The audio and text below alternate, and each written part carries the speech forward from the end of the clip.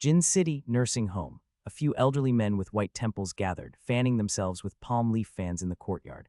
Old Zhang, after dinner, how about a couple of rounds? With your terrible chess skills, I could give you a 2-rook handicap and you still wouldn't beat me. Playing with you isn't as fun as playing with Xiao Qin. Playing with Xiao Qin, you flatter yourself. In my opinion, Xiao Qin's skills are practically professional level. In the courtyard, Chinmu couldn't help but lift his head when he heard the elderly men at the nursing home mention him.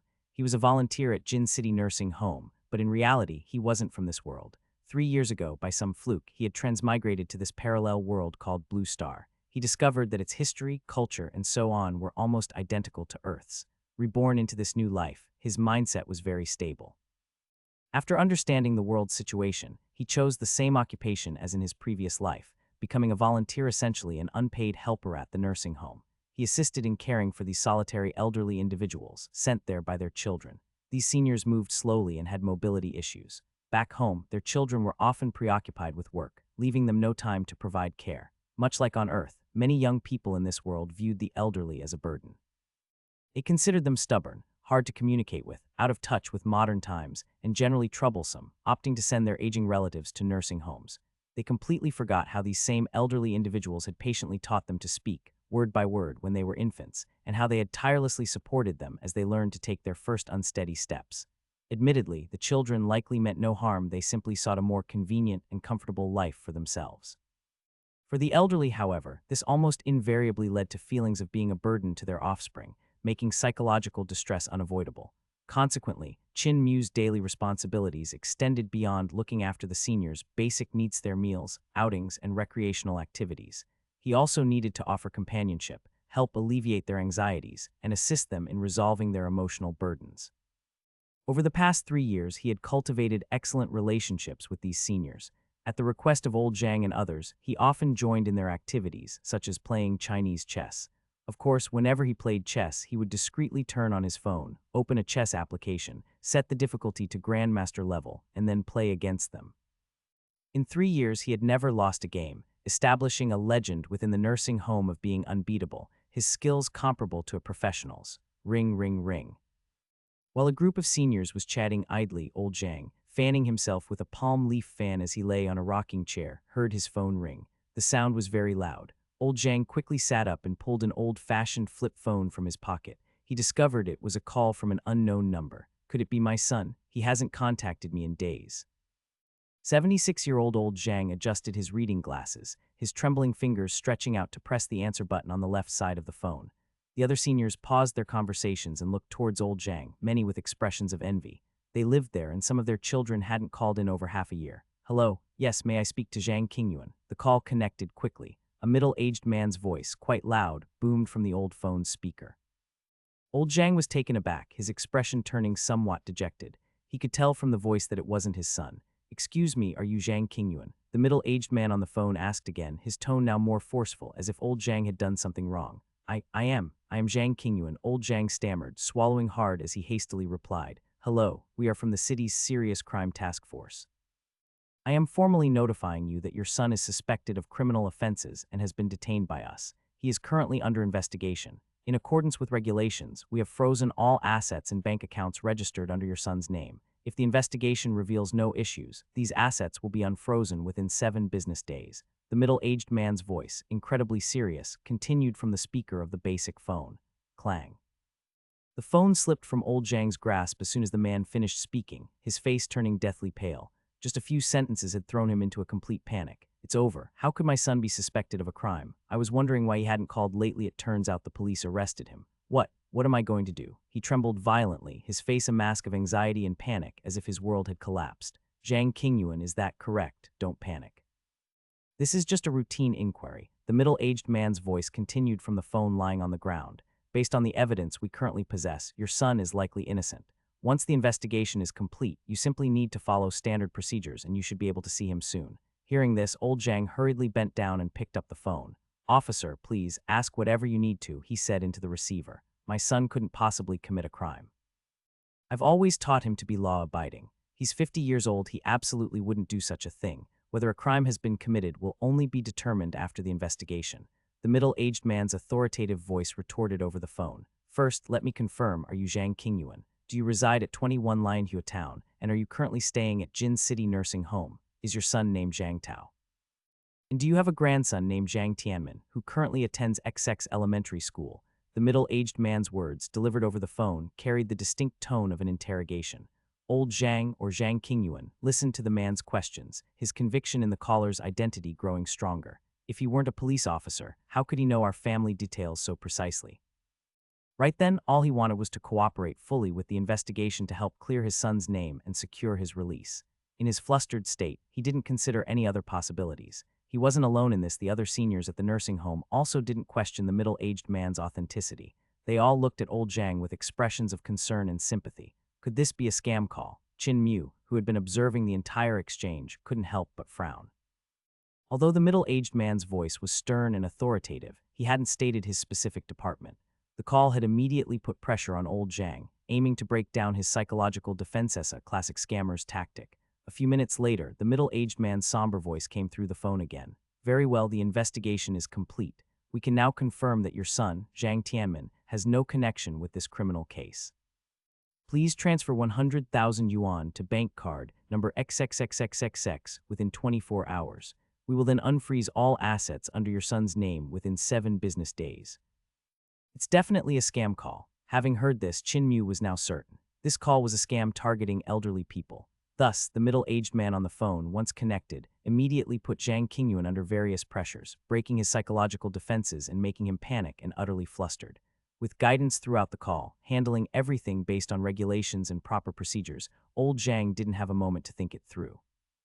Especially since the man directly mentioned all sorts of personal information about old Zhang and his family. This made the already naive elderly man even more convinced of his identity. In fact, nowadays, information leaks are rampant in society. All sorts of platforms trade information, so getting hold of the old Zhang family's identity information isn't difficult. This is a premeditated, well-researched phone scam. Qin Mu took a deep breath. He grew increasingly outraged by the fraudster's despicable tactics. Young people have a smaller chance of being deceived, but the elderly are completely unaware of society's schemes. The basic phones they use are also unable to install the national anti-fraud app. They are precisely the primary targets of these scams. 100,000 yuan. Old Zhang lamented, his face turning ugly as he listened to the middle-aged man on the phone. Where am I going to find so much money? I've saved up my pension for 10 years, and I only have 30,000 yuan. If the funds aren't unfrozen quickly, then Zhang Tianmin will have to remain in criminal detention. The cold voice of the middle-aged man came through the phone. Just that one sentence made old Zhang panic all over again. The elderly folks in the same courtyard exchanged glances, then stepped forward with a strong sense of solidarity. Old Zhang, I've still got 20,000 yuan in my pension, take it. Saving your son is what matters. Yeah, I've got a bit over 10,000 here too. I don't use it much anyway. My son just gave me several hundred yuan last week, you take it first. One by one, the elderly folks stepped forward, starting to crowdfund 100,000 yuan for old Zhang. Some brought their passbooks, others brought cash directly. They lived in the retirement home together, without competing interests, and had very solid relationships. So when they saw old Zhang in trouble, they all offered a helping hand enthusiastically. Soon, he had gathered the 100,000 yuan. Have you gathered the money? The middle-aged man's voice continued from the basic phone. Since you've gathered it, then quickly transfer it to bank account XXXXXXXXX. Within 7 business days of receiving the money, we will unfreeze all properties under Zhang Tianmin's name. Old Zhang nodded hastily. Then, holding his passbook and the cash, he looked at Qin Mu for help. In the retirement home, Qin Mu was the only young person. He wanted Qin Mu's help with the transfer. At this scene, the corners of Qin Mu's mouth involuntarily twitched. Freaking transfer. This practically confirmed that the person on the other end was a ravenous wolf. Was he supposed to make a transfer to them? He took another deep breath. Just as he was about to advise Zhang Qingyuan and expose the scammer's identity, suddenly, a voice echoed in his mind. Ding, a scam incident has been detected near the host. System binding in progress. Ding, system binding complete, but a prerequisite task must be completed to activate the system. Ding, based on the current event, 3 prerequisite tasks are now issued. 1. Decisively expose the real identity of the scammer and help Zhang Qingyuan and others recover their losses. 2. Pretend to comply with the scammer while secretly alerting the police to bring the scammer to justice.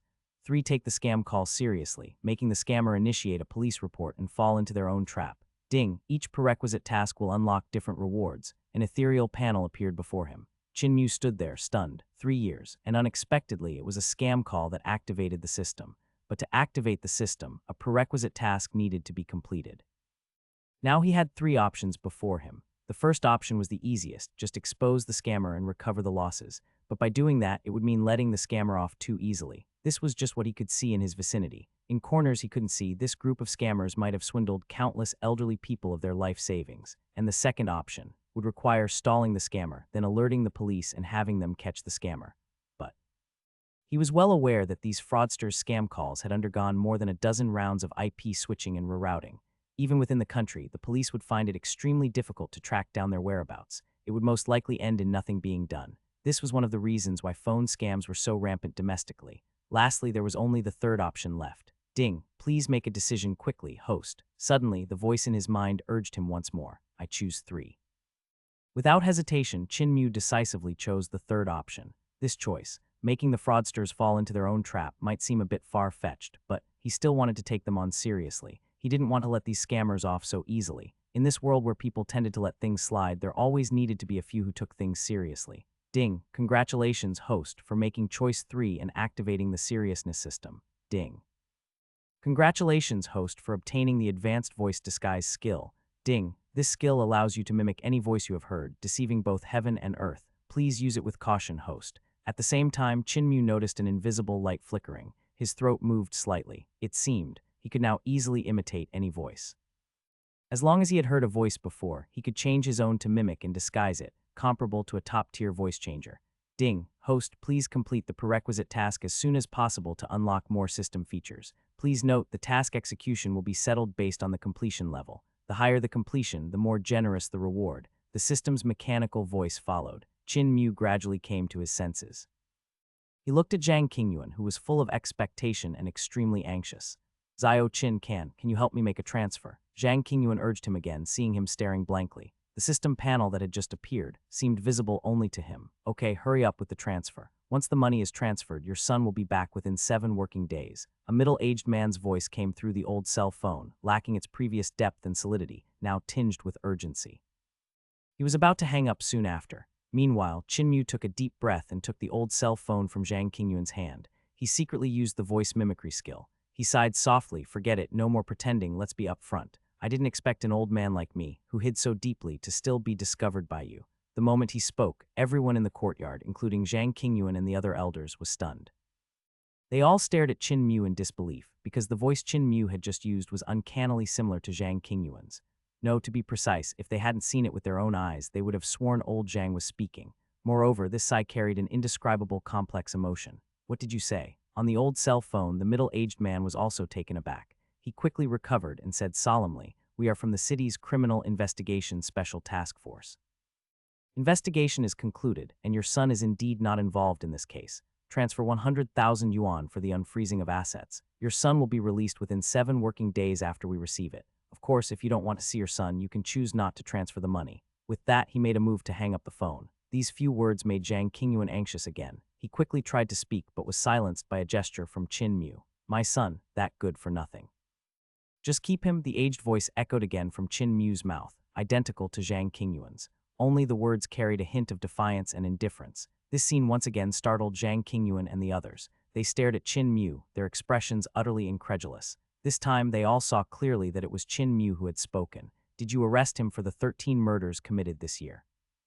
After a brief pause, the next words from Chin-Mew made Zhang Qingyuan and the others' eyes widen in fear. They hardly dared to breathe heavily. No, then it appears the crimes from past years have caught up with him. I've told him before to be clean in his dealings. After all these decades, he still hasn't improved. Chin-Mew held the old cell phone and continued to talk to himself using Zhang Qingyuan's phone, spouting shockingly terrifying words. Zhang Qingyuan and the other elders listened and couldn't help but swallow nervously, especially Zhang Qingyuan. He blinked, his face full of confusion. His son, when did he get accused of 13 murders? What did you say? After a few seconds of stunned silence from the other end of the old-fashioned phone, the middle-aged man's voice came through again, sternly warning, I'm warning you. This is the special task force. You'll be held accountable for your words. Our conversation is being recorded the entire time. Are you sure Zhang Tianmin is also responsible for 13 murders? Chin-Mew held the phone. Listening to the somewhat panicked voice of the middle-aged man, his lips slowly curled up. The other party was just a regular scammer. Suddenly hearing that the scam target's son had committed 13 murders, he certainly couldn't remain calm. Then he struck while the iron was hot, continuing to mimic Zhang Qingyuan's voice. He replied coldly, don't play dumb. You're calling to test me, aren't you? If he hadn't committed any crimes, why would you arrest him? His voice was very cold. It didn't sound at all like a typical old man in a nursing home. Rest assured, since he fell into your hands, I accept it. But how did you catch him? And how did you get my phone number? Could it be you've already planted an informant close to me? Saying this, Chin Mu's elderly voice carried a hint of madness and a chilling, murderous intent. He paused for 3 seconds, made a turning motion, and turned to an old man beside Zhang Qingyuan, saying coldly, Mr. Li, was it you who betrayed me? Beside Zhang Qingyuan, Li Weiguo, an innocent 82-year-old, blinked, completely baffled. Just as he was about to say something, he heard Chin Mu interject, It wasn't me. The voice was exactly like his own. It was full of the panic and confusion of someone exposed. Not you. Immediately following, Chin Mu spoke again, this time clearly in Zhang Qingyuan's voice. The weathered voice suppressed anger and murderous intent. Last month's plane ticket, I remember you were the one who purchased it for Tianmin. His whereabouts were known only by you within the gang. My private phone number is known to know more than 3 people, and you are one of them. What more do you have to say now? A series of rhetorical questions pushed the atmosphere to its peak, perfectly resembling a scene of interrogating a traitor. This moment once again stunned Zhang Qingyuan, Li Weiguo, and the others. Be big bro, really. It wasn't me. The next second, Chin Mu switched seamlessly, adopting Li Weiguo's panicked voice. It was filled with indescribable terror and trembled slightly. Bang! A sharply piercing gunshot suddenly sounded. The frightened voice of Li Weiguo abruptly stopped as he heavily fell to the ground. Clean up the blood, drag the body out, put it in an oil drum, fill it with cement, and sink it in the sea. The elderly Zhang Qingyuan's voice issued again from Chin Mu's mouth. The procedure was skillfully done. It was clearly not his first time doing this sort of thing. Moreover, the tone was indifferent, filled with disregard for life. Yes. Finally, to conclude, Chin Mu also mimicked the unified voices of a dozen young men speaking in unison. This was also where this skill shone. Any voices he had heard before, he could easily mimic. The gunshot, likely heard from a movie, and the chorus of voices were all mimicked perfectly. There was absolutely no difference from the real thing. Yangcheng, inside a rented room, beep, beep, beep. 7 homemade IP converters continuously emitted sounds of rerouting and switching. On the sofa lay a middle-aged man holding a mobile phone. His name was Shen Fei, and he had been in this line of work for 7 years. He had successfully scammed over 100 people, amassing a wealth of experience. Moreover, whenever he scammed someone, he used 7 homemade IP converters, constantly rerouting and hopping between them to avoid police tracking and prevent being traced. However, at that moment, hearing the voice on the phone, he shot up from the sofa. A chill ran from the soles of his feet to the crown of his head. Wasn't it agreed? We'd just trick a lonely, widowed old man. He swallowed hard and hastily picked up the expensive dossier he had bought, starting to review it. As a veteran in this line of work, he was professional and had thoroughly prepared, gathering all sorts of information in advance.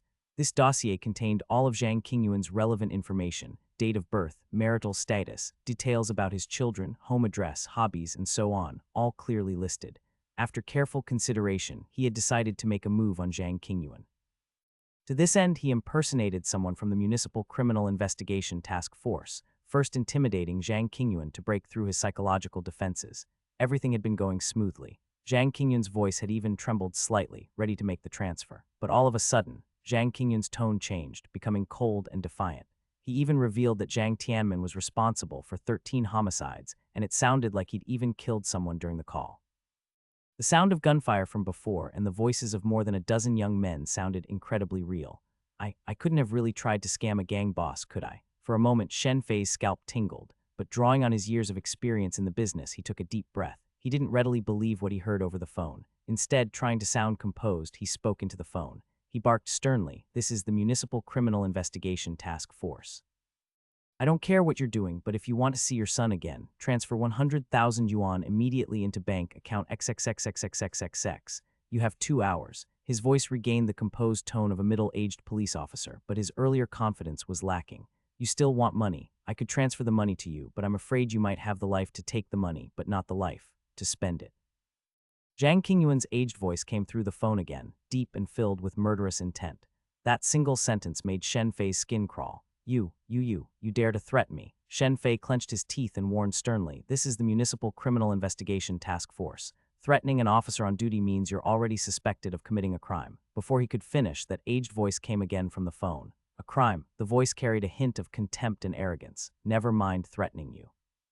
Just a moment ago, I shot Mr. Li. What can you do about it? Do you have evidence? You have neither witness nor physical evidence. A recording doesn't prove anything. I'm not that piece of trash you caught. Even if I killed someone, you couldn't catch me, and even if you did, I wouldn't be convicted. The aged, defiant voice echoed in the rented room, once more incredibly arrogant, extremely insolent.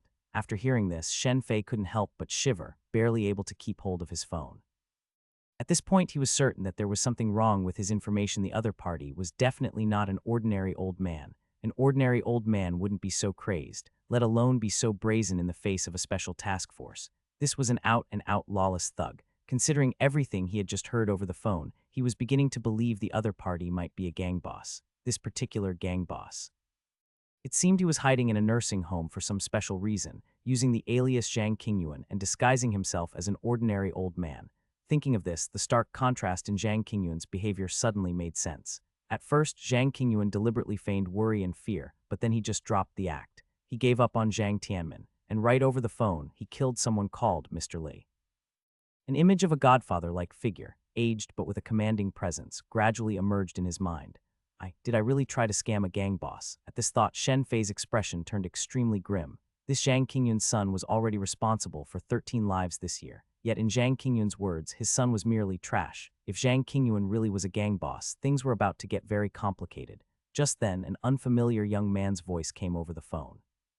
"Boss, we've had the telecom company trace the phone's IP address, but this person is very cunning. We could only roughly deduce his city, not his specific address." Shen Fei was taken aback when he heard this. A bad premonition arose in his heart, and the next second, Zhang Qingyuan's cold voice rang out again. "Since we've found the city, it'll be easy." The aged voice was devoid of any emotion. "Send 30 men over. I don't care if he's from the task force or not.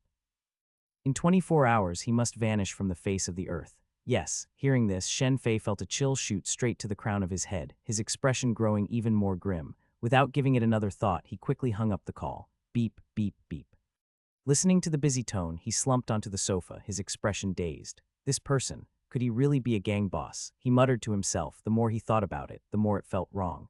The man could casually kill Mr. Li in the nursing home, could even track IP addresses, had connections everywhere. And now he said he was sending 30 men to Yangcheng to hunt me down. Everything, absolutely everything, made him doubt again. The person on the other end was far too similar to a gang boss, their tone cruel, cold-blooded, and heartless. At this moment, he had long since forgotten his original goal of swindling money. His mind was flooded with scenes from the call, replaying over and over. It was almost impossible to distinguish truth from falsehood. Half an hour later, he finally forced himself to calm down and took a deep breath. He shook his head vigorously. "No, that's not right. That was just a voice on the phone. It might not be real. I can't scare myself." Even though the voice on the phone sounded incredibly real, he hadn't seen it with his own eyes. They might just be bluffing to deceive him. In their line of work, one must possess strong mental fortitude and resilience to pressure. He absolutely couldn't let himself be conned in return. "My IP address has changed 7 times, jumping almost every second, and the total call only lasted 30 minutes. Even the police couldn't possibly trace my location," Shen Fei muttered. His grim expression finally relaxed as he sat up straight again. He steadied his breathing, picked up another set of documents, and prepared to target another elderly person. However, after that phone call, he no longer possessed the calm composure he'd had during previous scams. His voice even sounded a little unsteady. "Hello, this is the Municipal Criminal Investigation Task Force. We are formally notifying you that your son, due to suspicion of criminal offenses, has been taken into criminal detention by us and is currently under investigation. At the same time, in Jin City, inside the nursing home." Beep, beep, beep. Zhang Qingyuan listened to the busy signal from the senior's phone and finally processed what had happened, his face etched with panic and trepidation. "It's over, it's all over. Why did the police hang up on me? Will my son ever come back? Xiao Qin, why did you impersonate me just now?" And Zhang Qingyuan glared reproachfully at Qin Mu, his whole body trembling with anger, his words becoming jumbled. By his side, Li Weiguo also looked at Qin Mu with some reproach. Just moments ago, Qin Mu had imitated his voice and even killed him off over the phone. Moreover, he had painted a thoroughly convincing portrait for the police of Zhang Qingyuan as an outlaw. If they hadn't witnessed it with their own eyes, they would never have believed Qin Mu could conjure such a realistic scene with his voice alone. "Old Zhang, don't panic." Faced with their complaints, Qin Mu smiled faintly and patted Zhang Qingyuan's shoulder. After 3 years in the nursing home, he was very familiar with everyone, and they all spoke to each other informally. "Who said that call was from the police?" Zhang Qingyuan was stunned. Still fuming, he couldn't help but look up at Qin Mu. He then heard Qin Mu continue, "Actually, that was a scam call." As Qin Mu finished speaking, Zhang Qingyuan's eyes widened in disbelief. It wasn't just him. Li Weiguo and the other elderly residents in the nursing home also looked utterly bewildered. Clearly, not a single one of them had doubted the call's authenticity. You mean, that was a scammer, pretending to be the police. Stunned for a few seconds, Zhang Qingyuan swallowed hard and couldn't help asking, but how did he know my name, where I live, and my family's information? He felt that, apart from the police, no one could possibly find out such details. Yeah, that person said he was from a special task force, another elder chimed in. His tone was so serious and official, just like on the news. How could it be fake? Are you sure you didn't get it wrong? Li Weiguo and several other elderly people also gathered around, voicing their doubts. Seeing this, Qinmu couldn't help but shake his head with a wry smile. These elderly folks' thoughts, they're still stuck in the past, believing no one would dare impersonate the police. Their vigilance against such calls is far too low.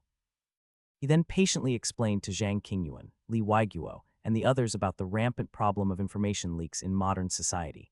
However, after listening, Zhang Qingyuan and the others merely nodded, seeming to half understand but not truly convinced. In desperation, Qinmu shrugged. Why don't you try calling your son? Only then did Zhang Qingyuan realize what to do. He picked up his senior's phone and dialed the number he had known by heart for most of his life. About a dozen seconds later, the call connected. Hello, Dad, what is it now? Didn't we just talk a couple of days ago? I'm in a meeting right now. An impatient voice came from the other end. But upon hearing this voice, the anxiety that had gripped Zhang Qingyuan's heart completely vanished. No, nothing. I just felt like calling you. After a few brief words, the person on the other end hastily hung up. Yet Zhang Qingyuan was beaming, his face wreathed in smiles once more, so it really was a scammer. At this point, Li Weiguo and the others were thoroughly convinced by Qin Mu's words. The speaker on the senior's phone had been very loud, and they had heard everything clearly. The caller had claimed old Zhang's son was arrested, suspected of a criminal offense. Now it was obvious it had all been a lie. Actually, when you encounter calls like this, the most important thing is not to panic. You must immediately try to confirm the truth of what they're saying, Qin Mu patiently advised the elderly residents. Scammers exploit the fact that panic clouds judgment, aiming to deceive people within a few short hours. Often, if people just take a moment to think, they'll realize it's a scam. However, skilled fraudsters excel at creating intense psychological pressure, causing their targets to lose their initiative and blindly follow instructions. And the more vulnerable elderly have gradually become their prime targets. At the same time, a voice sounded in Qin Mu's mind. Ethereal text appeared before his eyes. Ding. Congratulations, host, for interrupting the fraudsters' plan, causing them panic and disarray. Preliminary task completion 40. Ding. Congratulations, host. Current completion rate reward 40 luck points. Friendly reminder, the task target is still attempting fraud. Please continue your efforts, host, and complete the preliminary task as soon as possible. Qin Mu frowned. This option 3 task I chose. It's only 40 complete.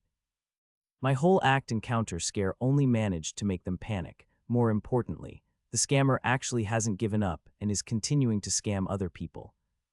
One could imagine, with this scammer's methods, more elderly people would definitely be conned. He had to find a way to get that guy locked up. Since he'd stumbled upon this, he couldn't just let it go. This luck value. Afterward, he began to look at the reward for completing 40 of the mission this time, the luck value. This was the reward issued by the system for each mission. The rewards were random and of various types, and the luck value. It was one type of reward that could make a person luckier on top of their existing fortune. For example, the odds of winning the lottery might be 1 in a billion, but with the addition of luck value, the chances could become 1 in 1,000. The more luck value one had, the better their luck would be. This luck value can be deducted too. Suddenly, Qin Mu discovered that the 40 points of luck value rewarded by the system could not only be added, but also subtracted. It could make someone lucky, but it could also make someone unlucky. In other words, it could make one jinxed. After deducting 40 points from one's consistent luck, that person would encounter nothing but bad luck and misfortune. If that's the case, Qin Mu's eyes lit up. He instantly thought of a way to punish the scammer. Whether I'm lucky or not isn't important. As a stickler for justice, I just want this scammer to get what he deserves. System, I want to use these 40 points of luck value, deduct them in reverse. Target, that scammer from just now. He took a deep breath and directly issued the instruction to the system. Please set the time period during which the luck value will take effect. The system's cold voice responded promptly. Qin Mu was taken aback. There's a time period for it. After a brief introduction by the system, he finally understood. The effective time of the luck value could be arbitrarily set. Same 40 points of luck value, if set to be permanent, would have a much weaker effect. If it was set for only one day, the effect would compress, making all the lucky events happen on that single day. Similarly, the unlucky events would also be concentrated within that one day. Then I'll compress it into 24 hours for him. Qin Mu snorted coldly, confirming the effective period. Very soon in the panel, the 40 points of luck value were used and disappeared into thin air. Yangchang, inside a certain rental unit, Shen Fei held his phone, a hint of joy on his face. After being thoroughly frightened by Zhang Qingyuan's call just moments before, I finally made a score. This time he scammed an old lady in her 70s. After a few frightening words from him, she was completely panicked and at his mercy. Furthermore, he had also thoroughly investigated the victim's family situation, proposing an amount of 300,000 yuan, which they could definitely afford. All right, I will go transfer the money right now. What was the bank account number again? An elderly, anxious voice came through the phone. The bank account number is. Shen Fei took a deep breath and began to speak in a calm, middle-aged voice. Just as he was about to recite the bank account number, he discovered that his phone suddenly crashed. The call was thus cut off. No matter how he tried to restart it, the phone remained unresponsive. In an instant, Shen Fei erupted with countless curses. He had worked so hard for so long, collecting data, simulating dialogue, studying psychology books. All his earnings were from his skills, and yet at this critical moment his phone had failed him. That old biddy got lucky. Once I get a new phone, I'll target the next one, he grumbled to himself. As a professional, he knew very well that the golden window for scamming was just a few hours. By the time the other party realized what was happening, it would be impossible for him to succeed. After making calls for so long, I'm dying of thirst. Tossing the dead phone aside, Shen Fei picked up a glass of water from the table, intending to gulp it down. Cough, cough, cough. As soon as he drank it, he suddenly choked. Water rushed into his nasal passages, overwhelmingly forceful. For a moment, tears streamed down his face as he choked. Why am I so unlucky today? After catching his breath, Shen Fei frowned and muttered. He then decided to head out to buy a new phone. But no sooner had he stepped out of the apartment building than he was nearly hit by a flower pot falling from the sky. It missed him by just 1 meter. While crossing the street, an SUV running a red light sped by, honking its horn, and nearly hit him. While walking on the road, he even stepped on a banana peel, falling hard and getting his face bruised and swollen. 3 hours later, when he had bought a new phone and returned to the rental unit, he felt like he had almost lost half his life. What's going on? Why do I feel like I'm being targeted today? Lying on the sofa, Shen Fei began to recall the events of the past few hours. This can't be described as just bad luck anymore. Several times, if I hadn't reacted quickly, I would have been a goner. And all of this seems to have started after I called Zhang Qingyuan. No way could it be. He swallowed, his expression growing tense. It must just be a coincidence. Before he hung up, Zhang Qingyuan had said he would send 30 people over. This matter had been troubling him the whole time. As long as I don't leave the house, I should be fine. After careful consideration, he decided to stay put in this house, staying safe and sound for a few days. The outside world, it's just too dangerous. Midnight. The drowsy Shen Fei was awoken by a series of vigorous knocks at the door. No, to be precise, it was the sound of someone smashing the door. Open up, open the door, I know you're in there. You can run the first day, but you can't hide forever. The boys came all this way, you've got to let us finish this job, right? Voices of several burly men came through. Shen Fei's drowsiness vanished instantly. His whole body trembled and his complexion changed dramatically. No, don't tell me that gang boss really sent people to kill me. An instant, he remembered the miserable death of Mr. Li, put in a barrel, filled with concrete, thrown into the sea. Intangible fear engulfed him. Through the peephole, he could clearly see that at least a dozen people had surrounded the door, blocking the passage completely. Each person had fierce-looking tattoos and malevolent expressions. This scene completely terrified him. In a panic, he dashed to the balcony and jumped down from the 3rd floor. Crack, the sound of his shinbone breaking was crisply audible. Intense pain overwhelmed him, yet he bit down hard, not daring to make a sound. He fled the neighborhood like a fugitive. Meanwhile, at the door of the rental unit he lived in, a group of burly men had been knocking for a long time. Finding no response at last, one of them realized something was wrong. Boss, it looks like we've got the wrong door. The one who owes money is the apartment behind this one. The others caught on. Hurriedly turning around, they crowded towards the door of the adjoining unit. Yangcheng, outside this rundown neighborhood, Shen Fei, bracing himself against the excruciating pain of a broken bone, hobbled in a desperate flight. He summoned all his strength and speed for the effort. These people, they're definitely here for me. This Zhang Qingyuan. He really is a gang boss. Monstrous waves had arisen in his heart, like overturning seas and rivers. My luck lately has been incredibly bad. He had not only defrauded a gang boss, but this particular boss was exceptionally vengeful and serious. He had actually sent dozens of people to Yangcheng to kill him. If he hadn't been living on the 3rd floor, he probably would have been caught by those hulking thugs already. It's over, it's really over. I hid so well, and yet they found me. Their methods and power are definitely not something an ordinary person like me can contend with. What should I do now? After running a difficult kilometer, Shen Fei leaned against a trash heap, gasping for air. An agonizing pain pulsed from the fracture in his calf. Cold sweat and hot sweat mingled as they streamed down his forehead. His face was etched with despair. No, I can't just sit here and wait for death. Now that I'm sure the other party is a gang boss, I might as well report him first. Several minutes later, the terrified Shen Fei struggled to stand up, supporting himself with a wall. He decisively headed toward a police station in Yangcheng. In this world, one person's power is ultimately limited. When encountering such situations, the best course of action is to seek help from the police. 4 o'clock in the morning, Yangcheng, a certain police station. Zhou Qin, a veteran police officer with 30 years of experience, was taking notes with his apprentice Wang Qian, pens in hand, heads bowed in routine recording. You're saying. Zhou Qin slowly lifted his head, looking at the disheveled, distraught person reporting the incident before him.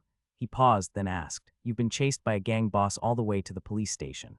This person reporting the incident, who was none other than Shen Fei, nodded vigorously. Tears and snot flowed freely in his agitation. Heaven only knew the countless life and death crises he had faced on his way to the station. Fortunately, his vigilance helped him arrive safely and without incident. "Officer, you have no idea, they were insane." He took a deep breath and then, like beans spilling from a bamboo tube, poured out everything that had happened to him that day. Zhou Qin, listening across from him, looked stunned. 10 minutes later, Zhou Qin's face was etched with frustration. Seeing that Shen Fei was still rambling, he quickly stopped him. "Cough, cough, we're just taking a statement here. You only need to mention what's relevant to the case. As for nearly choking on water at home, getting hit by a flower pot, being hit by a car, or stepping on a watermelon rind, you don't need to mention those." Shen Fei finally came to a halt. He took a deep breath and said very earnestly, "Officer, I want to report a crime. I've discovered a gang boss and he wants to kill me." As soon as the words were spoken, Zhou Qin and Wang Qian exchanged glances, their expressions growing serious. A case this blatant, in broad daylight under a clear sky. "It's been a long time since something like this happened. Tell me more about it." "This gang boss is based in Jin City and is currently in a nursing home. He goes by the name Zhang Qingyuan and appears to be an ordinary, unremarkable old man." Shen Fei took a drink of water and revealed everything he knew. But in reality, he's a notorious villain, a lawless rogue, responsible for countless cases. His son, Zhang Tianmen, just last year alone, he took 13 lives. Just yesterday, he personally killed a man named Mr. Lai, said he was going to put him in a barrel, fill it with cement, and sink him in the sea. As Zhou Qin listened, his expression grew increasingly solemn. If what Shen Fei said is true, this would be an unprecedented case. Adhering to caution after he and his apprentice Wang Qian finished taking the statement, Zhou Qin arranged for Shen Fei to stay temporarily at the guest house. "Sir, do you think what he said is true or false?" Freshly graduated Wang Qian blinked as he looked at the statement he had taken, his expression somewhat excited. Zhou Qin frowned and didn't jump to conclusions. "Since he has reported it, let's file the case first. His mental state seems a bit off. Let's check the information and investigate these two, Zhang Qingyuan and Zhang Tianmen. Also, pull Shen Fei's file and check his background. As a veteran police officer, he had rich experience and didn't immediately believe what Shen Fei had said." 2 hours later, the Yangcheng Police Department sent over an electronic file on Zhang Qingyuan. After Zhou Qin looked through it, however, his brows furrowed even more. "A 78-year-old man, sir. Could it be that this Zhang Qingyuan has hidden his true nature very well, that he is actually a vile criminal?" Wang Qian couldn't help but ask. Zhou Qin shook his head. Intuition told him it couldn't be that simple. "Shen Fei's mental state seems very off. Get ready, we'll do a drug test." By the way, when can we get Shen Fei's file? Based on the brief interrogation, he strongly suspected Shen Fei suffered from persecution delusions and had invented a false threat. Yet the information Shen Fei provided about Zhang Qingyuan was very accurate. Even his knowledge of Zhang Qingyuan's son, Zhang Tianmen, was spot on. This fueled his suspicions. There's something off about this case. Zhou Qin took a deep breath and waited patiently. The next day at 8 in the morning. After a busy night, Zhou Qin finally obtained Shen Fei's file. It showed that Shen Fei had a history of multiple fraud cases. The drug test results, however, showed that Shen Fei was normal. He showed no signs of having taken any drugs. So Zhou Qin found Shen Fei again for another round of questioning. Officer, you must protect me. There are dozens of people outside trying to kill me." Shen Fei started shouting in terror again as soon as he saw Zhou Qin.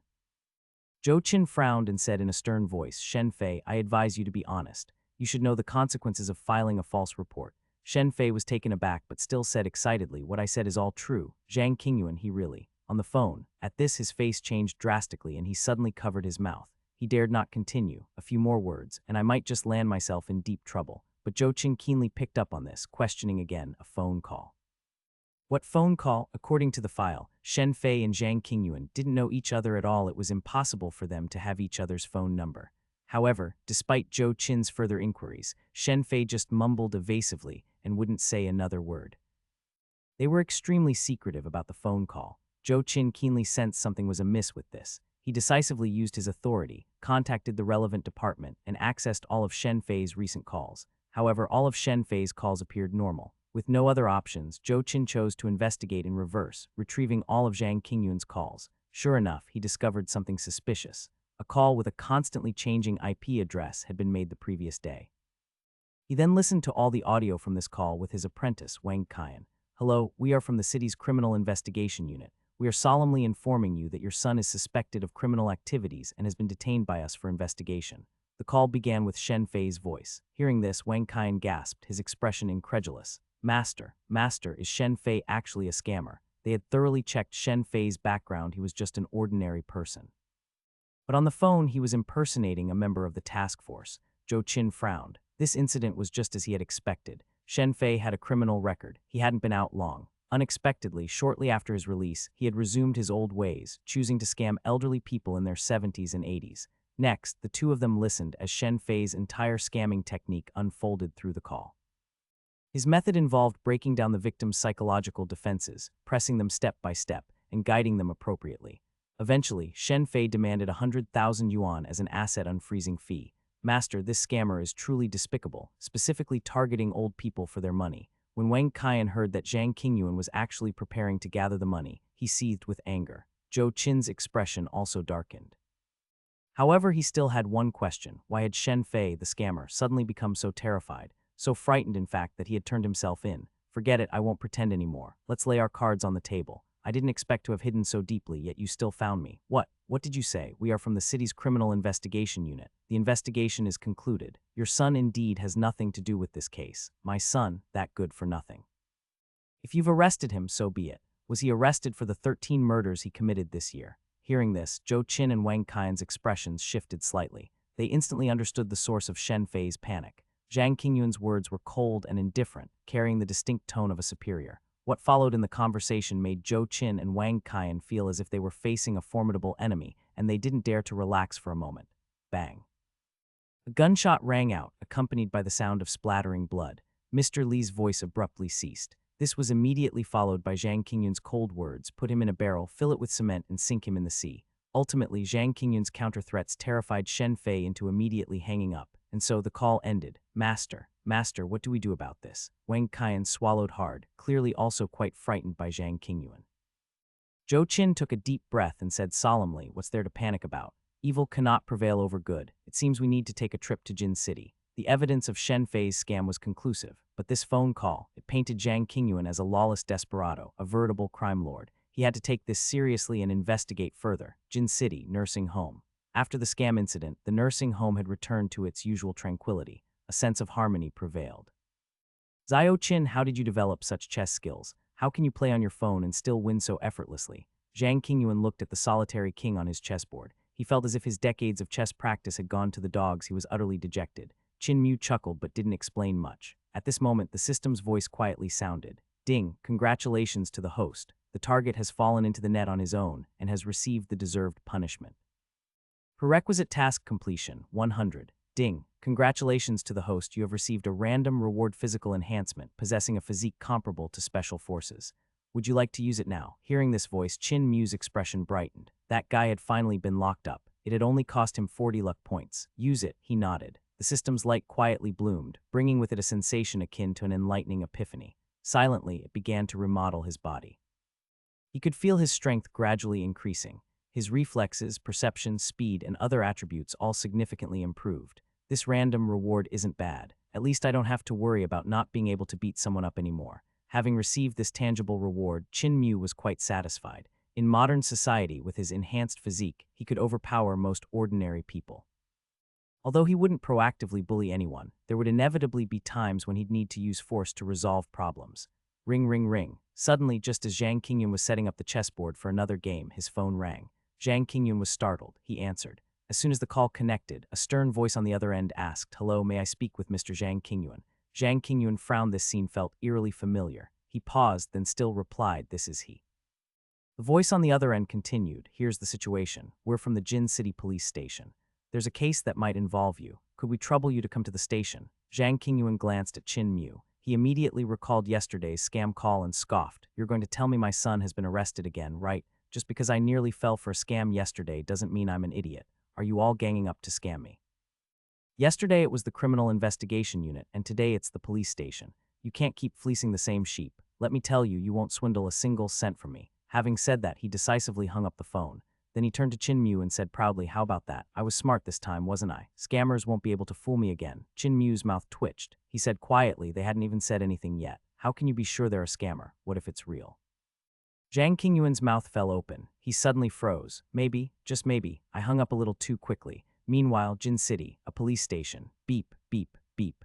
Listening to the busy signal, Zhou Qin and several officers from the local police station exchanged glances. They had barely uttered a sentence before Zhang Qingyuan launched into a tirade and abruptly hung up, leaving them no chance to respond. "Does he think we're scammers?" Zhou Qin and his apprentice Wang Qian exchanged glances, a mixture of exasperation and amusement on their faces. These days, it was the scammers who were rampant, yet the actual police were mistaken for them. After listening to the call records, they had rushed to Jin City, wanting to investigate the truth of the matter. "Master, what do we do now?" Wang Qian, facing such a situation for the first time, couldn't help but turn to Zhou Qin. Zhou Qin shook his head helplessly. If they couldn't get the other party to come over, they would have to visit in person to understand the situation. Actually, after arriving in Jin City, they had gathered information from various sources. It turned out that Zhang Qingyuan was just an ordinary old man. He had never done anything outrageous. As for the recording on the phone, it could only be used as a reference. Theoretically, it wasn't enough to press charges. After all, in reality, many people just like to talk big. "We'll have to make the trip ourselves," Zhou Qin said with a wry smile, shaking his head helplessly.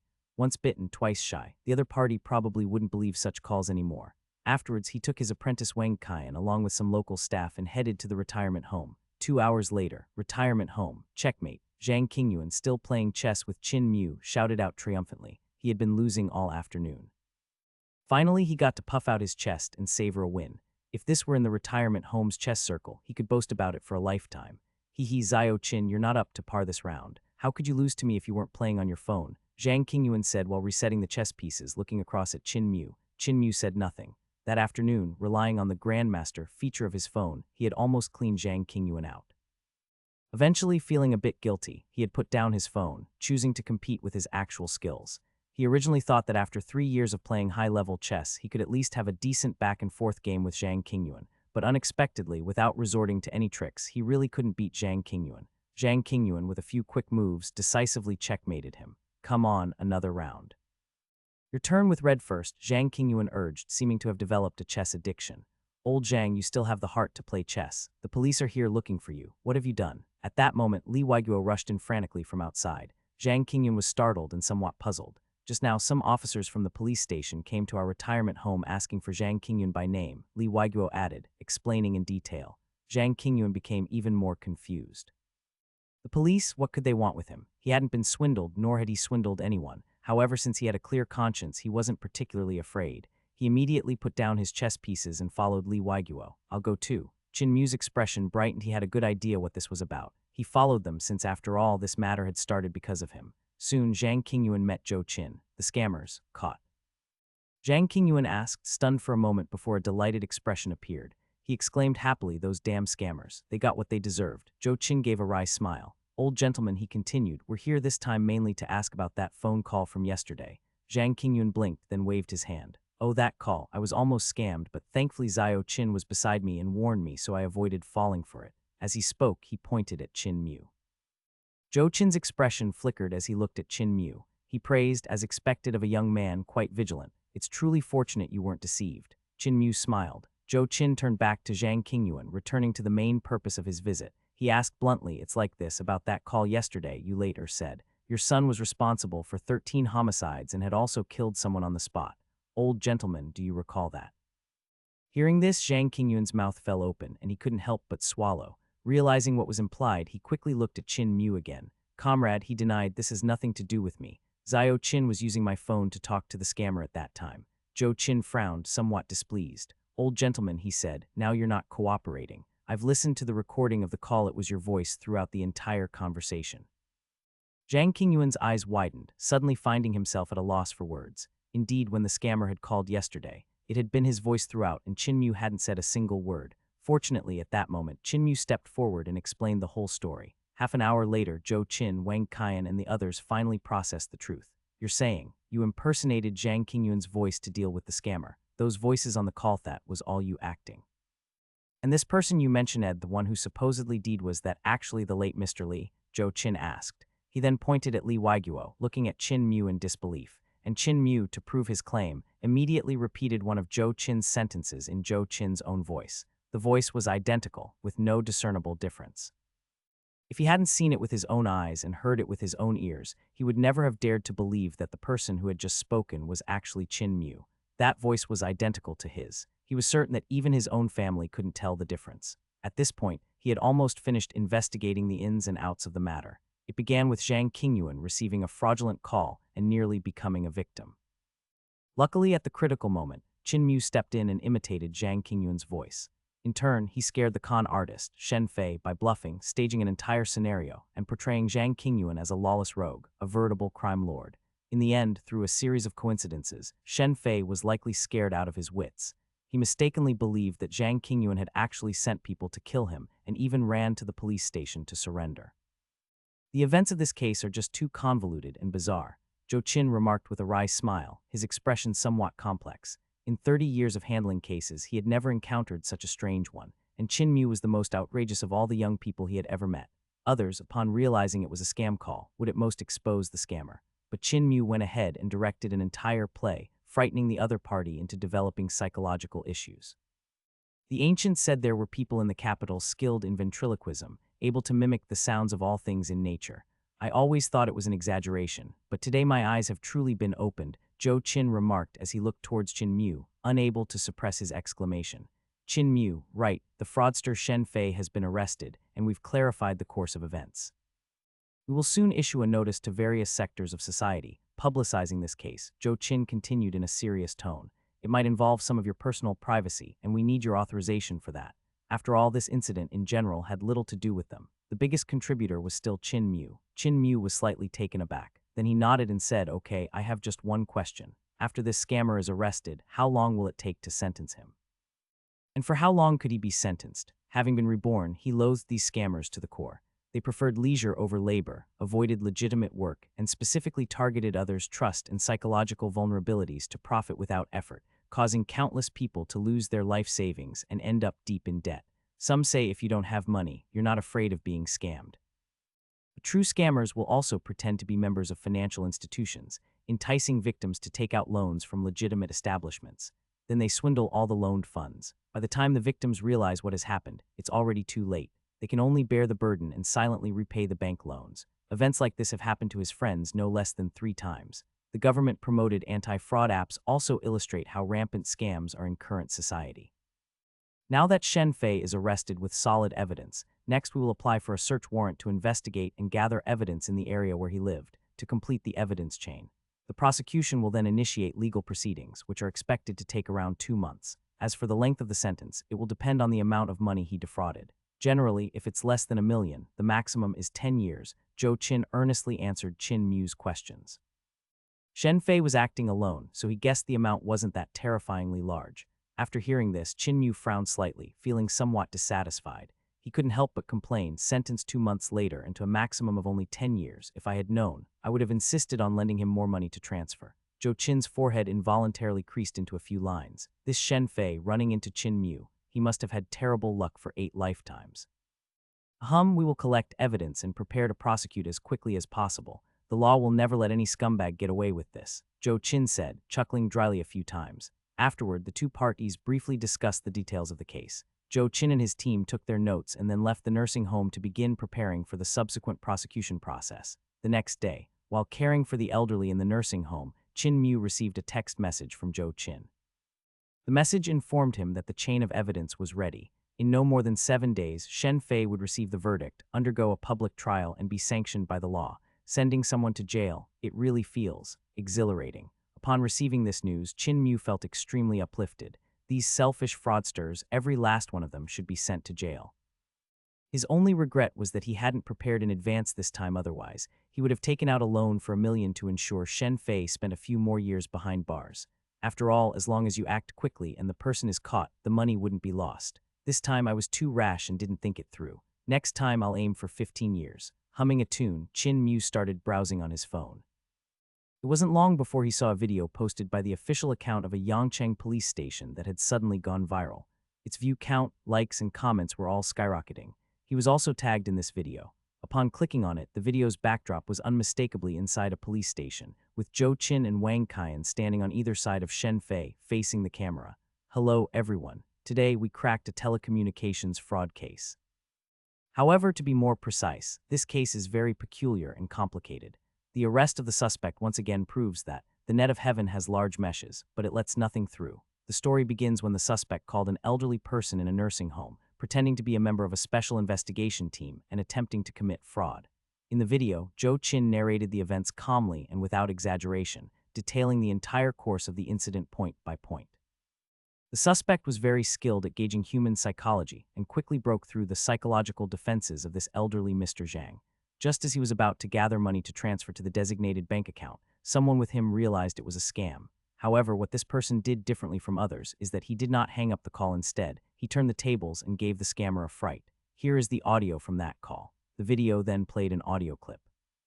The audio I didn't expect you to find out. All right, I'll lay my cards on the table. No more pretending. I'm not that useless person you arrested. Even if I kill someone, you won't be able to catch me. Even if you do catch me, it won't constitute a crime. Clean up the bloodstains, put the body in a barrel, fill it with cement, and sink it in the sea. Zhang Qingyun's aged voice sounded cold and emotionless, chilling to the listeners. An image of a lawless desperado leaped vividly into their minds.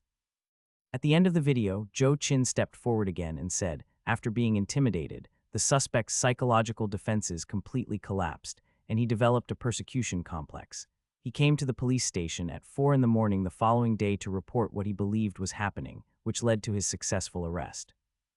Here's a friendly reminder to everyone: be vigilant of unknown calls, never believe any information regarding transfers of any kind, improve your awareness to prevent deceit and avoid being scammed.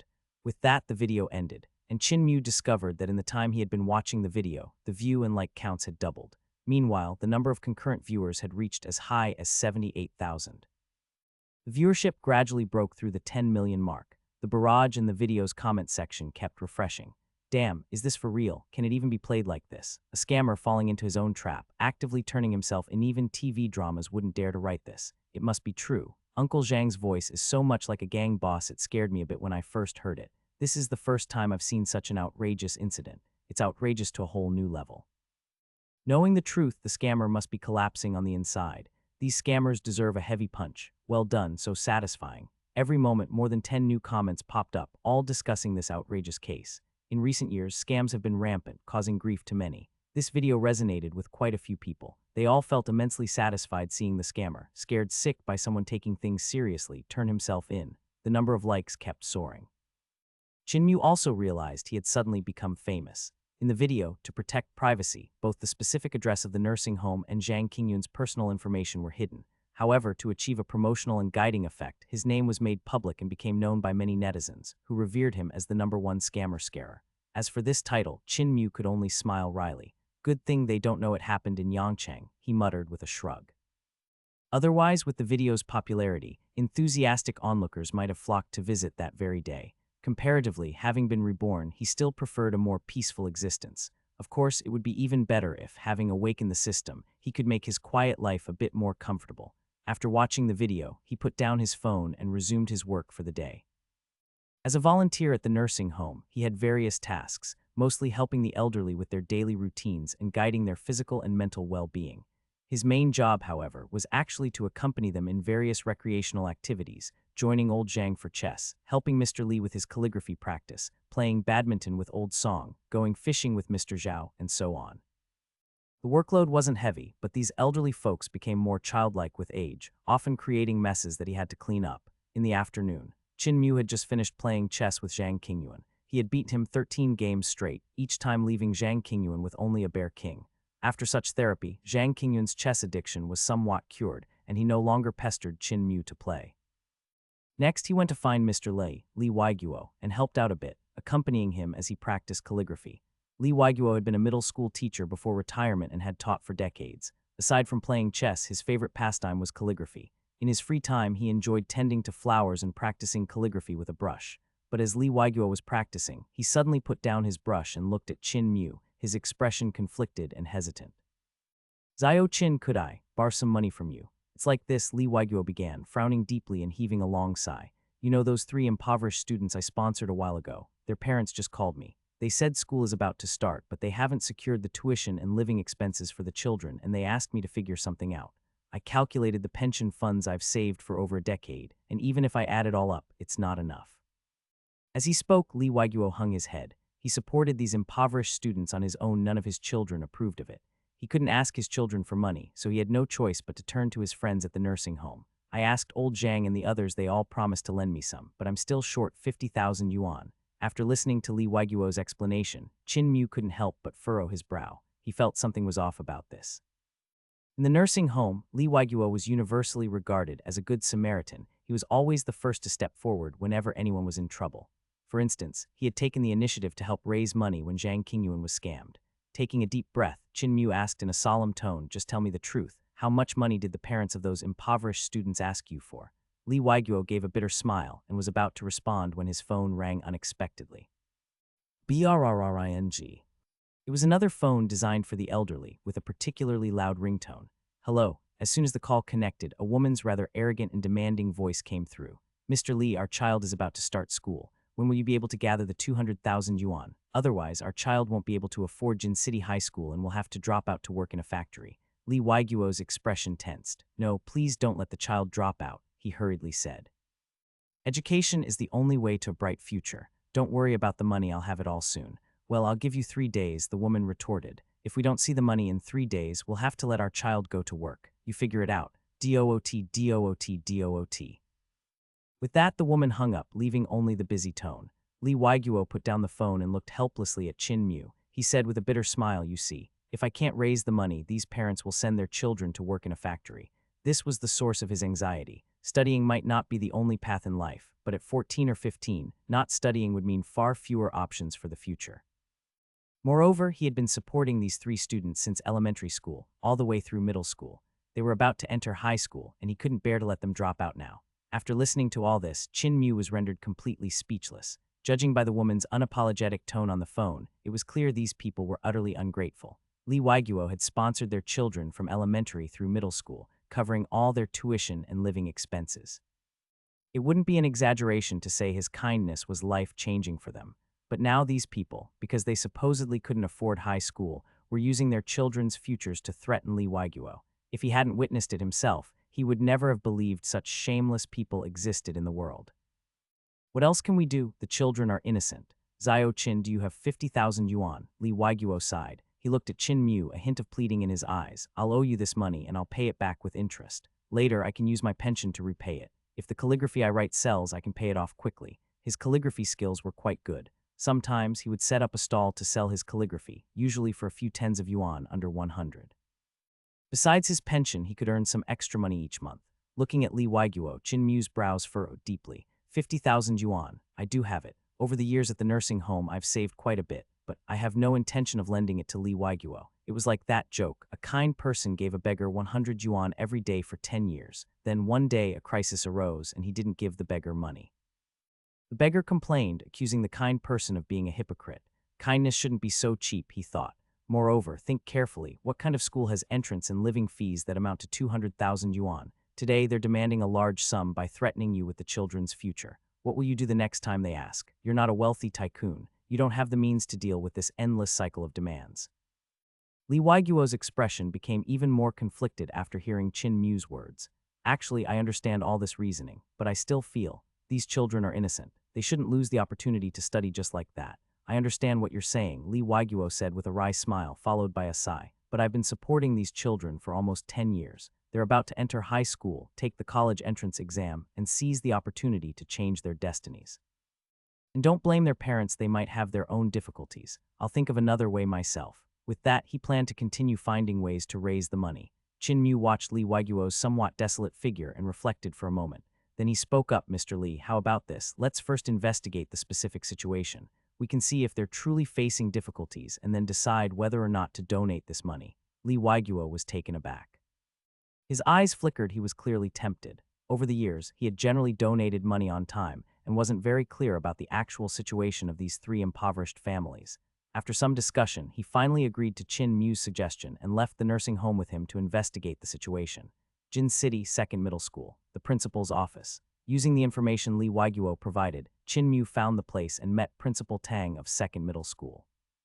Principal Tang, hello, this is Lee Waiguo. He has been supporting numerous impoverished students in their studies over the years, Chin-Mu said, briefly introducing him.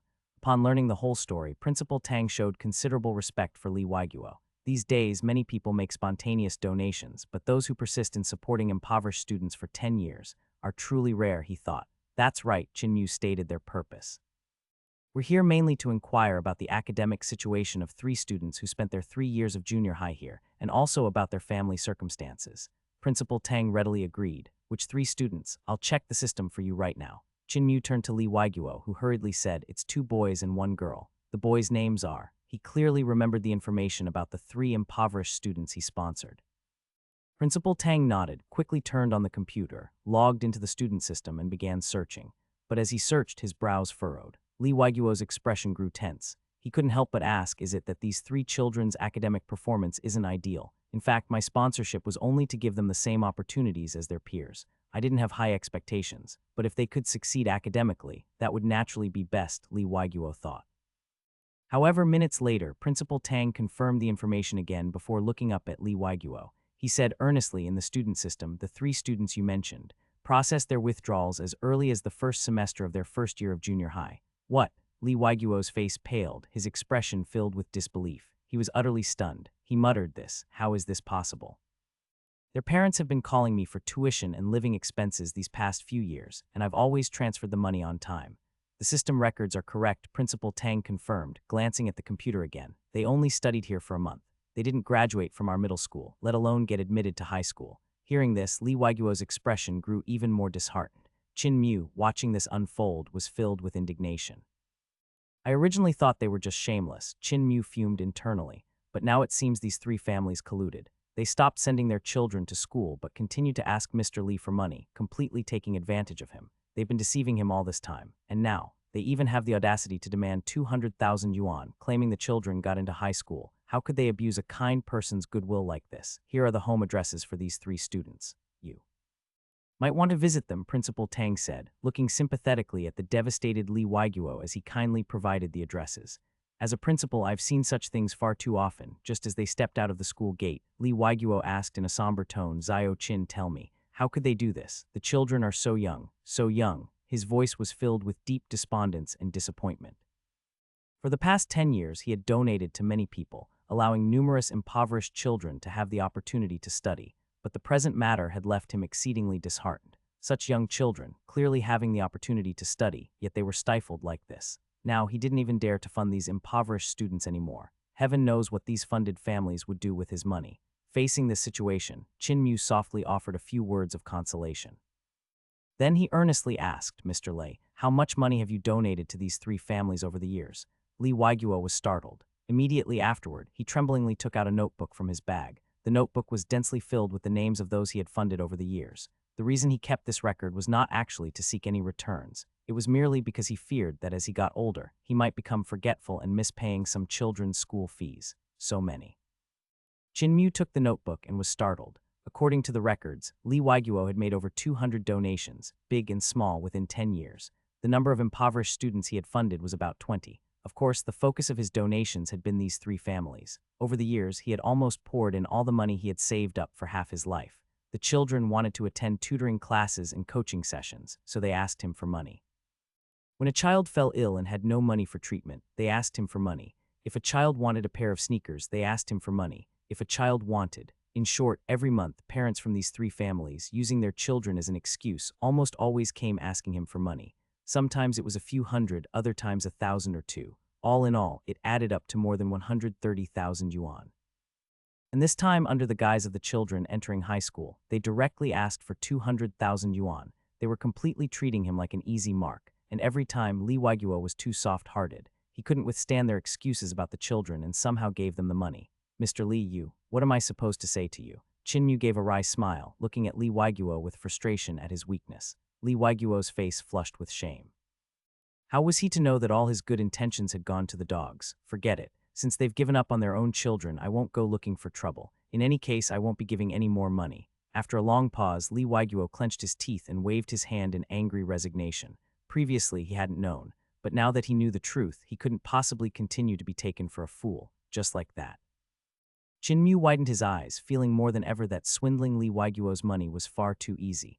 Lee Waiguo was taken aback. He gave a bitter smile. What else can I do? I donated it all. It was clearly marked as a donation, so I can only chalk it up to bad luck. He actually wanted to get his money back after all. It was most of his life savings. But this was a voluntary matter. If the other party adamantly refused to return it, he had no way to force them. Just then, ring, ring.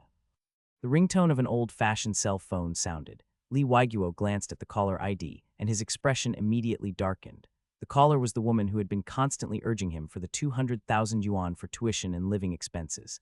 After hesitating for a moment, he decided to answer the phone and clarify things with these three families. However, as soon as the call connected, the woman's unapologetic voice bombarded him. "Mr. Lei, it's been a whole morning.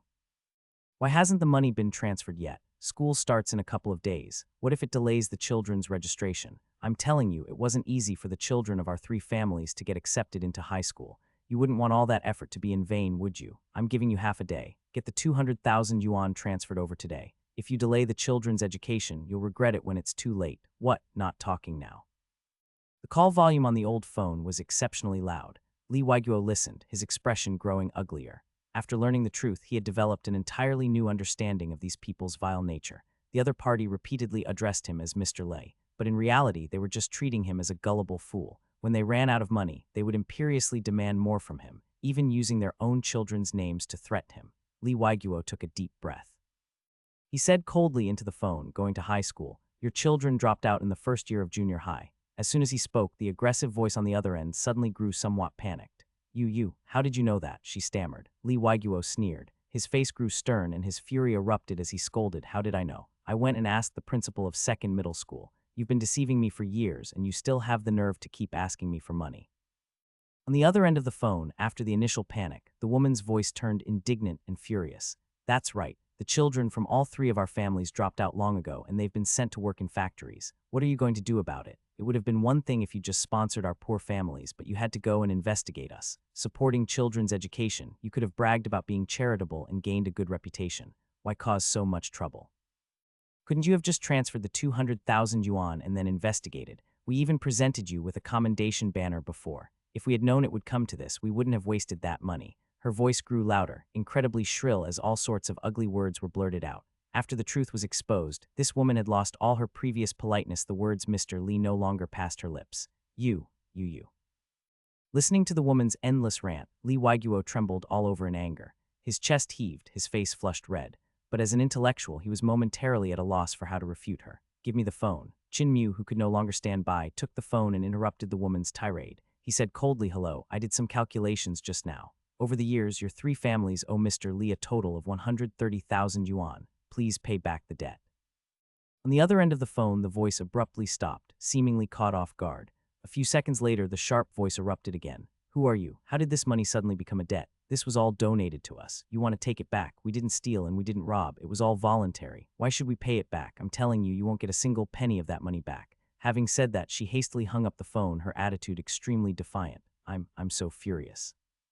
Lee Waiguo trembled all over, so angry he could hardly speak properly. He had, in fact, anticipated this kind of reaction. Donations are basically irretrievable. What he hadn't expected was that the very people he had supported could actually say such things. This made him extremely disheartened. The people he had supported for so many years turned out to be such ingrates. 130,000 yuan.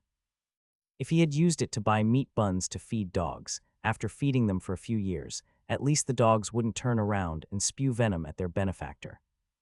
As a bystander, Chinmyu had witnessed the whole process and was thoroughly infuriated. It was utterly revolting disgust piling on disgust until it reached an abominable peak. "We can't let them off so easily." Chinmyu took a deep breath and spoke in a deep voice. If they were let off the hook like this, those people would probably grow even more arrogant, thinking no one could handle them. Ding, a new event around the host has been detected. Launching new task options. Suddenly, the system in his mind was passively triggered, and a quiet voice arose. The host can make the following three choices. First, persuade Lee Waiguo to stop transferring the money and ignore those three families. Second, find a way to reclaim the money Lee Waiguo lost. Third, reclaim the money and ensure the other party is incarcerated. System reminder, each choice the host makes will yield a different reward. 3 lines of text appeared before him, hovering in mid-air, visible only to him. Having already experienced this once, Chinmu wasn't surprised but calmly pondered. The first option, stopping the money transfer, is the easiest, but it's also the most infuriating. That's the typical approach for smoothing things over, resigning oneself to misfortune. The crucial point is, it wasn't our fault. Why should we swallow our anger and accept this misfortune, just to let those three families remain utterly arrogant and boss everyone around? As for the second option, it's much harder than the first. From that woman's voice earlier, I could tell they have no intention of returning the money, not a hint of shame or remorse after being exposed. Instead, she's still fixated on the 200,000 that hasn't even been transferred yet, getting them to return the money. That's exceptionally difficult. However, Chin Mu's gaze remained fixed on the third most difficult option. He made his decision. I'll still choose 3. This money was, strictly speaking, a donation. Even if they didn't return it, their actions were legally defensible. That's why the woman on the phone was so audacious. She figured neither I nor the law could touch them. However, the best way to crush such arrogance is to teach them a painful lesson. Making them return the money and go to prison, that would be the most satisfying outcome. Besides, based on my first experience, the more difficult the option, the richer the reward. Ding. Congratulations, host, for successfully making a choice. The system will issue rewards based on task completion. Chinmu shifted his gaze, looking back at Lee Waiguo, who, after his initial outrage, now looked disheartened and sad. He sighed softly. If justice isn't served, Lee Waiguo probably won't perform any more acts of kindness or dare to help unfamiliar, impoverished families in the future. He then picked up his phone and dialed Joe Chin's number. Hello, Chin Mu. What can I do? Yes, Captain Joe, an elderly man at our nursing homies, Mr. Lee, the one who was shot before his run into some trouble. On the call, Chin Mu briefly recounted the incident.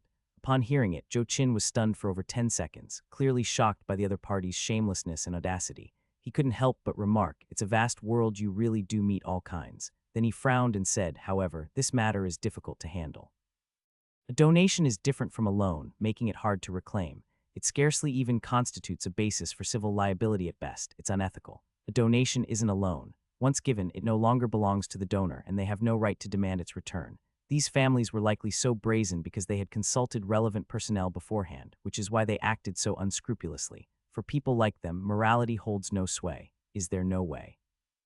Chinmu furrowed his brows, then a thought struck him. They took the money but didn't use it for schooling. Wouldn't that count as fraud? Chinmu's expression brightened at this. After a few more brief words with Joe Chin, he hung up and turned to Lee Waiguo, who still looked despondent. Mr. Lee, did you have a contract when you made the donation? Lee Waiguo paused, then nodded somewhat blankly. Yes, we followed the standard procedure. There was a contract. I kept it at the nursing home.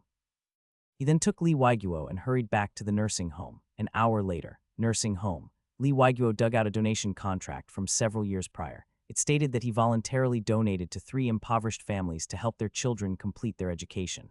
During this period, he would be responsible for the children's tuition and living expenses. Found it, Chin Mu read through the contract and located a particular clause.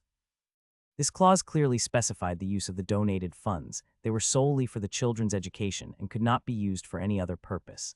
The contract also clearly stipulated the penalties for breach, which could range from 2 to 10 times the donated sum, depending on the severity. Zio Chin, what exactly are you planning to do? Lee Waiguo looked up, bewildered and confused. To be honest, after that phone call, he had given up all hope of getting the money back. What am I doing? Chinmu took a deep breath and said earnestly, I'm not just going to make them return the money, I'm going to get them locked up. Locked up? Locked up where? Lee Waiguo blinked. Chinmu. He then comforted the disheartened Lee Waiguo before returning to his own room in the nursing home. Closing the door, he picked up his phone and registered a new content creator account. Zhang Qingyuan's viral video about being defrauded had given him an idea. He, too, could create videos to expose such base and unethical behavior in society.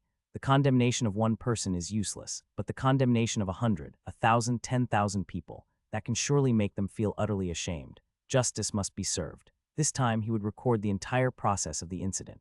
After activating the video recording feature on his phone, he looked at the camera. Hello, everyone. I believe you've all heard stories of kind-hearted people making donations, only to end up being blamed and unappreciated by everyone involved. Well, today, something similar happened right near me, and it's even more despicable. He then detailed Lee Waiguo's experience. After their child dropped out of school, they brazenly continued to demand money under the guise of educational expenses to 100,000, just like that.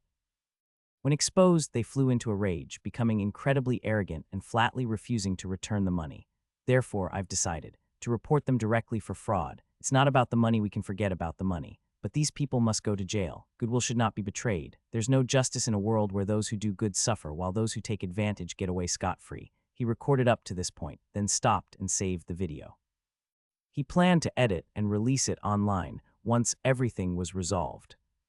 After the video recording was completed, Chinmu began to organize the whistleblowing materials, transfer records, original contracts, proof of withdrawal provided by the principal of second middle school, and so on. Having gathered all these pieces of evidence, he found the legal consultant of the retirement home, Wang Dachui. The retirement home he worked for was a private institution. To address many of the civil disputes concerning the elderly, it had specifically hired a legal consultant. This Wang Dachui was about his age and had graduated a few years prior. It was said that he had suffered a setback in love. He then resigned from his job at the law firm and came to work at the retirement home, living on a low salary. He had prematurely begun to lead the leisurely red sunset life of old age. Moreover, Wang Dachui's daily work was even less demanding than Chin Mu's. At least Chin Mu still had to take care of the elderly, play chess with them, and go fishing. But Wang Dachui, on the other hand, worked regular hours every day, occasionally providing some legal advice on civil disputes. He clocked in and out on time, and after work hours, he absolutely couldn't be found within the retirement home. Therefore, Chin Mu had to find Wang Dachui during working hours. You mean you want to report this to the police? After understanding Chin Mu's purpose, Wang Dachui was taken aback. He looked down at the thick stack of documents Chin Mu had arranged and swallowed hard. He couldn't help but ask in return and report it as fraud. He hadn't expected that after deciding to just coast along, entering this retirement home to enjoy an early retired life, he would still encounter such a criminal case. That's right. Fraud is not just a simple civil dispute, it is a criminal offense. He then took a deep breath and looked at Chin Mu. He said seriously, although I too sympathize with old Lee's plight, donations are inherently risky in such cases, are very troublesome. Having worked as a lawyer, he had seen too many such cases. Donations are inherently altruistic acts, not intended for personal gain. Aside from moral condemnation, legally penalizing them is very troublesome. Law is only the lowest standard of morality, but Chin Mu shook his head and pointed at the materials before him. I've already prepared the materials. Take a look. If they aren't sufficient, I'll collect more. He gestured for Wang Dachui to review the materials before commenting further. Wang Dachui nodded and began to review them earnestly. The materials clearly recorded each bank transfer made by Li Waiguo, along with the reasons for the transfers. March 12, the child needs to attend a basketball hobby class, transferred 1,300 yuan. March 25, the child suddenly falls ill, no money for treatment, transferred 485 yuan. March 28, the child needs to attend tutoring classes, transferred 2,300 yuan. April 1, the child took a liking to a pair of sneakers. Did Mr. Li have to pay for even these damn sneakers? From these transfer records, the more he looked, the more furious he got. These people were clearly seeing Mr. Li as an easy mark. The total sum of the transactions over the years amounted to as much as 130,000 yuan. Almost all of Mr. Li's savings over these years had been spent. After a long moment, Wang Dachui gave a bitter smile and sighed softly. But even so, it's very troublesome. Unlike a loan, we first have to distinguish between voluntary donations and the allocation of responsibility. Take a look at this contract, Chin Mu said with a slight smile, presenting an already yellowing formal contract. It clearly stated the obligations both parties needed to fulfill, as well as the liabilities for breach of contract. On the signature section, Li Waiguo and the guardians of the three families had all signed, must be used for education. At this point, Wang Dachui's eyes also brightened. He instantly understood Chin Mu's plan. The purpose of the donation was already defined. Any use for purposes other than those specified constituted fraudulent behavior. Moreover, the contract clearly outlined the responsibilities for breach. If one party breached the contract, the other party had the right to demand compensation. After reviewing all the materials, Wang Dachui took a deep breath, somewhat excited. In that case, there really might be a chance to win this lawsuit. This now involves a criminal offense and qualifies as a public prosecution case. However, I can help you draft a formal complaint. You tell me, how much compensation do you want them to pay? How long should they be sentenced? Lawsuits initiated by individuals require clear demands to be stated. Criminal cases, however, generally need to be prosecuted by the public security organs or the procuratorate, with individuals only needing to report the incident. But in the report, one can also specify the demands. Chin Mu blinked. Without even thinking, he said directly tenfold compensation. And for the sentence, just like that previous fraudster, 10 years as well. As they say, a chronic illness turns you into a good doctor. Having gone through these two incidents, he had gained a sufficient understanding of the crime of fraud. Generally speaking, amounts under 100,000 yuan are considered relatively large, and the maximum sentence is up to 3 years. Amounts between 100,000 and 1 million yuan are considered huge and carry a maximum sentence of 10 years. Amounts exceeding 1 million yuan are considered exceptionally huge and can carry a life sentence at most. As for the demands, well, he was definitely aiming for the maximum. He refused to believe he couldn't deal with them. Their behavior was outrageously blatant. It had chilled Mr. Lee's heart and disgusted him. He would not indulge them. He would push for the maximum possible sentence. Upon hearing Qin Mu's words, Wang Dachui was visibly stunned. The corners of his mouth twitched. After a long moment, he managed to say, You're ruthless. Immediately following, he added, but I like it. Qin Mu touched his nose. 2 hours later, all right, the formal complaint is written. Let's head to the court now before they close, Wang Dachui said after finishing the document. Carrying Li Waiguo's power of attorney document, along with various pieces of evidence and accusatory materials, he and Qin Mu proceeded to the court. Generally, whoever files the lawsuit prepares the accusatory materials and evidence. These serve as the criteria for filing the case. Their materials were extremely complete, and the chain of evidence was sufficient. It fully met the standard for filing a case. Though it was a private prosecution, with Li Waiguo's representation, they could also litigate on his behalf. The next day, Qin Mu soon received the court's and the case filing division's notice of case acceptance. As it was a criminal case and located in Jin City, according to the schedule, the court session was set for 3 days later. Ding. Congratulations, host. Task completion reached 20. Please continue to exert effort, host. Upon completion of this task, the system will evaluate and reward you based on your performance. The system's voice also rang out in Qin Mu's mind. Afterward, he shared this news with Li Waiguo. The case has been filed. Li Waiguo hadn't expected Qin Mu to be so terrifyingly efficient when he got serious.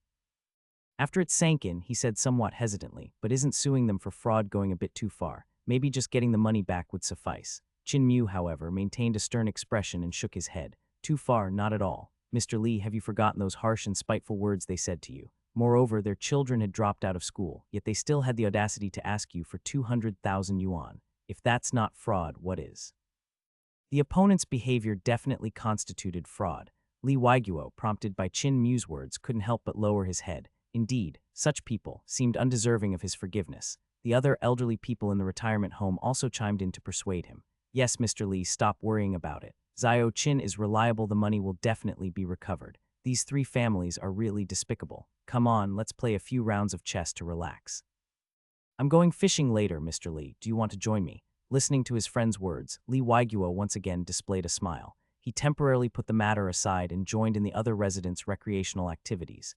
Meanwhile, Qin Mu returned to his room to update the second segment of the video. Facing the camera, he took a deep breath. He began, after a day's effort, we've finally made significant progress in this matter. The relevant authorities have accepted the case and approved it for filing. It will go to trial in 3 days. I believe the other party has already received the court summons. Justice may take a long time to arrive, but it will never be absent. The net of heaven has large meshes, but it lets nothing through. Though law is but the minimum standard for morality, when people have no moral bottom line, there's always a law that will suit them. Afterward, he turned the camera toward the indictment, the prosecutor's notice of case acceptance, and the scheduled court date.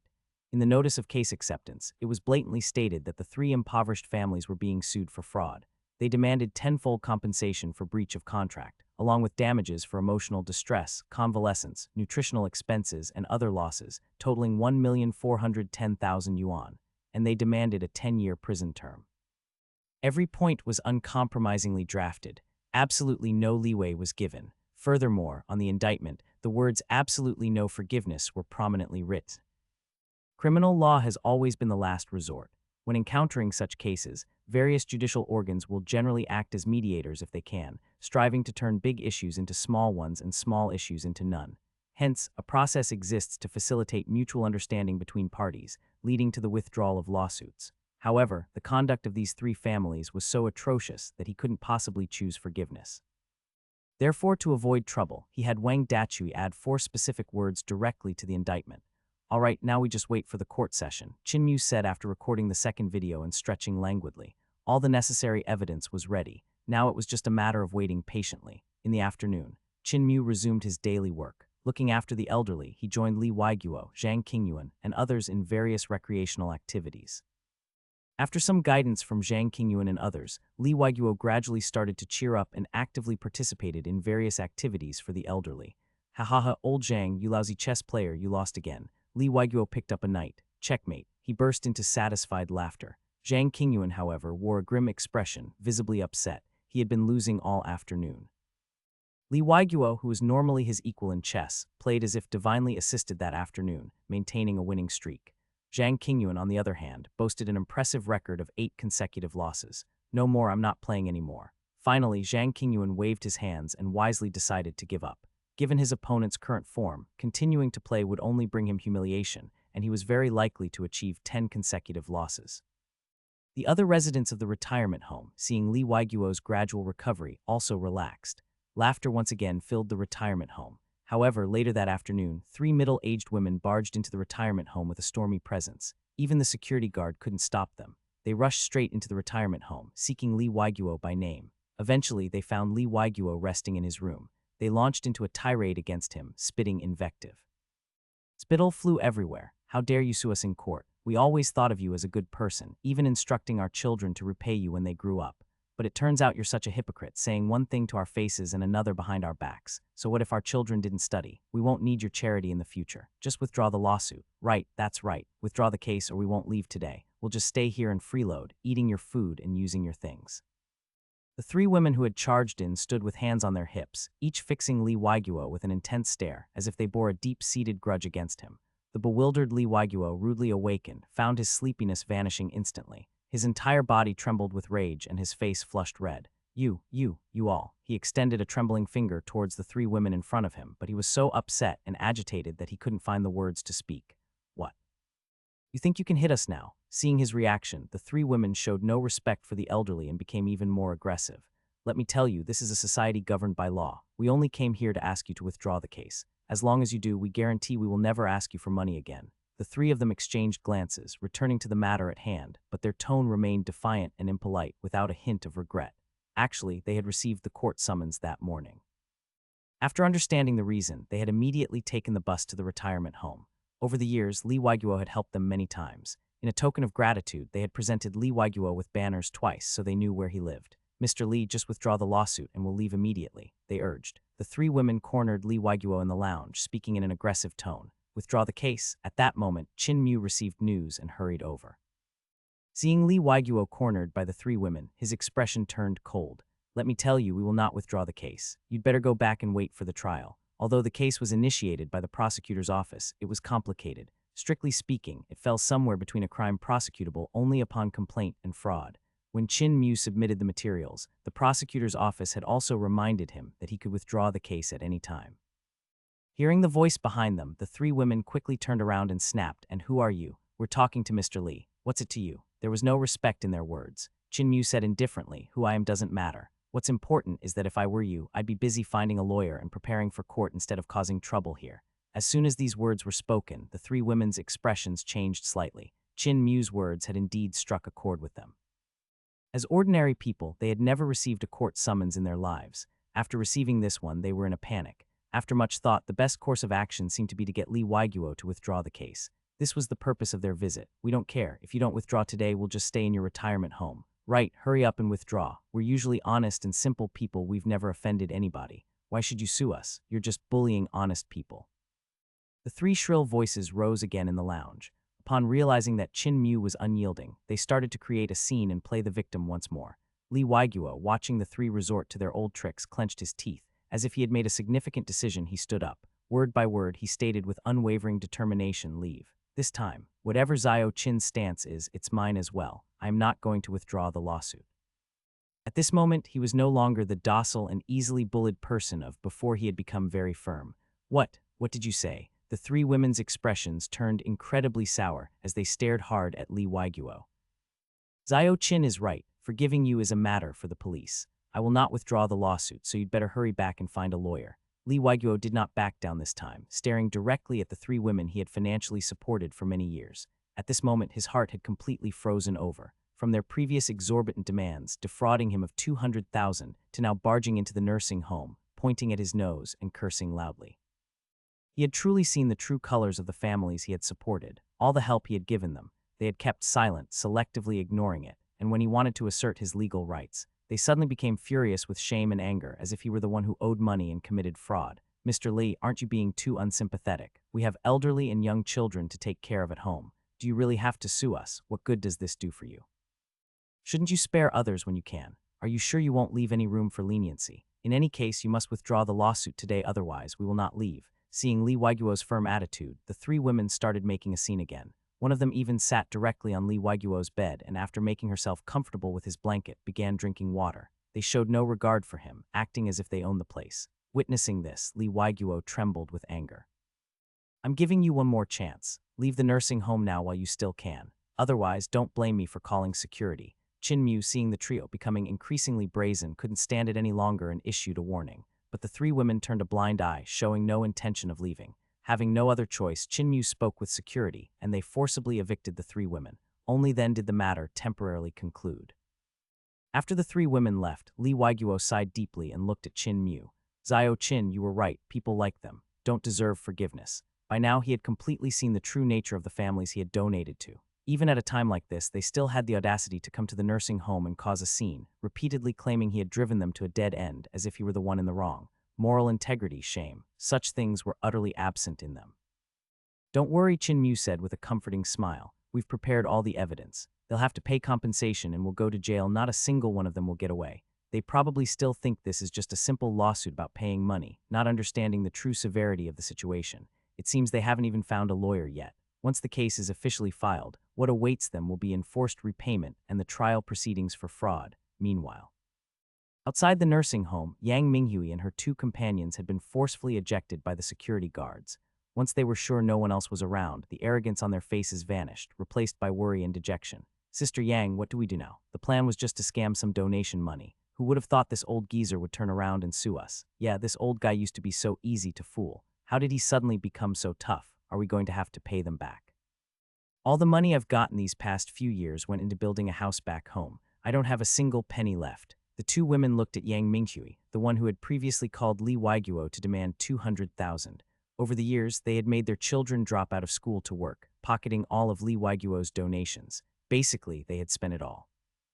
Having gotten a taste for easy money, they had tried to pull the same stunt again, using the upcoming school semester as a pretext to demand another 200,000. Unfortunately for them, Lee Waiguo, perhaps having wised up or acting unusually, had secretly investigated their children's situations. Don't panic. We might not necessarily lose this lawsuit. Yang Minghui's eyes glinted as she snorted coldly. That old geezer wants his money back. He can dream on. I've already contacted Zhang Wei, a well-known lawyer in Jin City. Let's go consult him right now. This was donation money given willingly. He gave it to us voluntarily, so on what grounds can he demand it back? After saying this, the three women, too stingy to even pay for a taxi, took a bus to a law firm. 2 hours later, at the law firm. So you're the ones being sued, correct? Lawyer Zhang Wei poured tea for the three women and began the consultation. As soon as they saw the lawyer, Yang Minghui and her companions began nodding repeatedly, playing the victim and pouring out their grievances. Lawyer Zhang, you just don't know that Lee Waiguo. He looks like a nice old man, but he's so insidious behind your back. Exactly, he shows no compassion at all. Think of all the things we've given him over the years. We sent plenty of commendation banners and fruit. We never dreamed he'd actually take us to court and demand his money back. Lawyer Zhang, you have to help us. This money was donated to our impoverished families. There's no reason for him to demand it back, is there? The three women spoke one after another, painting themselves as the absolute victims. After listening, Zhang Wei couldn't help but nod. You don't need to worry too much. Generally, donated money cannot be reclaimed. As he spoke, he picked up the court summons the three women had brought and began to examine it carefully.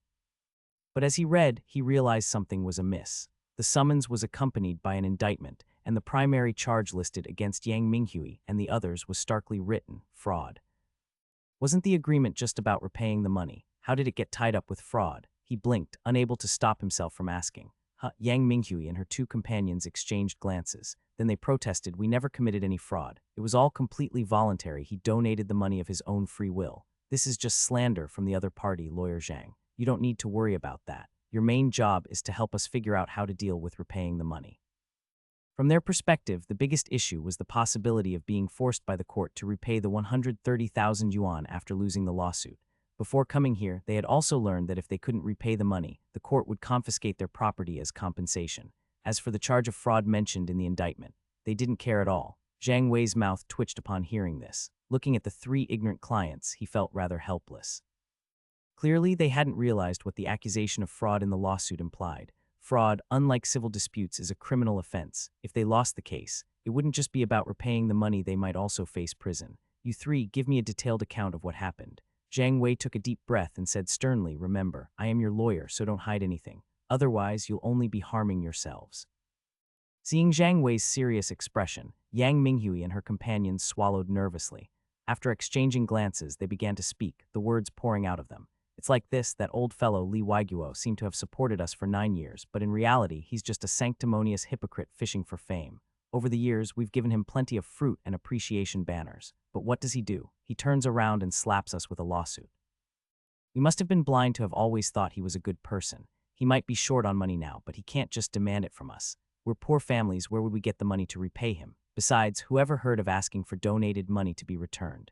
The three were full of grievances. As they spoke, they were on the verge of tears, every word an accusation against Li Waiguo. To an uninformed observer, one might think Li Waiguo had done something utterly outrageous to them. But Zhang Wei, having been a lawyer for over a decade, had seen countless cases like this. Defendants often exaggerate the facts to elicit sympathy.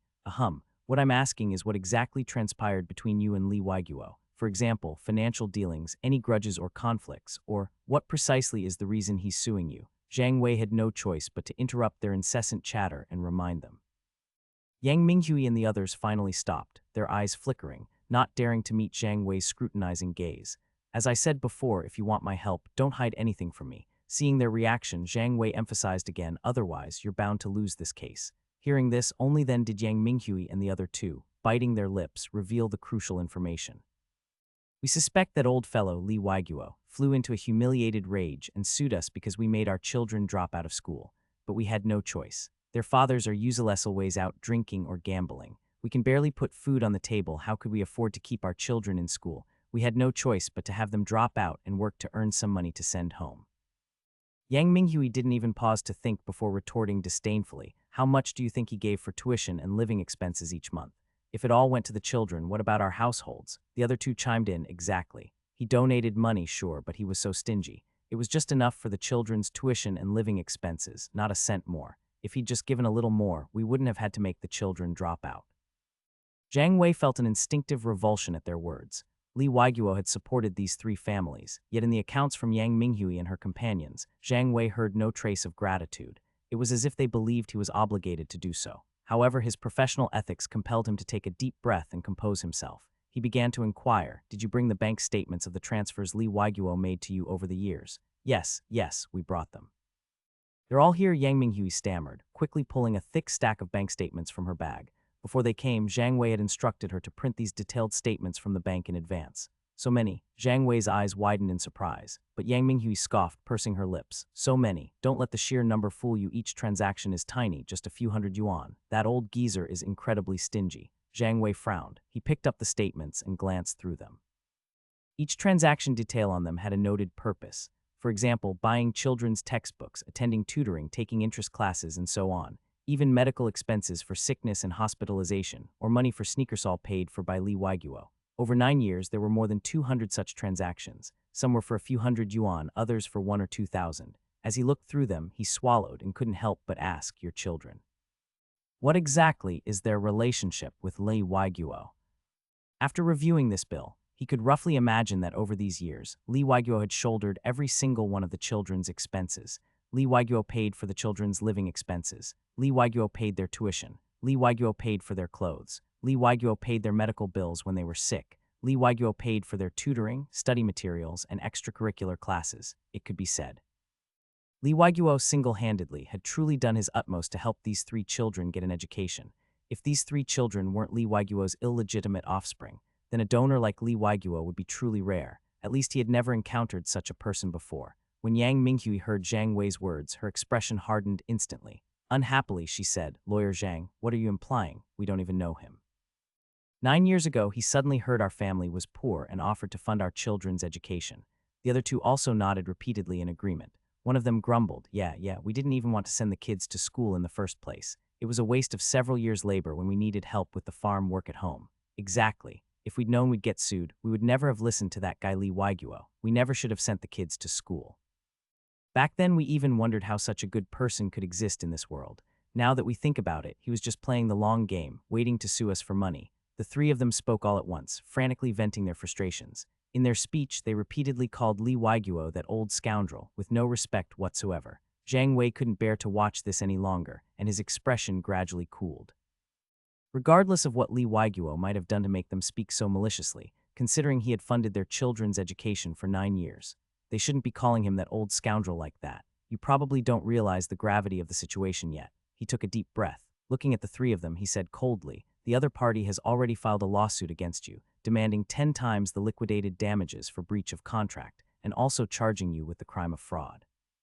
If you're convicted, the principal offenders in your 3 families will each be sentenced to a minimum of 3 years, and it could easily be over 10 years. The moment he finished speaking, the noisy complaints and grievances of Yang Minghui and the other 2 came to an abrupt halt.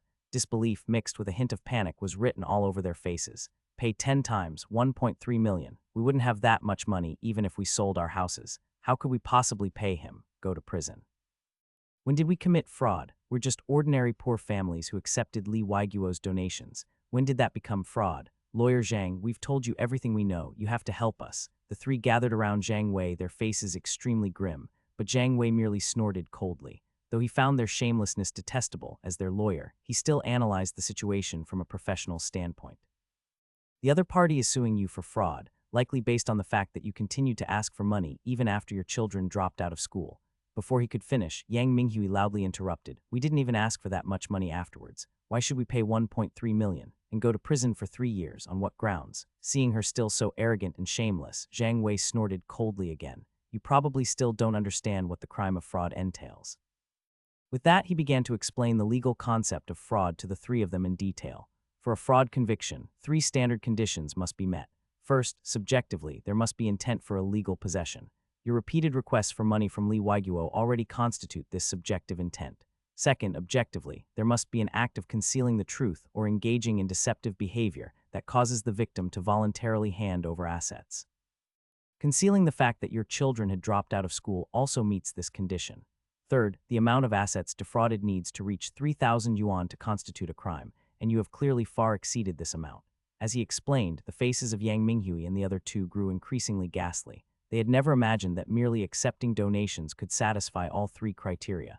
Some of them even felt their calves tremble, their bodies going limp. If the lawsuit is successful, then they would probably really go to prison. "No, that's not right. The money we received was a donation, not fraud. Lawyer Zhang, you have to save us." The 3 of them, completely limp, looked pitifully at Zhang Wei, their eyes filled with pleas. However, Zhang Wei shook his head. "You've met all 3 criteria. There's nothing I can do. The other party is suing for 10 years in prison and 10 times the compensation. At most," he paused, glancing at the 3 of them again.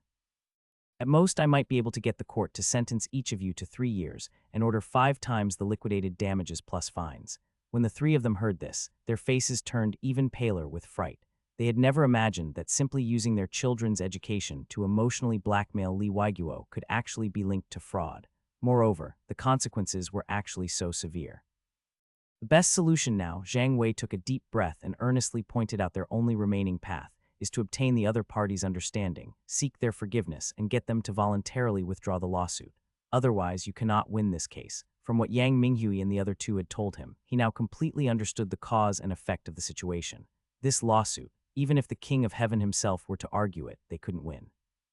They had fulfilled all 3 essential elements of fraud. Moreover, they had exploited the charitable donations of a kind-hearted person for this reason. The court might even impose a harsher sentence. If they wanted to avoid prison, the only way was for the other party to withdraw the lawsuit. After all, although this involved suspected fraud, it was also considered an offense prosecutable only upon complaint. It was the kind of case where if civilians don't sue, officials won't investigate. As long as the aggrieved party dropped the charges, the public prosecutor's office wouldn't continue to pursue a thankless case. And Yang Minghui and the other 2, who had slumped to the floor upon hearing this only solution, with crestfallen expressions, they sank into complete despair. Before coming here, they had already gone to the nursing home to cause a scene with Li Weiguo. The relationship between them had become very tense. Li Weiguo had also clearly stated his position. He would never drop the lawsuit. In other words, the path to reconciliation was completely blocked. "It's all over, Lawyer Zhang. You have to find a way to save us. We'll pay double the attorney fees. Yes, yes. Once we win the lawsuit, we will definitely bring you a commendation banner. We can't go to jail. Our husbands are useless. If we go to jail, our children won't even have food to eat." Yang Minghui and her 2 companions, looking dejected, all turned their eyes to Zhang Wei. After Zhang Wei's explanation, they fully understood the consequences of losing the case. And now, Zhang Wei had become their last straw. Zhang Wei looked at the three panic-stricken women and sighed softly. As they say, pitiable people often have their own detestable aspects. Their poverty and unreliable husbands were indeed pitiable, but their actions had, in fact, violated the law. Using deceitful methods to defraud money was unequivocally fraud. Having been a lawyer for over a decade, he knew that such lawsuits were almost certainly lost causes. I'm sorry, but I really can't help much. I can only try to defend you in court 3 days from now and attempt.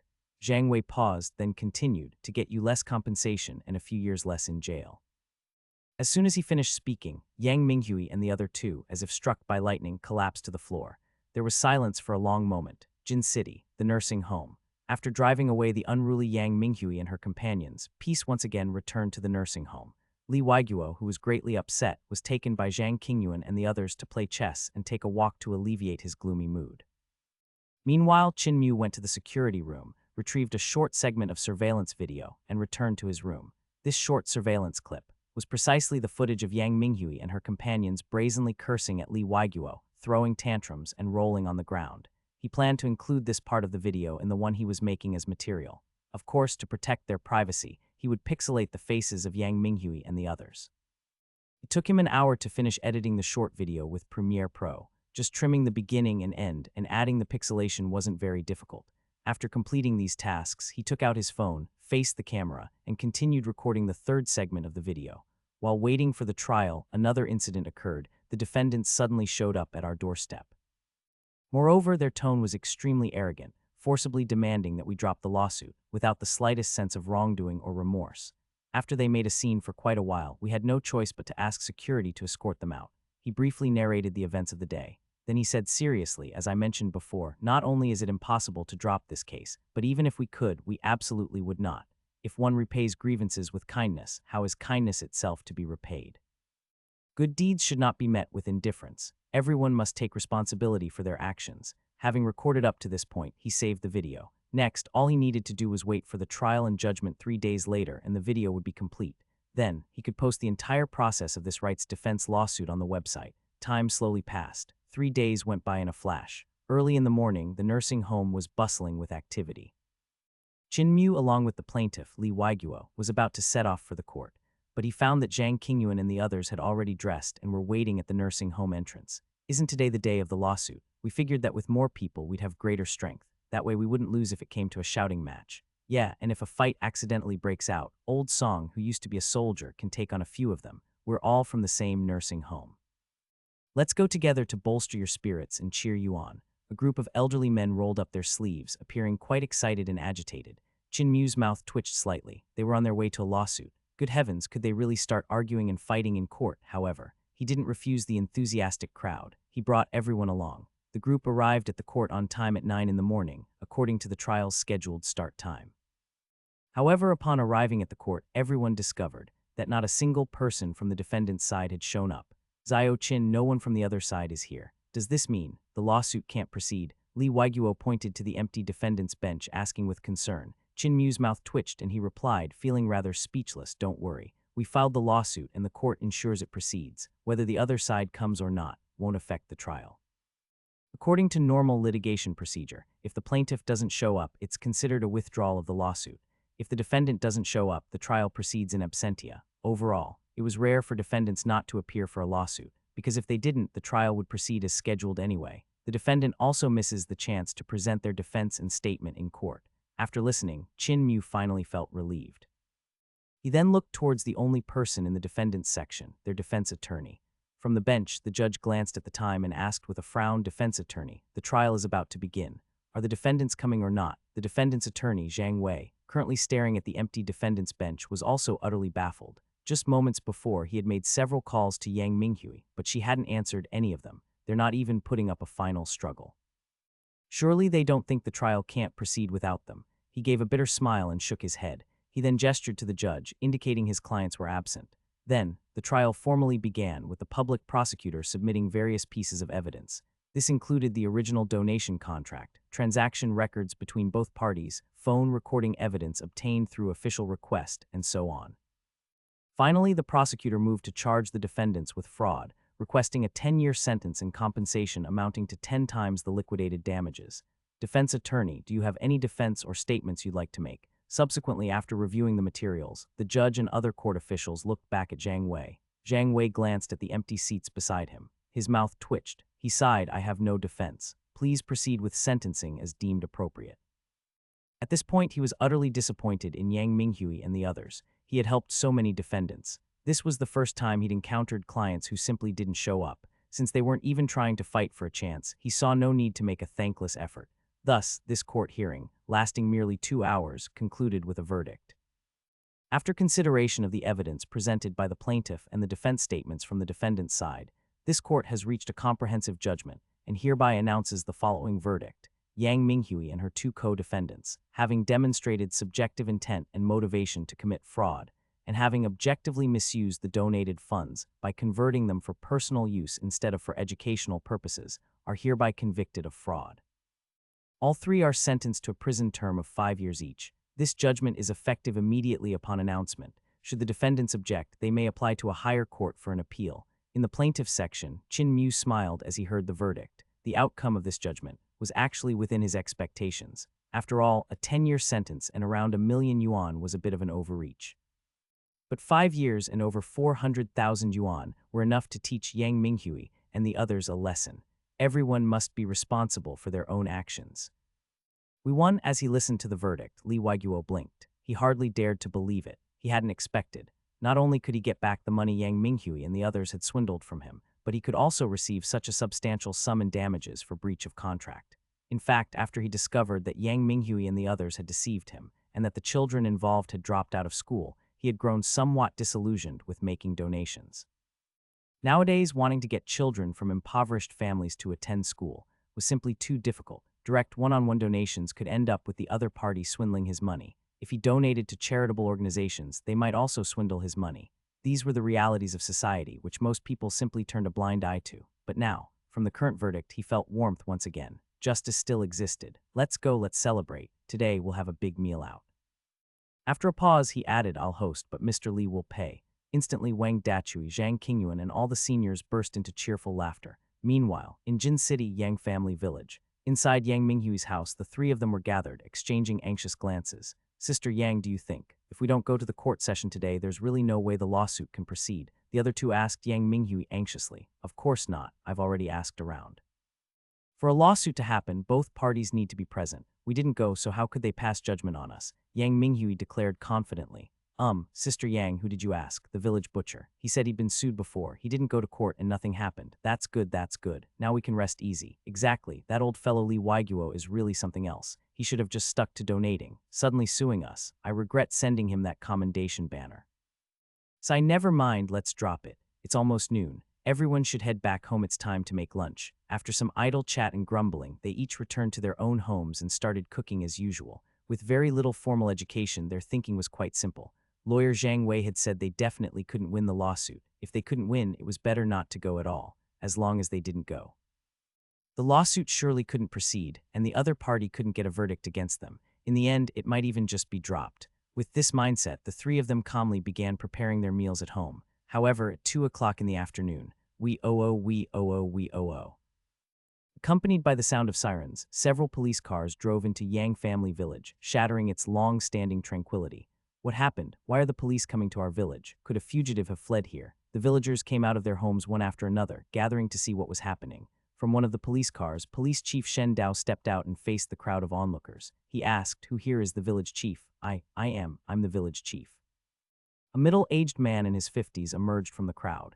He inquired cautiously, "I am Yang Huyan, the chief of this village. May I ask why you officers are here?" Shen Dao took a deep breath and pulled 3 arrest warrants from his briefcase. He handed them to Yang Huyan. "These 3 individuals have committed fraud and have been legally sentenced. They should still be in your village, correct?" he said. Yang Huyan finished reading the arrest warrants, a look of disbelief on his face.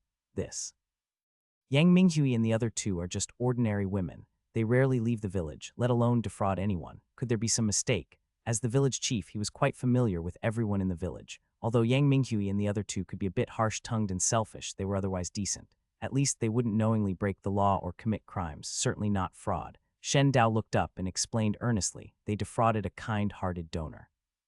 The victim filed a lawsuit and took them to court. The verdict was declared just this morning. They have indeed committed fraud and will be sentenced to 5 years in prison, and also ordered to pay 480,000 yuan in compensation. Hearing this, Yang Huqian was even more dumbfounded. The families of Yang Minghui and the other two women were among the poorer ones in Yang family village. For years, they had been receiving donations from a stranger. Furthermore, a few years ago, they had let their children drop out of school, yet it seemed they were still accepting donations from this stranger. In the last 2 years, they had even built new houses in the village. He had never imagined they would actually be involved in fraud. They concealed the fact that their children had dropped out of school, yet continued to ask the donor for money. This is fraud, and it's also a crime, Shen Dao stated. He then took a deep breath and continued. Moreover, during the trial this morning, they didn't even show up to defend themselves, which resulted in their immediate loss of the case. By the way, where do they live? Yang Hujian, startled, didn't dare to delay and quickly led the way personally. He brought Shen Dao and the other law enforcement officers to Yang Minghui's home. At this time, Yang Minghui was at home tidying up and doing chores. When she suddenly saw village chief Yang Hujian enter with a group of police officers, her face turned deathly pale. Her legs instantly went weak with fear, and she lost all strength to even think of running. Subsequently, Shen Dao followed procedure and presented the arrest warrant. How is this possible? We didn't even go. How can you sentence us? Yang Minghui, who had slumped to the ground, kept mumbling this over and over, her face filled with incomprehension. Shen Dao saw this and shook his head with a sigh, explaining, the court can still pronounce a judgment even if the defendant doesn't show up. You missed your chance to present a defense. Ultimately, it was Yang Minghui and the others' lack of legal awareness, but even so, that couldn't be an excuse for their crime. Having said this, he waved his hand. The officers under his command immediately stepped forward and escorted Yang Minghui to a police car. Before long, the other two women were also brought to the car. We oh. The police cars started up again, taking the individuals away from Yang family village, leaving behind only a crowd of villagers at the entrance, watching the commotion. Jin City Retirement Home. After the lawsuit ended, the group didn't return to the cafeteria but went out to celebrate instead. Of course, Chinmu played host, and Li Waiguo footed the bill. By evening, everyone had eaten and drunk their fill and returned to the home. Chinmu also received a call from the relevant authorities, informing him that Yang Minghui and the other two had been formally arrested. Regarding the subsequent compensation, the authorities would urge the other party to pay promptly. Should they refuse, all their assets would be legally frozen. These would then be auctioned off in a judicial sale to cover the compensation. It was believed that Mr. Li's money would be in his account soon. By then, Mr. Li would be able to help even more people in need. Subsequently, Chin Mu returned to his room to record the final part of the video. Facing the camera, he took a deep breath. After a lengthy process of evidence collection and waiting, the court officially held a trial for this case today. The verdict is as follows. The 3 defendants, verified to have committed fraud, are sentenced to 5 years in prison and fined 480,000 yuan in accordance with the law. Relevant law enforcement agencies have now arrested the 3 individuals and are preparing to transfer them to a prison in the nearest jurisdiction to serve their sentences.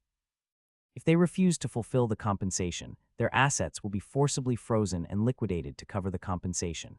He then turned the camera towards the court's judgment and spoke earnestly. Although the embezzlement of donations is a recurrent and difficult issue to manage, this is no excuse for you to act so recklessly and lawlessly.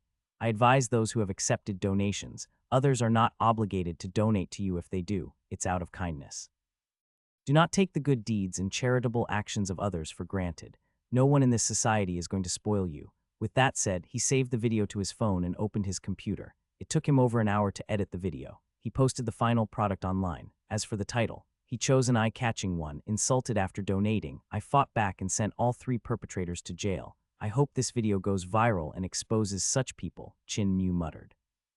One reason for creating this account was that the work at the retirement home was relatively light. On the other hand, he wanted to expose this type of behavior, to stand up for justice, and to show disheartened donors that justice will always prevail and that kindness is never cheap. Ding. Congratulations, host, for successfully upholding justice. The offenders have received their due punishment. Task completion 110. Ding.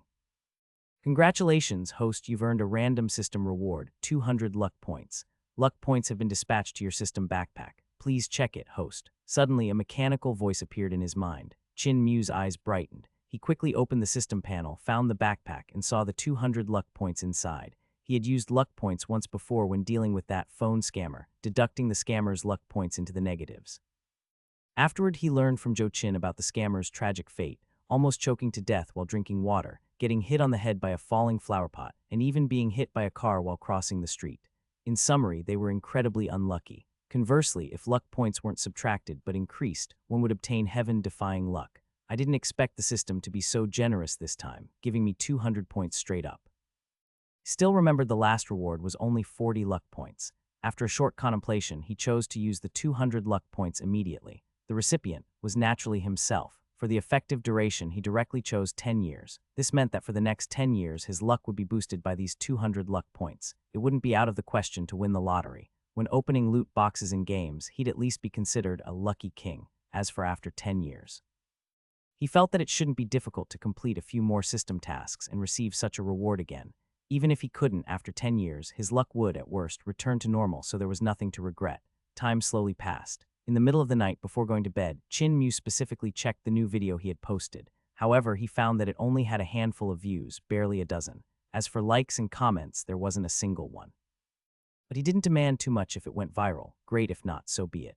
After all, he wasn't relying on this social media to make a living. Meanwhile, thousands of miles away, a popular streamer named Ching Lan on a video platform was searching for funny videos live in front of hundreds of thousands of viewers. Inside the live stream room, Ching Lan lazily leaned back in her gaming chair, hugging her knees, browsing through videos. The camera clearly captured her graceful figure. Insulted after donating, I fought back and sent the 3 perpetrators to jail. Suddenly, Ching Lan blinked her large eyes as she came across a video. It didn't have many views and had been posted just a few hours ago, yet the content caught her attention. A little help earns gratitude, but give too much and it breeds resentment. After she made some money from being a streamer, she had also donated to many underprivileged families. But after donating for a year, she realized that such acts weren't always appreciated, and it wasn't something everyone could do. If you donated too little, they'd say you weren't generous enough, just putting on a show. If you donated a lot, but then less the next time, they'd complain. In this society, many people take others' help for granted. Gratitude, it seemed, had become a rare virtue. Therefore, after donating for a year, she had given up on giving back to society. If she didn't donate, no one would say anything. If she did, others might accuse her of showing off or seeking fame. Rather than dealing with that, it was better to do nothing at all. After opening the video, Chin Mew's voice emerged from it. Hello everyone. I believe you've all heard stories of good Samaritans who donate out of kindness, only to end up being blamed and pleasing no one. Something similar happened near me today, and it was even more shameless. Their child had dropped out of school, yet they kept asking for money, claiming it was for school fees, demanding 200,000 yuan right off the bat. When exposed, they became furious and arrogant, brazenly declaring they wouldn't repay the money.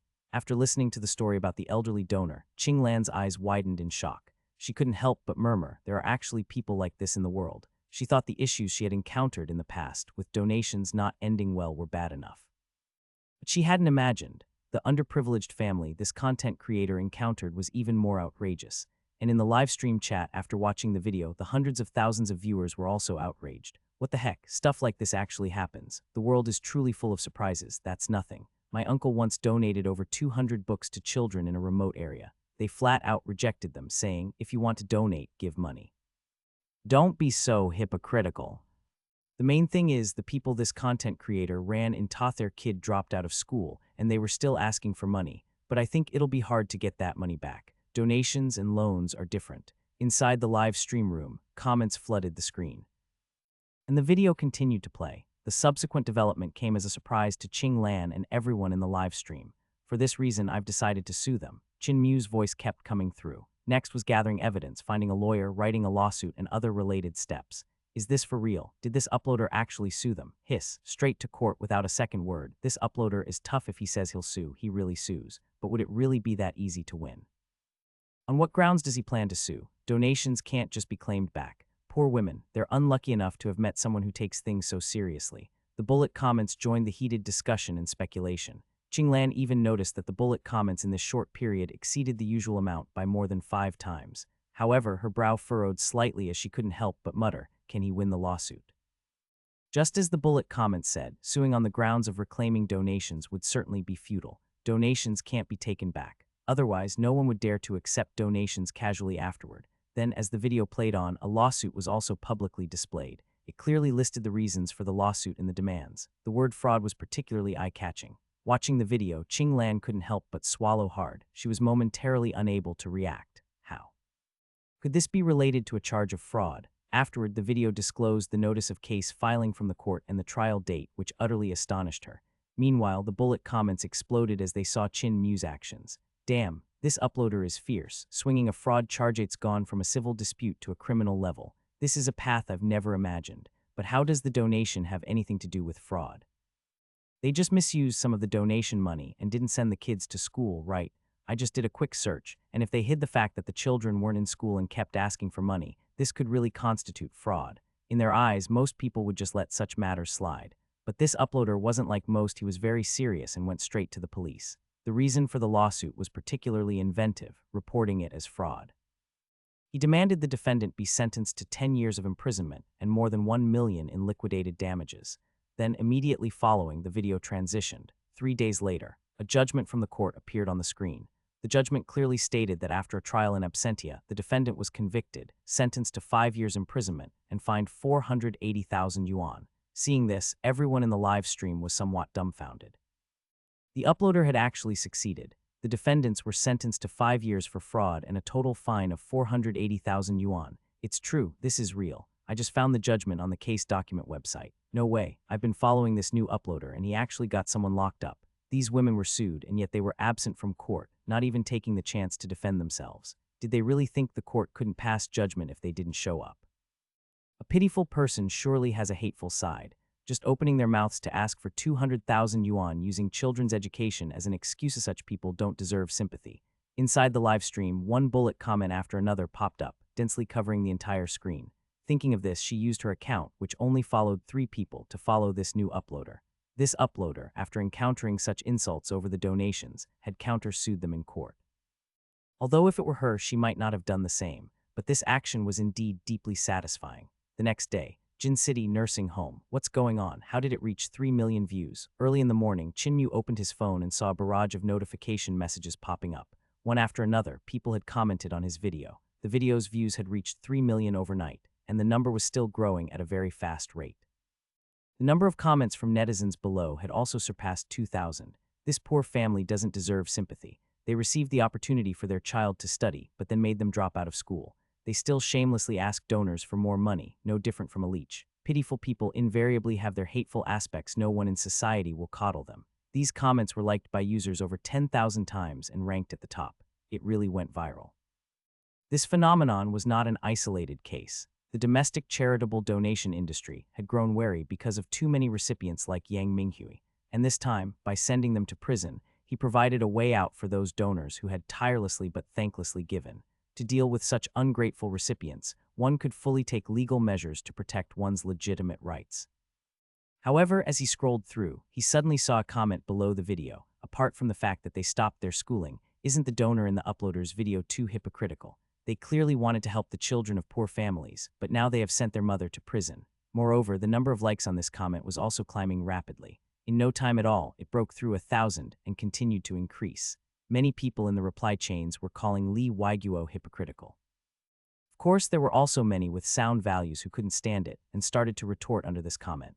Hypocritical. When your kindness is exploited and you're taken for a fool, you can't fight back. Everyone in this comment thread must be bleeding hearts, right? So you're saying that because of their children, I should obediently give them money and continue to help them raise their children, is that it? It wasn't long before these reasonable posts were drowned out by hundreds of other comments. It's easy for all of you to talk since you're not in their shoes. What will the children do without their mother from now on? The donor's original intention was to allow the children to study and change their poverty in the future, but now they've sent the children's mother to prison.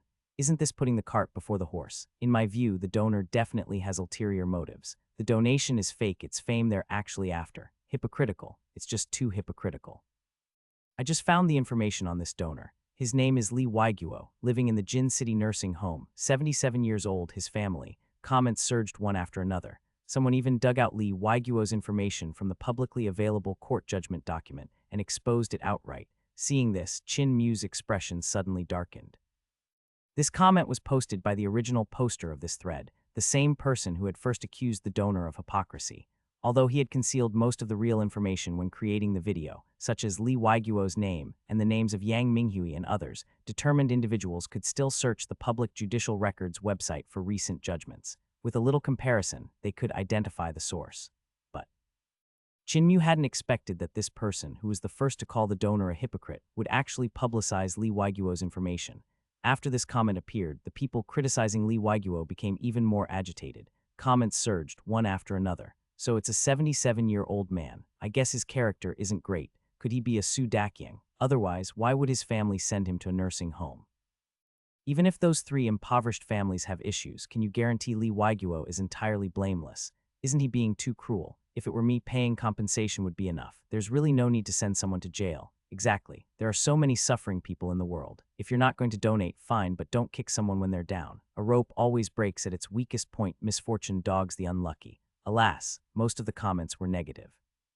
For a while, the voices of those who spoke out for justice, those with a sound moral compass, were completely drowned out. This group attacking Lee Waiguo instantly seized the moral high ground, relentlessly lambasting Lee Waiguo, the donor. All sorts of conjectures and malicious words were hurled at Lee Waiguo, surging like a tidal wave. At that moment, the account with the nickname Study English Daily, the one who had first called the donor a hypocrite, posted again. The uploader hasn't even said anything, which clearly shows his guilt. You people who lack empathy should stop making such unsympathetic comments here. As soon as this comment appeared, it was liked by many, quickly surpassing the 10,000 mark. Chinmu almost laughed in anger when he saw this comment. It had always been said that the internet was teeming with self-righteous saints and self-proclaimed emperors of empathy. Today, he had truly witnessed it. Fortunately, Mr. Lee didn't use the internet. Otherwise, seeing such malicious words from these people might have made him ill. Never preach kindness to others if you haven't experienced their suffering. Imagine someone has just stabbed you, the blood isn't even wiped clean, and another person steps forward, advising you to be magnanimous and considerate of others. How could anyone be magnanimous in such a situation? Mr. Lee had kindly donated to those three families, only to be treated as an easy mark and relentlessly exploited. When he stopped the donations, he had to endure their arrogant abuse. If people like that weren't sent to jail, what were they being kept around for? The New Year celebrations. Ding, cyberbullying detected near the host, triggering a new task. The host currently has 3 options. 1. Delete the account, block the user, and mute theme a 3-hit combo to cleanse the comment section. 2. Clarify the truth to clear the slandered individual's name. 3. Teach the cyberbullies a lesson they will never forget. Friendly reminder, the 3 options will lead to different outcomes and different rewards. Please choose wisely, host. Suddenly, the system's voice echoed quietly in Chin Mu's mind. 3 lines of text appeared before his eyes. Chin Mu's eyes lit up. He hadn't expected the next task to trigger so quickly after the last one had just been settled.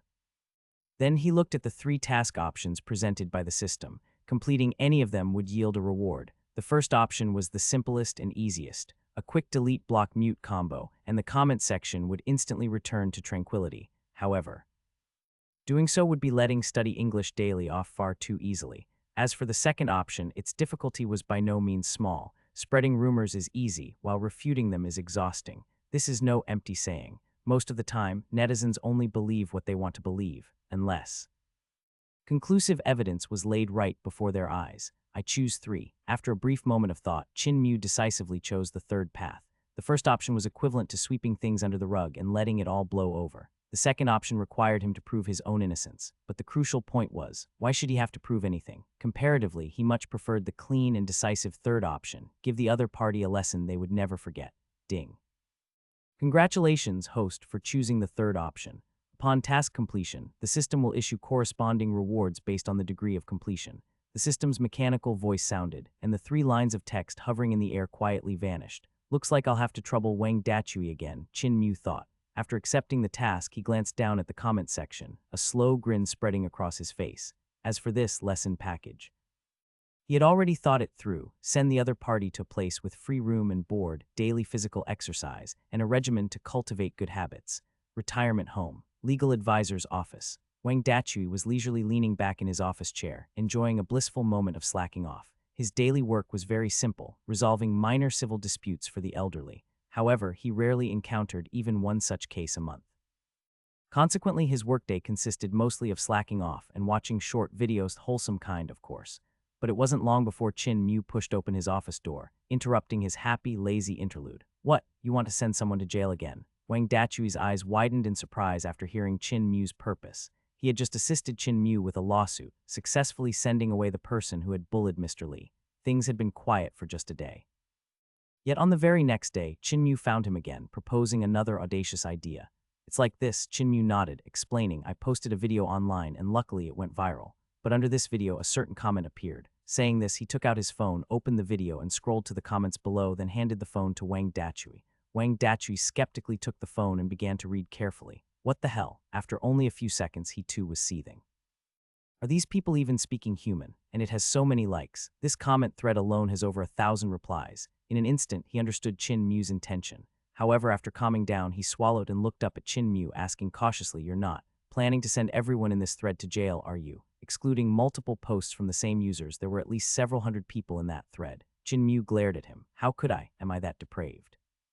Wang Dachui stole a glance at Chin Mu but said nothing, seemingly pondering the question Chin Mu had just asked. Chin Mu then pointed to the phone and stated his objective. "I observed carefully. The one who commented most frequently was this: study English daily, just send him." The law doesn't punish the masses, incarcerating everyone involved. Well, that's a bit unrealistic. And daily English study was the one who started all this, you could say. He was the main instigator in this cyberbullying incident. He'd made several comments in the forum, inciting conflict, attacking, and slandering Mr. Lei. He even doxed Mr. Lei, posting his personal information online for anyone to hurl abuse at. Therefore, Chin Mu planned to make an example of daily English study as a warning to everyone else involved in the cyberbullying. You can be careless about what you eat, but not about what you say. After hearing Chin Mu's words, Wang Dachui's mouth twitched. Then, following Chin Mu's logic, he began to analyze it seriously. To be honest, this is an online speech dispute. Even if you reported him, the most he'd get is administrative detention for a day or two before being released. With the internet nowadays, these kinds of online verbal disputes and cyberbullying are common, but they're hard to handle effectively. Many people have taken these things seriously before, reporting the person on the other end of the internet connection. But even if the report was accepted and the person identified, if there wasn't a significant impact, they'd face an administrative penalty at most, a fine of several hundred yuan. Most of the time, a simple warning is all they get. Detention isn't even required. That's why online trolls are so rampant and cyberbullying is so frequent these days. They get the satisfaction of mouthing off with almost no consequences. For something like this, why not just delete his comments and block him? Wang Dachui looked at Chin Mu and continued to advise. In his view, something like this wouldn't even be grounds for a lawsuit or a formal case. If you reported it to the police station, they'd just get a simple warning. It's a slap on the wrist, really. A lot of effort for no real result, completely pointless. However, Chin Mu wasn't willing to give up. He offered a new angle, saying reporting improper online speech might not do much, but what if we report him for defamation? At that, Wang Dachui froze, momentarily stunned. Chin Mu continued in his comments. He slandered Mr. Lei, accused him of chasing clout, exposed his personal information, and incited other netizens to attack him. I believe these actions should constitute defamation, right? Before seeking out Wang Dachui, he had specifically researched what could be done about the other party. Simple cyberbullying or verbal disputes would only be a minor annoyance to the culprit, but once it involved defamation, the consequences would be different. Like fraud, it also constitutes a criminal offense. Defamation. Wang Dachui blinked. Listening to Chin Mu's explanation, the criminal law articles regarding defamation quickly surfaced in his mind. As a lawyer, these common criminal law articles were required to be memorized thoroughly. Defamation has three essential elements. First, the target of the offense must be an individual's personal dignity and right to reputation. Second, the perpetrator must have fabricated and disseminated false information sufficiently damaging to another person's dignity or reputation, and the circumstances must be serious. Third, it must be intentional. This means they were aware that the information they were spreading was false and could damage someone's reputation, and they understood the harmful consequences of their actions, yet they proceeded anyway. It seems, perhaps, maybe, he really did commit this crime. After comparing and carefully weighing the facts, Wang Dachui couldn't help but swallow. First, daily English study doxed Mr. Li, constantly attacked his character, and violated his rights to reputation and privacy. Second, without knowing the truth, he fabricated false information, claiming Mr. Li was merely chasing clout, and incited other netizens to attack him. Lastly, this daily English study was definitely doing it intentionally. Otherwise, he wouldn't have been so active in the comments section, even arguing with netizens who had reasonable views. Furthermore, if false information online gets 5,000 views or is reposted 500 times, it's considered a serious offense. A case can definitely be filed. The sentence for defamation is generally less than 3 years. This differed from administrative penalties. The latter wouldn't affect future employment and involved comparatively light punishment.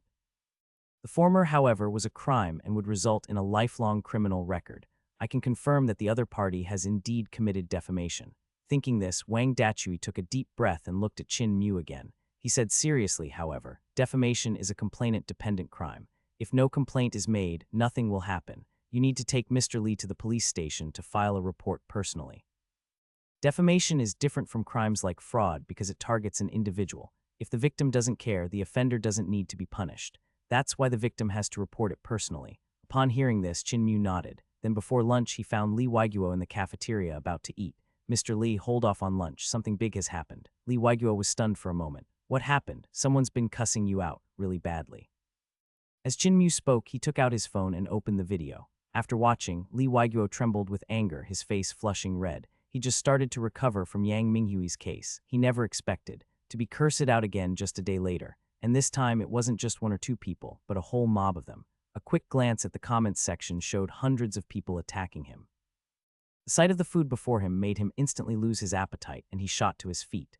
"Mr. Lee, where are you going?" Chin-Mu was also taken aback and couldn't help but grab Lee Waiguo. Lee Waiguo snorted coldly. He said irritably, "I'm going to find Xiao Wang and have him help me sue these people who are slandering me." After what happened with Yang Minghui and the others, he'd gradually realized that being too much of a nice guy just gets you bullied, when necessary. "You have to sue." Seeing this, Chin-Mu quickly held onto him and said, "I have already talked to Wang Dachui, and he told us to go directly to the police station." Afterwards, he briefly explained the situation. Hearing this, Lee Waiguo didn't say another word. He immediately gathered his things, ready to go out with Chin-Mu. Before leaving, he made sure to ask, "By the way, quite a few people are slandering me this time. Are we suing all of them, or just a few dozen?" Chin-Mu's mouth twitched. "Sue them all? Good grief. If we tried to sue all of them, the police station might just blacklist us." At 1 in the afternoon, Chin-Mu and Lee Waiguo entered the Jin City police station. They happened to meet the chief, Shen Dao. "What brings you two here again in the middle of the day?" Shen Dao was quite surprised and couldn't help but ask, "Are you here to see Yang Minghui and the others?" He was the one who personally led the team to arrest Yang Minghui and the other two after the trial yesterday. That's how he'd met Chin-Mu and Lee Waiguo. The three were currently still in temporary detention at the police station. They hadn't been transferred to prison to serve their sentences yet. Just as Chin-Mu was about to speak, Lee Waiguo, still fuming, boomed, "We're not here to see anyone, we're here to press charges." Lee Waiguo answered without lowering his voice. For a moment, his voice echoed throughout the entire police station. Everyone else in the public area looked over. "Sue someone? Who are you planning to sue this time?" Shen Dao, also stunned for a moment, asked. Chin-Mu then stepped forward and explained the whole story. "Online harassment. You want to sue them for defamation." After listening, Shen Dao couldn't help but ask in return. Online harassment occurred frequently, but they rarely received reports about it. This was mainly because such matters usually resulted in mere administrative penalties, but what Chin-Mu was reporting now was defamation by the other party. This was completely different from an administrative penalty. It already constituted a suspected criminal offense. "These people are despicable. Look, our Mr. Lee has been insulted so badly he can't even eat."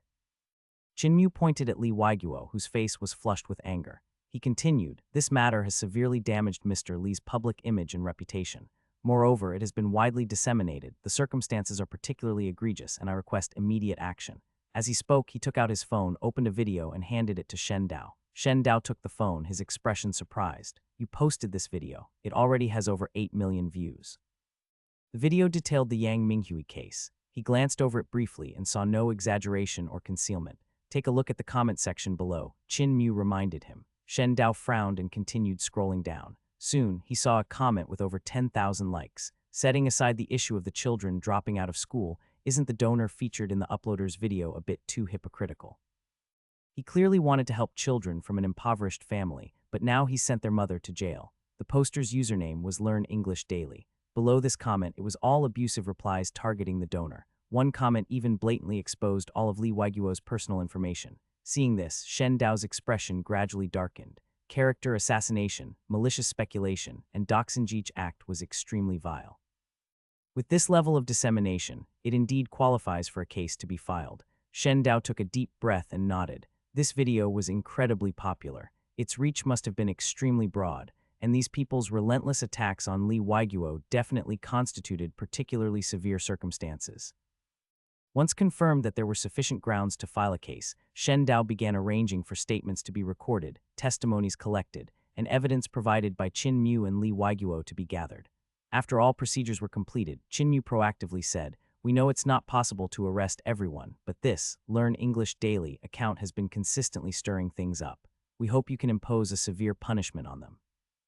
This type of case required a formal complaint to initiate action. Therefore, specific requests regarding the targets of prosecution were necessary. Shen Dao listened and appreciated Chin-Mu's reasonableness. He nodded and promised, "Go home and wait for news. We will solve this case as soon as possible." "What about the others who insulted me?" Lee Waiguo, standing to the side, still felt indignant and couldn't help muttering. Chin Mu's mouth twitched. He hadn't expected that Mr. Lee, after the Yang Minghui incident, would turn out to be even more insistent on pursuing this than he was. Frankly, if it were possible to send everyone involved to jail, he would be more than happy. However, that was obviously not realistic. After all, this matter was primarily instigated by Learn English Daily. The others had merely been swept up in the frenzy. Jin City Nursing Home. After returning from the police station, Lee Waiguo finally succumbed to his hunger and dived straight into the cafeteria. Chin Mu, however, didn't bother with food. He went straight back to his room and picked up his phone. He was preparing to take advantage of the current buzz around his previous video to record a second one. The main target, naturally, was Learn English Daily. Facing the camera, he took a deep breath and began recording. "I'm very pleased that the first video received so much attention and so many likes. However, in that video's comment section, a troll appeared. In his comments, he twisted right and wrong, severely damaging the reputation of the donor from the previous video. For this reason, I've just returned from the police station. The police have accepted the case and are investigating it swiftly. We should have results soon. I urge everyone, when encountering such individuals, to speak rationally, avoid arguing with them, and keep your distance. After all, when lightning strikes, innocent bystanders can get hurt." Then he turned the camera toward the police report receipt Shen Dao had given him. It clearly showed the time the report was filed and its acceptance status. With that, the short 1-minute video was complete. After a quick edit, Chin Mu uploaded it to the video platform. He titled it directly, "A Warning to Certain Individuals. You can eat just about anything, but you can't say just anything." As soon as this video was released, within just a few minutes, the view count began to skyrocket. Most viewers were those who had seen the first video and were drawn to this new one. Comments quickly began to appear beneath the second video, supporting the uploader. That person in the comments of the last video was disgusting. "We really should stay far away from them when the lightning is about to strike." Exactly. Unless you've walked in their shoes, don't tell them to be kind. Those people are clearly talking from a place of privilege, completely out of touch. I just finished arguing with them. Their ability to twist things is incredible. They completely ignore the facts, don't mention the fraud at all, and just keep harping on about how pitiful the child is without a mother. Speaking of which, did the uploader really report this to the police? Will that even do anything? At most, they'll just get a verbal warning, right? In the comment section, most people were sensible. They were all speculating whether reporting to the police would be effective. After all, the internet is different from other places. Saying a few careless words online usually results in no punishment. This also emboldened trolls to act recklessly timid in real life, but aggressive keyboard warriors online. Whenever something happened, they would instantly transform into keyboard heroes, furiously spewing their criticism. Meanwhile, in Yangcheng, a certain residential complex, Kaiyan Tao, a 24-year-old recent graduate, lay on his bed scrolling through his phone. Oh, he posted a new video. He had just seen that the account named Chin Mu had uploaded another video. That's right. His username was Learn English Daily. He had followed Chin Mu's account after seeing the first video. "A warning to certain individuals, you can eat just about anything, but you can't say just anything." Seeing the video title, Kaiyan Tao scoffed. He despised such clickbait titles. However, when he clicked on the video, he realized Chin Mu's new video was targeting him. Moreover, the video even showed the police report receipt, stating that the police had accepted the case. "He reported me to the police just because I posted a comment online. This uploader is just a clout chaser, desperate for views, isn't he?" Kaiyan Tao wasn't concerned in the slightest. He had made several similar posts before. In his view, society needed people like him, people who dared to question. Why did Yang Minghui and her accomplices specifically target Lee Waiguo? While Yang Minghui and her accomplices certainly had their faults, could Lee Waiguo be guaranteed to be completely blameless? He was just putting forward his speculations. What was wrong with that? After all, Lee Waiguo had sent Yang Minghui and the other two women to prison, which had a tremendous impact on their families. That was an undeniable fact. Moreover, so many people supported him. Thinking of this, he suddenly felt fearless and continued to post comments under the second video. "This uploader is panicking, isn't he? Did I hit the nail on the head? Is he feeling guilty? You sued those 3 women just for that 480,000 yuan, didn't you? But you're too cruel. Not only did you take the money, but you also want to send the children's mothers to jail. I checked, and they're just ordinary country folk. How could you report them for fraud and refuse to settle?" 3 comments in a row. After posting them, he suddenly felt much better. And after his comment appeared, it quickly attracted many like-minded people who launched a verbal and written assault on Chin Mu and Lee Waiguo. Of course, there were also those who were unaware of the truth and kept defending Chin Mu. These shills have no empathy at all. Are they indifferent to the suffering of others? Kyan Tao lay in bed, browsing other people's comments while muttering his own complaints. Meanwhile, he became increasingly convinced that things were as he had imagined. Chin Mu and Lee Waiguo were simply fishing for fame, using donations as a pretext to swindle those women out of their money. If I hadn't exposed them, other netizens would still be in the dark, he thought. If that wasn't the case, why haven't they come forward with evidence to refute me yet? The more silent they are, the more it proves they're guilty. As for the so-called police report, he didn't take it seriously at all.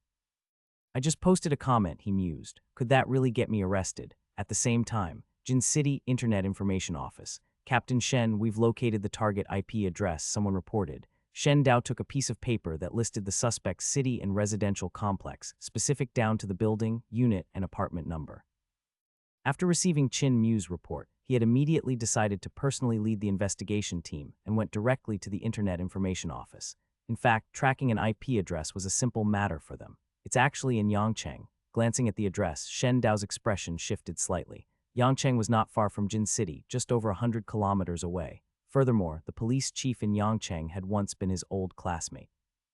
It seemed there had also been a case involving a phone scammer recently, where Zhou Qin had led a team to Jin City.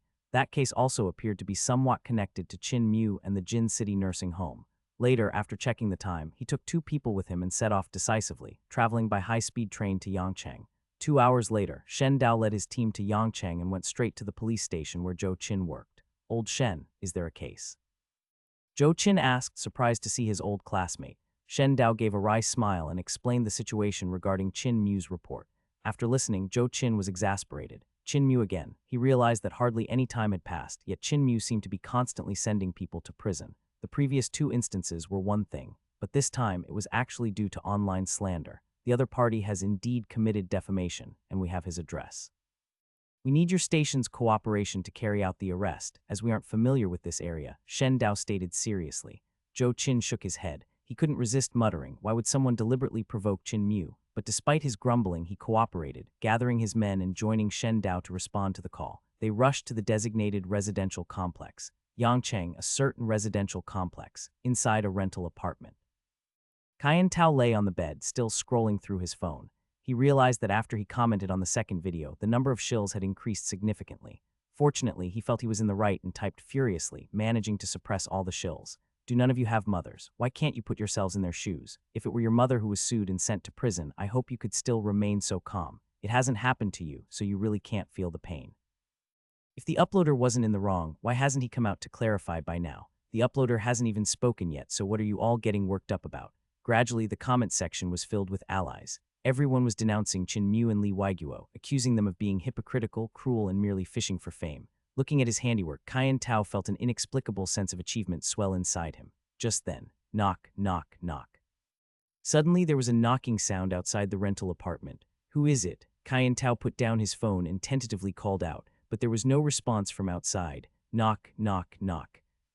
The knocking continued. Could it be the takeout I ordered? Kyan Tao muttered to himself and opened the door. Then, he saw 5 or 6 police officers in uniform who immediately blocked the door as it opened. You're Kyan Tao, right? One of them asked. Kyan Tao, having never witnessed such a scene before, was too scared to move. He nodded blankly. The lead middle-aged police officer, after confirming his identity, continued, someone has reported you for suspected defamation. We need to take you to the police station. Defamation. Upon hearing this, Kyan Tao's legs nearly gave out. He instantly thought of the second video Chin Mu had released not long before. He stammered an explanation. I didn't defame anyone. I just made a post online. I didn't do anything else. His words lacked any of the bravado he had displayed online. We'll discuss these matters back at the station, the middle-aged police officer said with a wave of his hand. Then he had someone confiscate all of Kyan Tao's electronic devices, like his phone and computer, to be taken back to the station. The data on them would later serve as evidence for sentencing. Yangcheng Police Station, 600 p.m. Captain Shen, Captain Zhou, it's been clarified. All these statements were posted by Kyan Tao himself, no one else was involved. After a joint interrogation, several police officers reported this, looking towards Shen Dao and Zhou Qin. After being brought to the station, the ordinary office worker, Kyan Tao, was thoroughly intimidated and had confessed everything.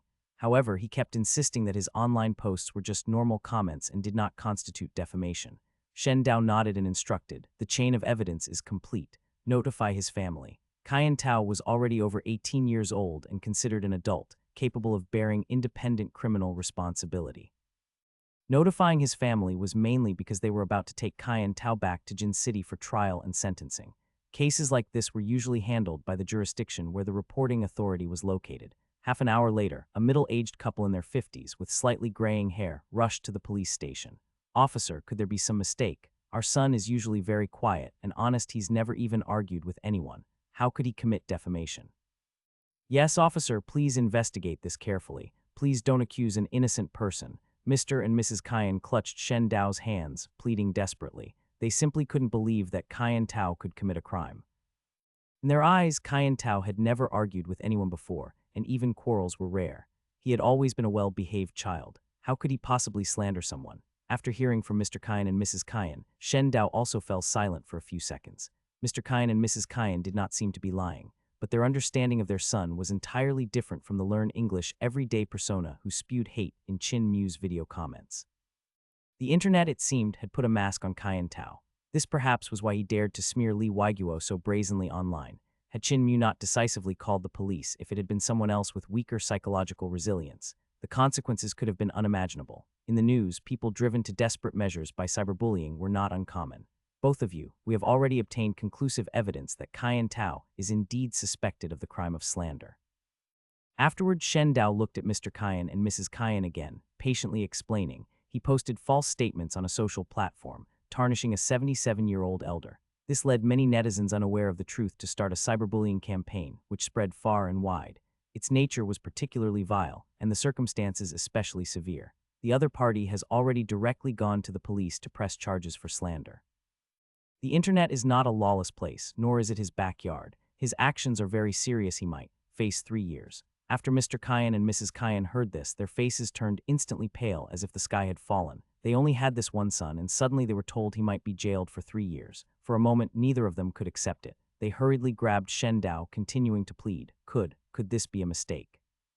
Although he likes to chat online, he would never do such a thing. "Officer, please, can you talk to the other party? We can settle this privately. We'll compensate with money. We will pay." The two of them surrounded Shen Dao, their expressions filled with entreaties. Though they were heartbroken and upset about their son's actions, he was still their son. They could not stand idly by and watch him go to jail. Shen Dao looked at Mr. Kyan and Mrs. Kyan, whose hair was streaked with white, and sighed softly.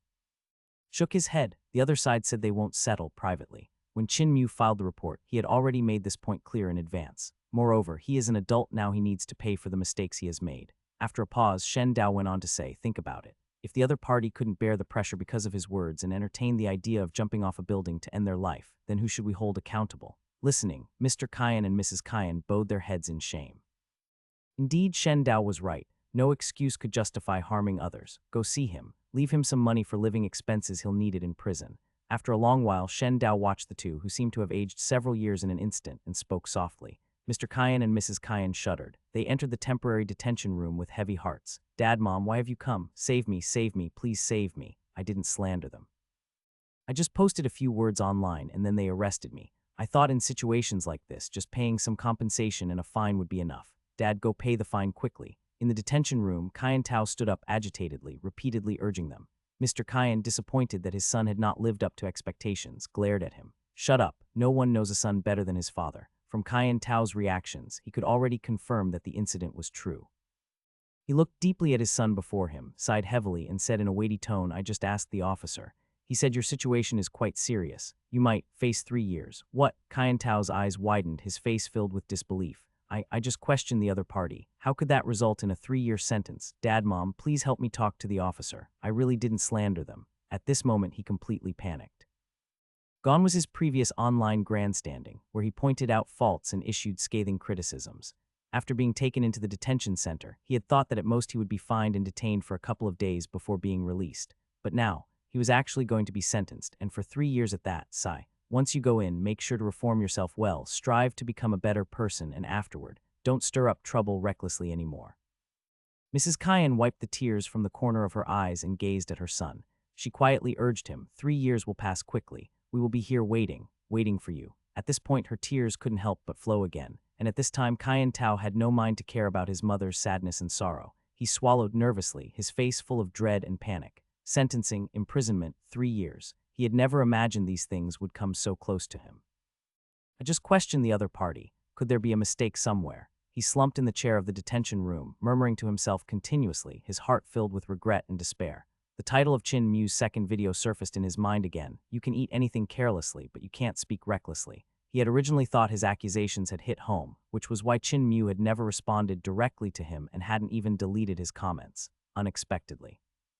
Chin Mu had actually sued him. Jin City, nursing home. Chin Mu hung up the call from Shendao. Then he looked toward Li Waiguo, who was playing chess with Zhang Qingyuan after dinner. Mr. Li, good news. The person who insulted you has been put away. Upon hearing this, Li Waiguo immediately lost any desire to continue the game and put down his chess piece. He turned to look at Chin Mu and couldn't help but ask that fast. There are quite a few people who insulted me.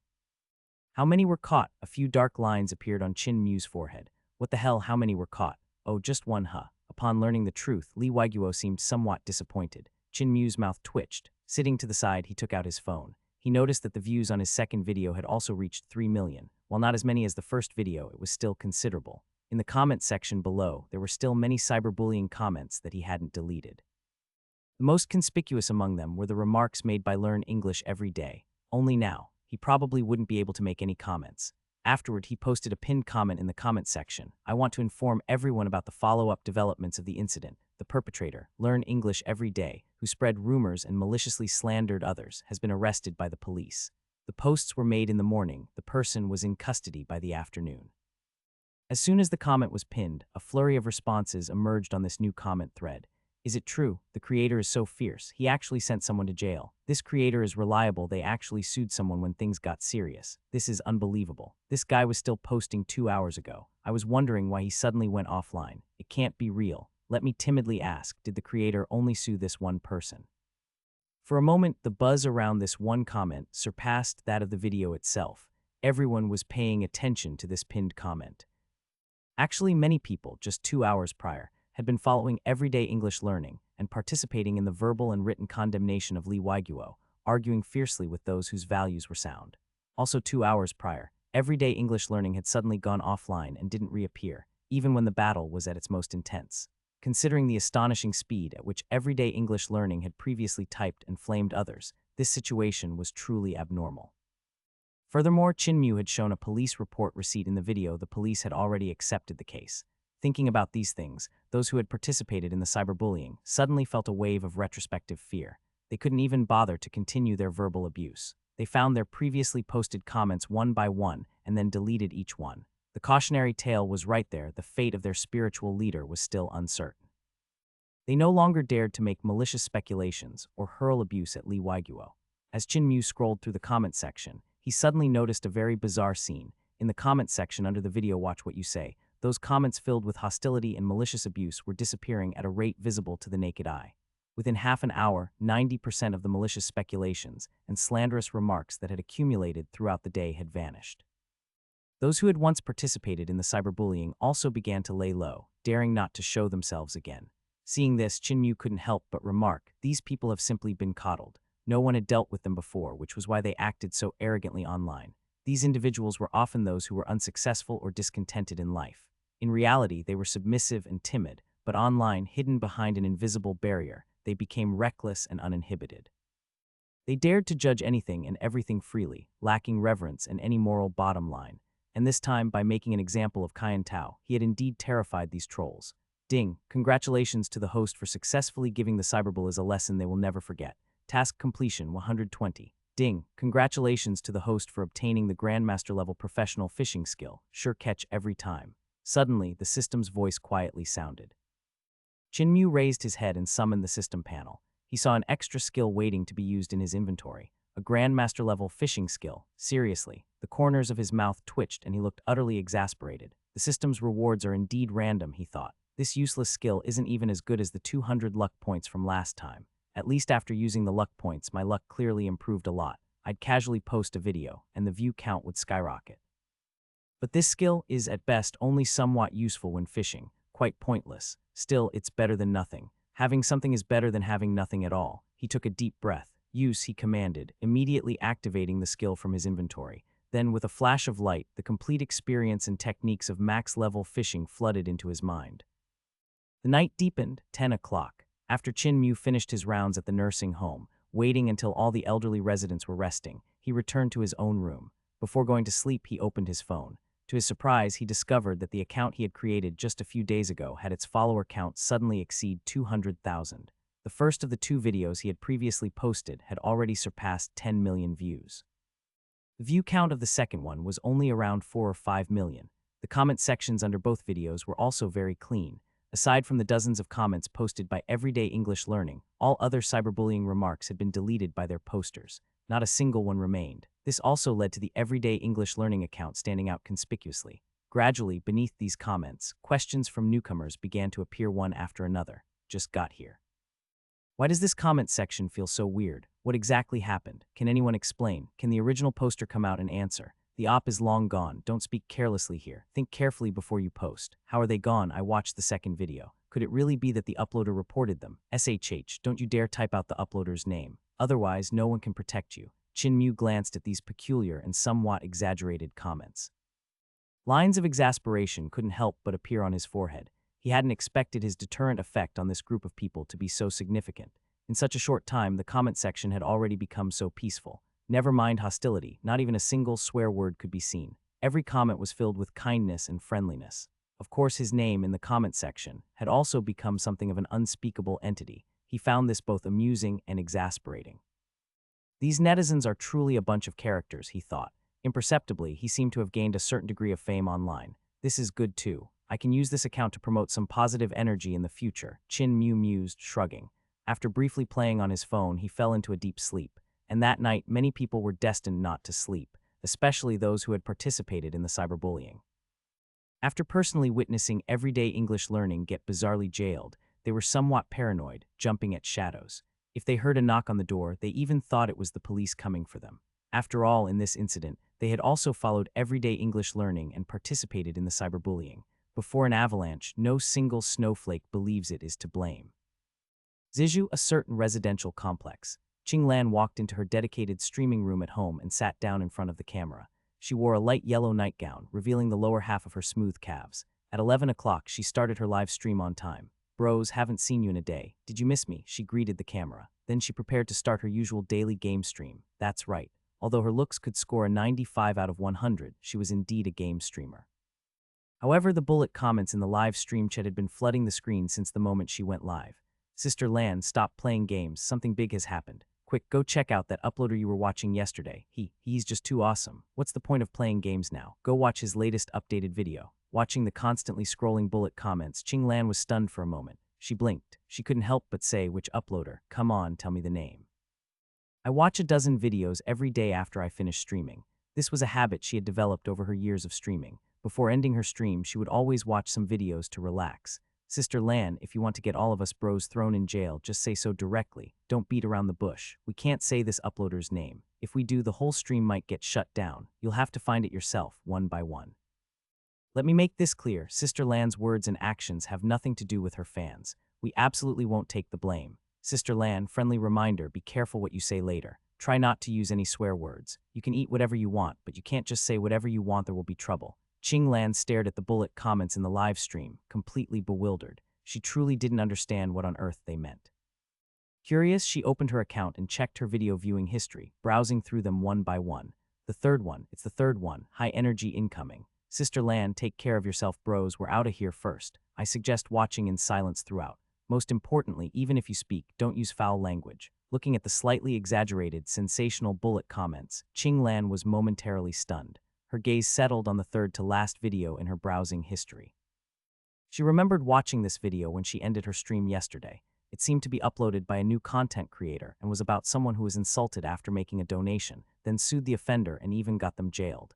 This video actually broke 10 million views. She clicked on the video. Qinglan was stunned again. She remembered that when she saw it yesterday, the video hardly had any views. Unexpectedly, it had gone viral in just one day. He's released a new video.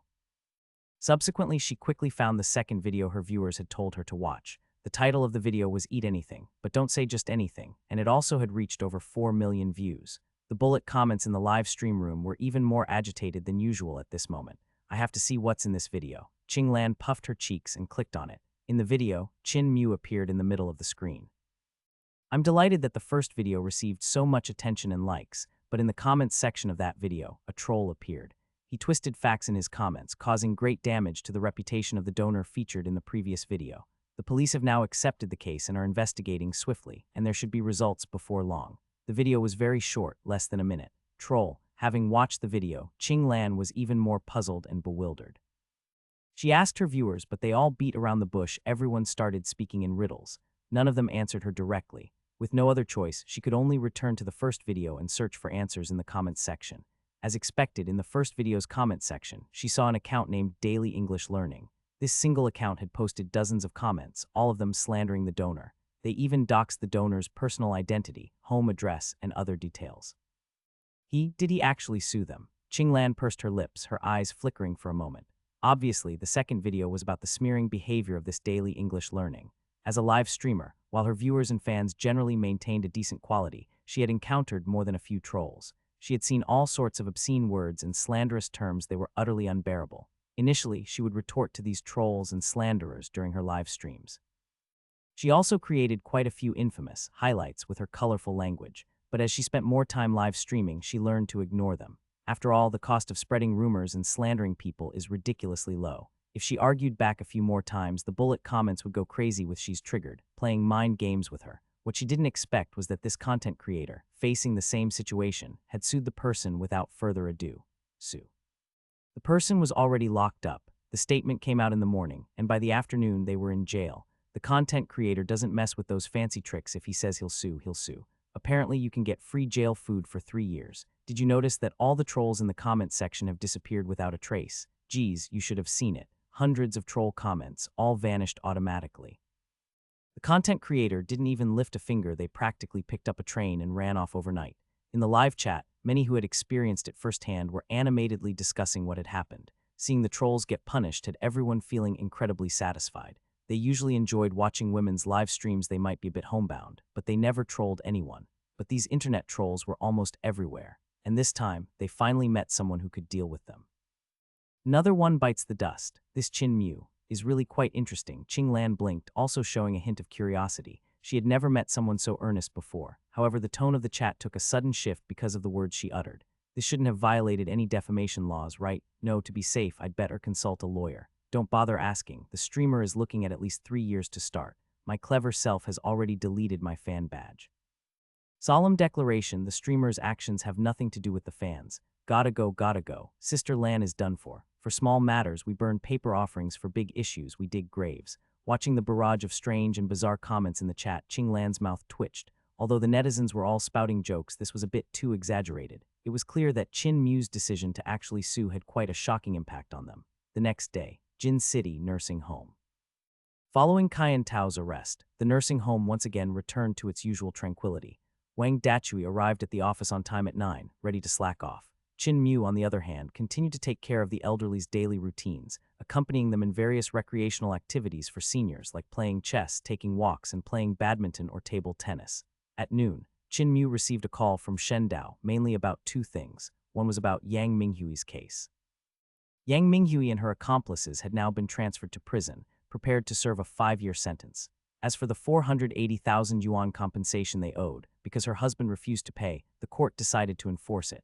Banks had already frozen her family's related assets, which would be liquidated in a judicial auction and then given to Li Waiguo. The remainder would be paid in installments by Yang Minghui and the others after their release from prison.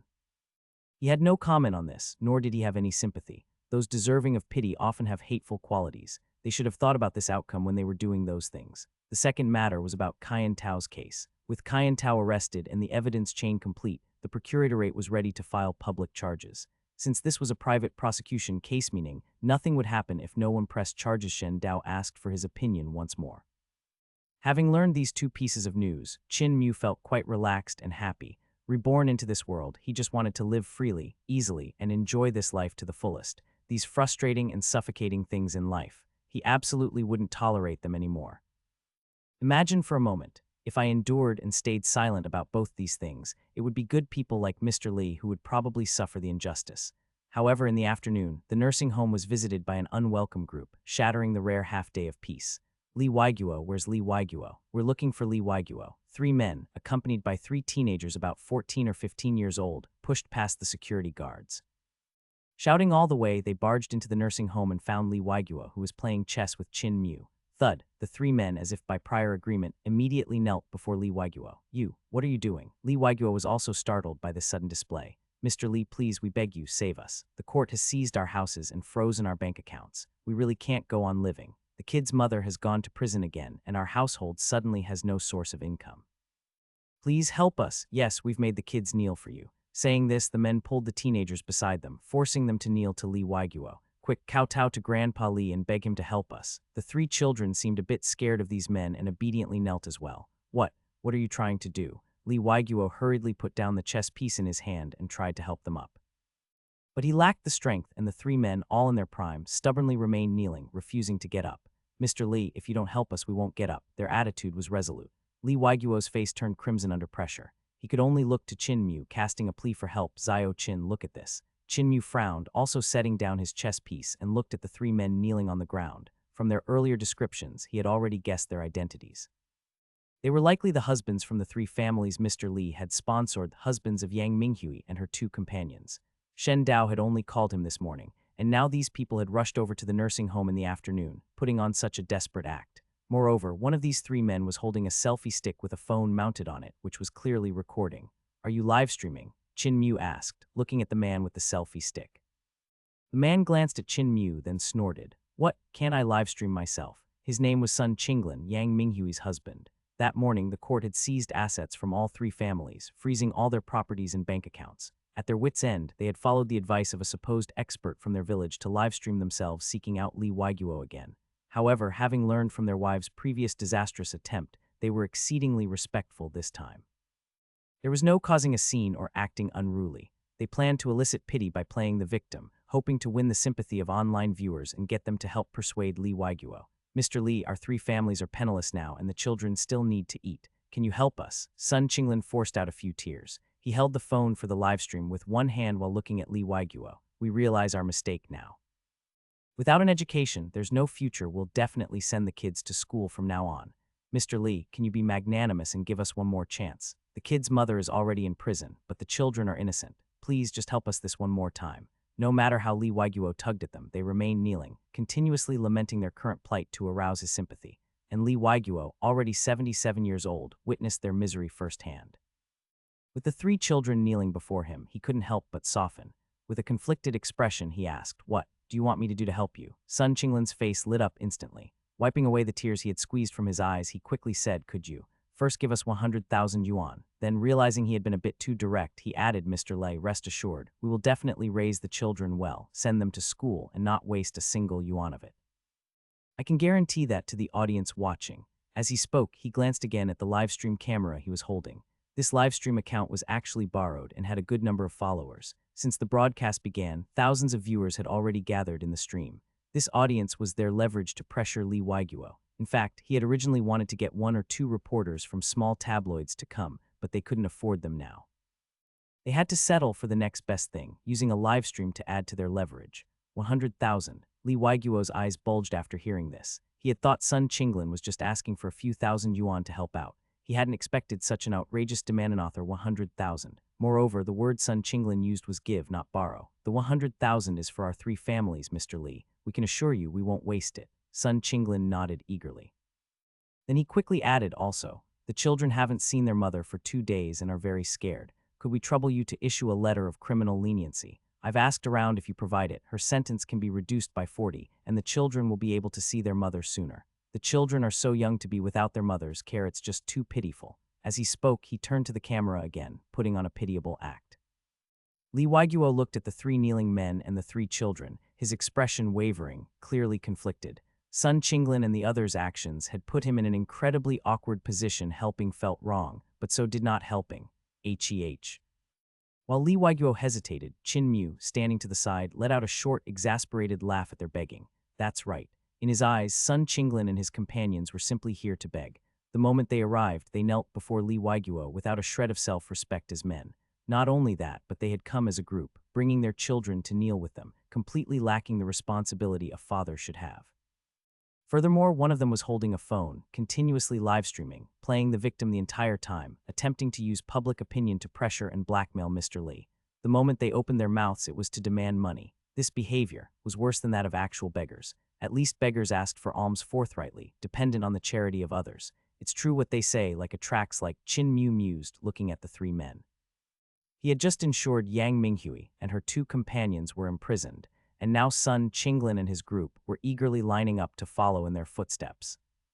Who exactly are you? What business is this of yours? Sun Qinglin, kneeling on the ground, looked displeased. Me, Qin Mu pointed at himself and offered a slight smile. I was the one who sent Yang Minghui and her group to prison. Who do you think I am? Hearing this, Sun Qinglin's pupils contracted. His body trembled involuntarily. He had some idea of how his wife had ended up in prison.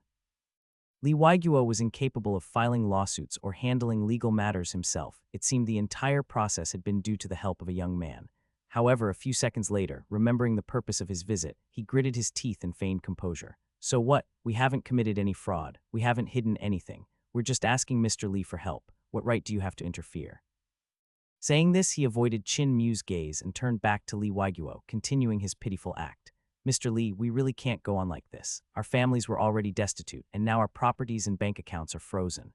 We have nowhere to live, and we don't even know where our next meal is coming from. It's one thing for us men to go hungry, but the children are so young and they're still growing.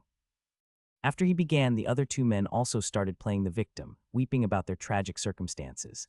Under their parents' prior instruction, the children repeatedly kowtowed to Li Weiguo. This entire scene was being live-streamed. On a certain platform, an outdoor live-streaming room, the number of viewers was slowly climbing from 3,000. What's going on today? Where's the streamer? Why are they at a nursing home? Didn't the description say? The streamer lent their channel to a friend whose family is going through a tough time and is seeking help. Look at these kids, so sallow and emaciated, not an ounce of flesh on them. They look so pitifully starved, don't they? This family does seem to be in a wretched state. I heard the children's mother went to jail and all their assets have been frozen. In the livestream chat, the scrolling comments were all discussing the events unfolding at the nursing home. It had to be said that Sun Qinglin and his companions' ploy to garner sympathy had successfully won over the public. Moreover, the livestream's description deliberately distorted and concealed the truth, emphasizing the poverty-stricken circumstances of the three families. The previous fraud was not mentioned at all. Consequently, most of the comments sided with Sun Qinglin. So it was this old man who sued the children's mother, which led to her imprisonment. Tusk, tusk, tusk.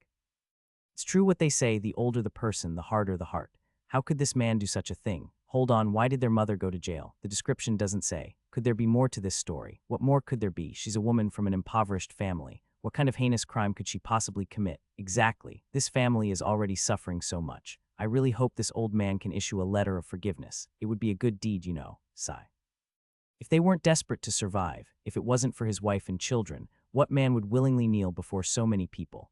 The few rational comments that appeared were quickly drowned out by an avalanche of sanctimonious replies. Gradually, the livestream chat filled entirely with voices condemning Li Weiguo and supporting Sun Qinglin.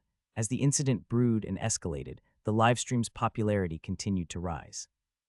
Viewership reached 5,000, with more and more people joining the chorus condemning Li Weiguo.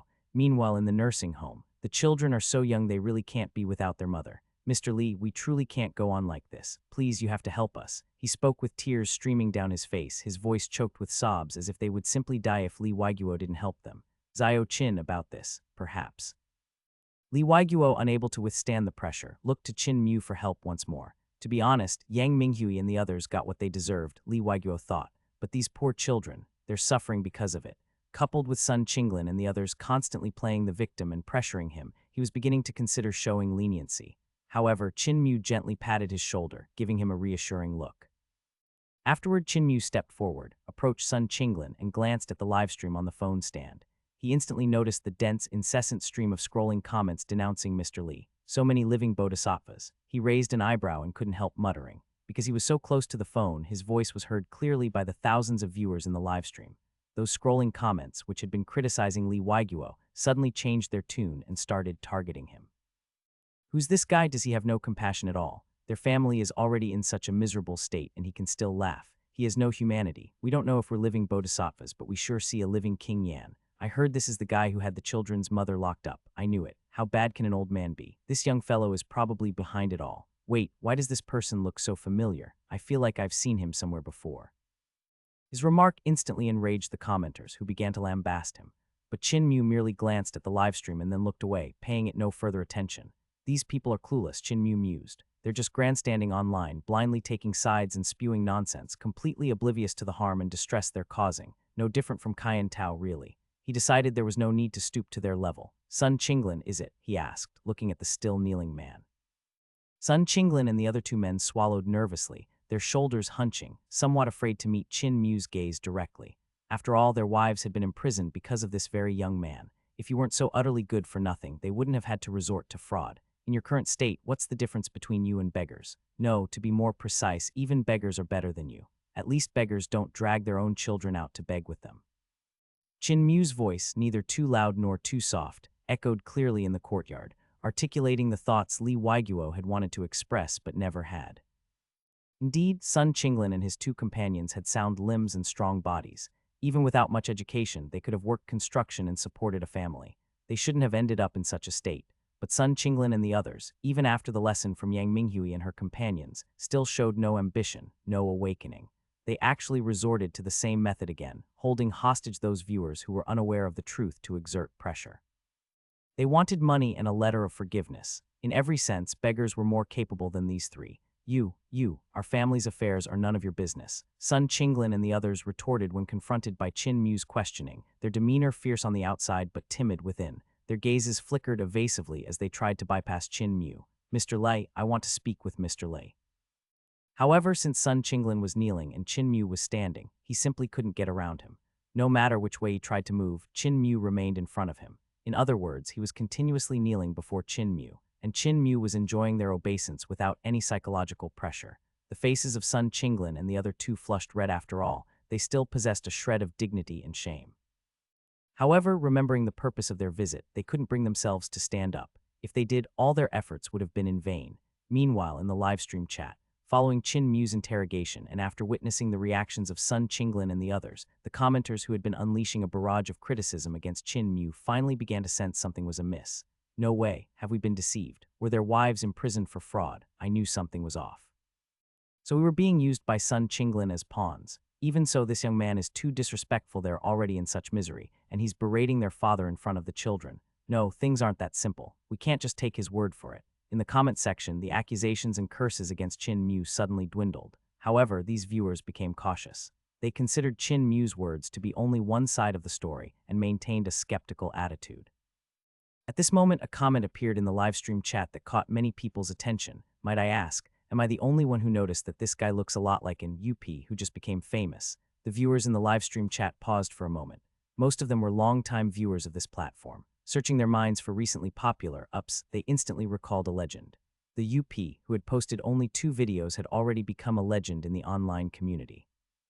One video, one person sent away. No, to be precise, the first video seemed to have resulted in 3 people being sent away. His record was remarkable. It's over. It really seems to be that up. His first video reported 3 women for fraud, and it appears they were the wives of Sun Qinglin and the others. Whoever cursed him just now, come forward and confess voluntarily. Maybe you'll get a lighter sentence. Remember, daily English learning. He's already in jail.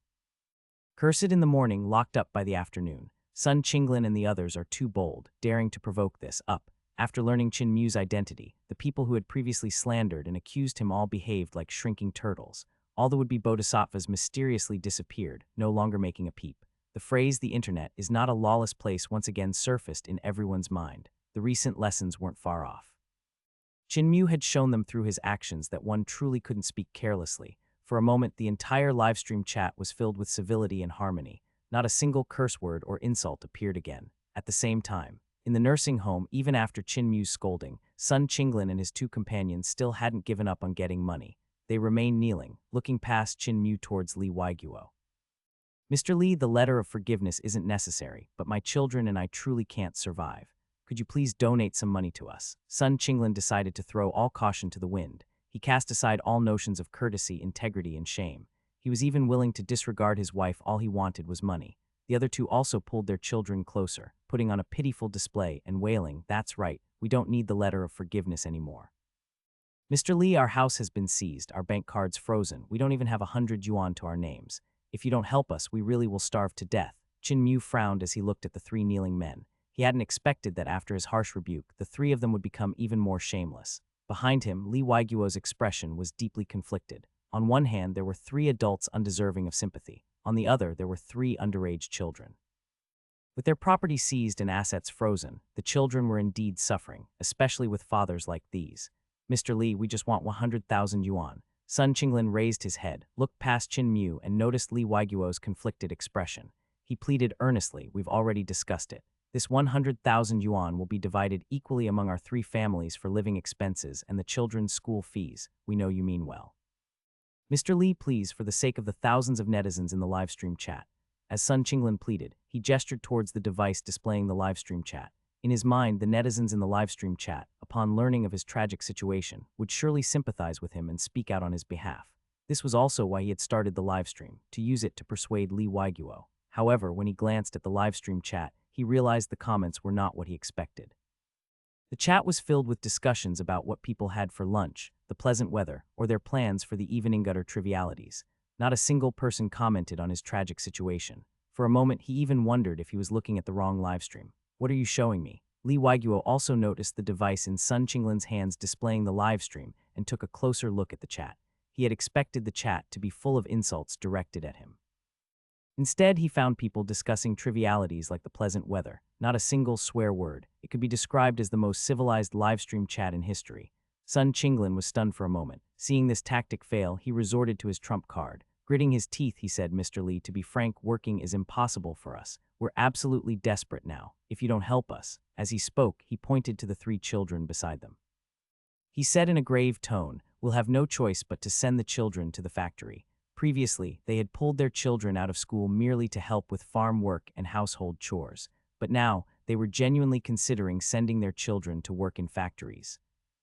What did you say? Li Waiguo trembled with anger as he heard those words. He had not anticipated that Sun Qinglin would be even more shameless than Yang Minghui and her group, to actually threaten and coerce him to his face using the children going to the factory. We've already contacted people inside the factory. Working 12 hours a day, one can earn 4,000 yuan a month. Sun Qinglin lifted his head, revealing his backup plan. Oh right, there's also overtime pay in the factory. Mr. Lee doesn't help, we can only make the children work a few more hours. He stared straight at Li Waiguo, his tone very calm, as if the children about to be sent to the factory were not his own, and Li Waiguo was also shaking with anger at his shamelessness. Unsure of how to respond at that moment, Li Waiguo heard Qin Mu's voice ring out. Isn't it just money you want? Are you asking for 100,000? How could 100,000 be enough? Li Waiguo was taken aback. He looked incredulously at Qin Mu, who pulled out a bank card and flaunted it. There are 200,000 on this card. It should be enough for your 3 families to send your children to school. Zio Qin, what are you? Seeing this, Li Waiguo became even more perplexed. The Qin Mu he remembered had always been one to hate evil as an enemy and was always deadly serious. Though not stingy, he certainly couldn't be called generous. This gesture now was beyond his comprehension. Meanwhile, Sun Qinglin's face lit up with joy, and he stood up eagerly. With the swiftness of lightning, he snatched the bank card from Qin Mu's hand. 200,000. This had completely exceeded their goals for this trip. The password is 123,456. Can you leave now? Qin Mu smiled faintly, pointing towards the courtyard exit. After getting the money, the other 2 were overjoyed and quickly stood up, crowding in front of Sun Qinglin. But upon hearing the password, their faces instantly darkened. Even without much education, they knew that bank card passwords couldn't possibly be sequential, nor could they be something as simple as 123,456. Are you playing us? Sun Qinglin frowned, pointing angrily at the bank card. By chance, he glanced at the barrage of comments flooding the livestream like a tide. Without realizing it, the number of viewers in the livestream had already broken 10,000. It was already becoming popular. The comments, which had previously feigned ignorance by discussing the weather, were now all talking about this bank card. What on earth does the streamer want to do? He actually gave them money. Could he be a hidden rich second-generation heir? No, something doesn't feel right. Hiss, so sly. I'm glad I was clever and asked a lawyer about it. The streamer is planning to get Sun Qinglin and the others locked up too. I noticed that too. If Sun Qinglin and the others accept the money, they'll probably spend the next few years behind bars. As a law graduate student, I can responsibly tell everyone that Sun Qinglin has been dancing on the edge of extortion. After reading these comments, Sun Qinglin shivered with fear, the bank card almost slipping from his grasp and falling to the ground. He remembered clearly. His wife hadn't committed fraud but was sent to prison by Qin Mu for it. And now, was it possible that he had committed extortion? Only. He carefully reflected for a long time but couldn't figure out how he had extorted anyone. Seeing Sun Qinglin's reaction, Qin Mu picked up the bank card. You don't want the money. He offered it back to him. Do you think the amount is too small? I'll go raise more right now, even if it means selling my house. Will 1 million be enough? Having said that, he prepared to ask Li Waiguo and Zhang Qingyuan for a loan. This scene left the nearby Lee Waiguo utterly dumbfounded. He couldn't help but ask Xiao Qin, are you confused by anger? Qin Mu rolled his eyes. Confused by anger, my foot. He just wanted to send Sun Qinglin and his 2 accomplices to jail all at once. With the 200,000 he had saved over the years, it could only be considered a relatively large sum. 1 million was different. That was a particularly large amount. The sentences could be as high as 10 years, or even from 10 to 20 years. That's right. After his scolding had no effect, he simply switched tactics, using the bank card to establish the crime. It was all to eradicate the nuisance of Sun Qinglin and his group once and for all. Otherwise, if they got through this time, who knew if they would come back to harass them again? If Sun Qinglin and his gang could do this once, they could certainly do it a second time. Sending them to jail was the most reliable and straightforward method. 1 million. Holding the selfie stick and still live-streaming, Sun Qinglin swallowed hard when he saw Qin Mu actually seem to be raising the money for him. But before he even had a chance to be happy, he caught a few comments scrolling across the phone screen. Harsh, so harsh.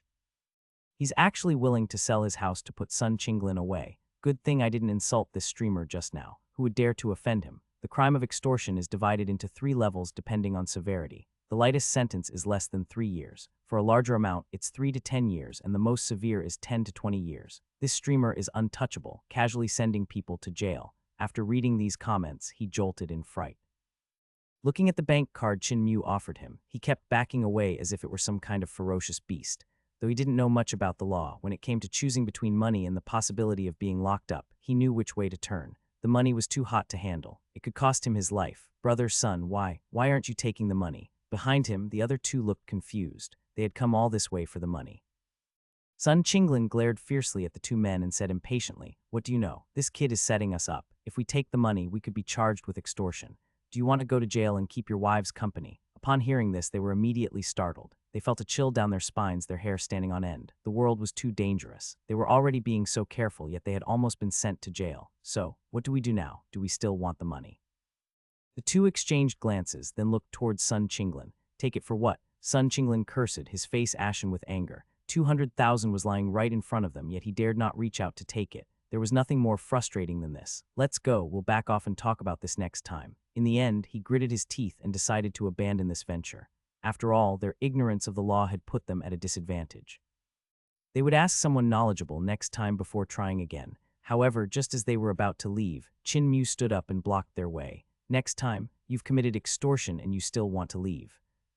When Sun Qinglin saw this, his face darkened and he sneered coldly, "Don't think I'm ignorant of the law. We didn't take your money, so it doesn't constitute extortion. Don't slander me, the live stream is recording everything." As he spoke, he also pointed to his live stream, which had not yet been turned off. Since he entered the nursing home, the live stream had been on the whole time, recording everything. No matter how the other party wanted to sue him, the fact that he hadn't taken any money was incontrovertible. It was impossible for him to have committed extortion. You really don't understand the law. After hearing his words, Qin Mu's mouth twitched. This live stream video, it recorded all the evidence of his crimes. Moreover, all of it was uploaded to the cloud, and the website server has the records. It can't be deleted. This also provides the conclusive evidence for the most difficult part of proving extortion. Subsequently, he had the security guards block Sun Qinglin and the others, then picked up his phone. He dialed Shen Dao's number. "Hello, Captain Shen. Yes, it's me. It's like this, I need to report a crime. I've been extorted for a large amount, 200,000. Yes, I'm okay. As for the suspects," Qin Mu glanced at Sun Qinglin and continued, "Don't worry, no need to apprehend them. I have them all cornered here in the nursing home, none have escaped." On the other end of the phone, there was an obvious pause for a few seconds, as if the person was at a loss for words. Not long after, the phone call ended. It seemed the other party was preparing to dispatch the police. Sun Qinglin and his 2 companions, blocked by the security guards, looked at each other, stunned by Qin Mu's sudden decision to call the police. What in the world are you trying to do?" Sun Qinglin shouted, his voice fierce yet laced with fear. "I haven't committed extortion. Calling the police won't help you." Qin Mu glanced at him. He said coldly, "Whether it was extortion or not isn't for you to decide. Just wait here." Meanwhile, Lee Waiguo, completely baffled, watched Qin Mu's successive actions, utterly dumbfounded. First, Qin Mu had talked about selling the house to give them money. Now he wasn't letting Sun Qinglin leave and had even called the police. Xiao Qin, but he didn't take your money, did he? Lee Waiguo swallowed hard and couldn't help but tug at Qin Mu's clothes. Qin Mu glanced at Sun Qinglin and his group nearby and explained, "Sometimes not taking money is also a crime." He paused, then added, "It's a pity they didn't take the money, otherwise their sentences would have been longer." His tone even carried a hint of regret. Lee Waiguo. Their conversation wasn't quiet and was overheard by Sun Qinglin and his two companions. Their expressions changed slightly and they grew increasingly restless. Sun Qinglin remained relatively composed, but the other two, knowing the police were about to arrive, became terrified and extremely nervous. They instinctively looked at Sun Qinglin, their voices tinged with a sob. "Brother Sun, didn't you say we'd be fine if we didn't take the money?" Sun Qinglin clenched his teeth, growling, "What are you panicking for? He's bluffing you. We recorded a video. When the police arrive, we'll just give them the video. It will definitely prove our innocence." After he said that, the other two seemed somewhat relieved. The three men, surrounded by security guards, patiently waited. Meanwhile, in the live stream, the chat had exploded. "I still don't get it. How can it still be a crime if no money was taken? As a law graduate student, I just reviewed the legal statutes again. This streamer is ruthless. He's really determined to get Sun Qinglin locked up. I just consulted a lawyer friend, and I realized you really shouldn't mess with this streamer. This streamer is so fierce. I suggest everyone who flamed him before should turn themselves and you might get a lighter sentence." In the live stream chat, many people who had guessed the truth felt a chill run down their spines, encountering someone like Chin Mew, who holds grudges and meticulously argues every point. Luckily, they hadn't participated in the previous flame war. Those who had been misled earlier, unable to discern right from wrong, and had slandered Chin Mew, many of them were so frightened they began to delete their accounts. Although it was online, the precedent set by daily English learning was still fresh in their minds, and they couldn't be sure they wouldn't be sued. The legend of comments made in the morning leading to arrest in the afternoon still circulated. To be safe, destroying the evidence of their crime and speaking civilly from then on was the wisest course of action. What are they even talking about? I was too scared to even take the money, and now I'm a criminal. In the nursing home, Sun Qinglin stared at the flood of comments, bewildered, his scalp tingling. 200,000 yuan lay before him, yet he hadn't dared to touch it. But the comments kept saying he was finished.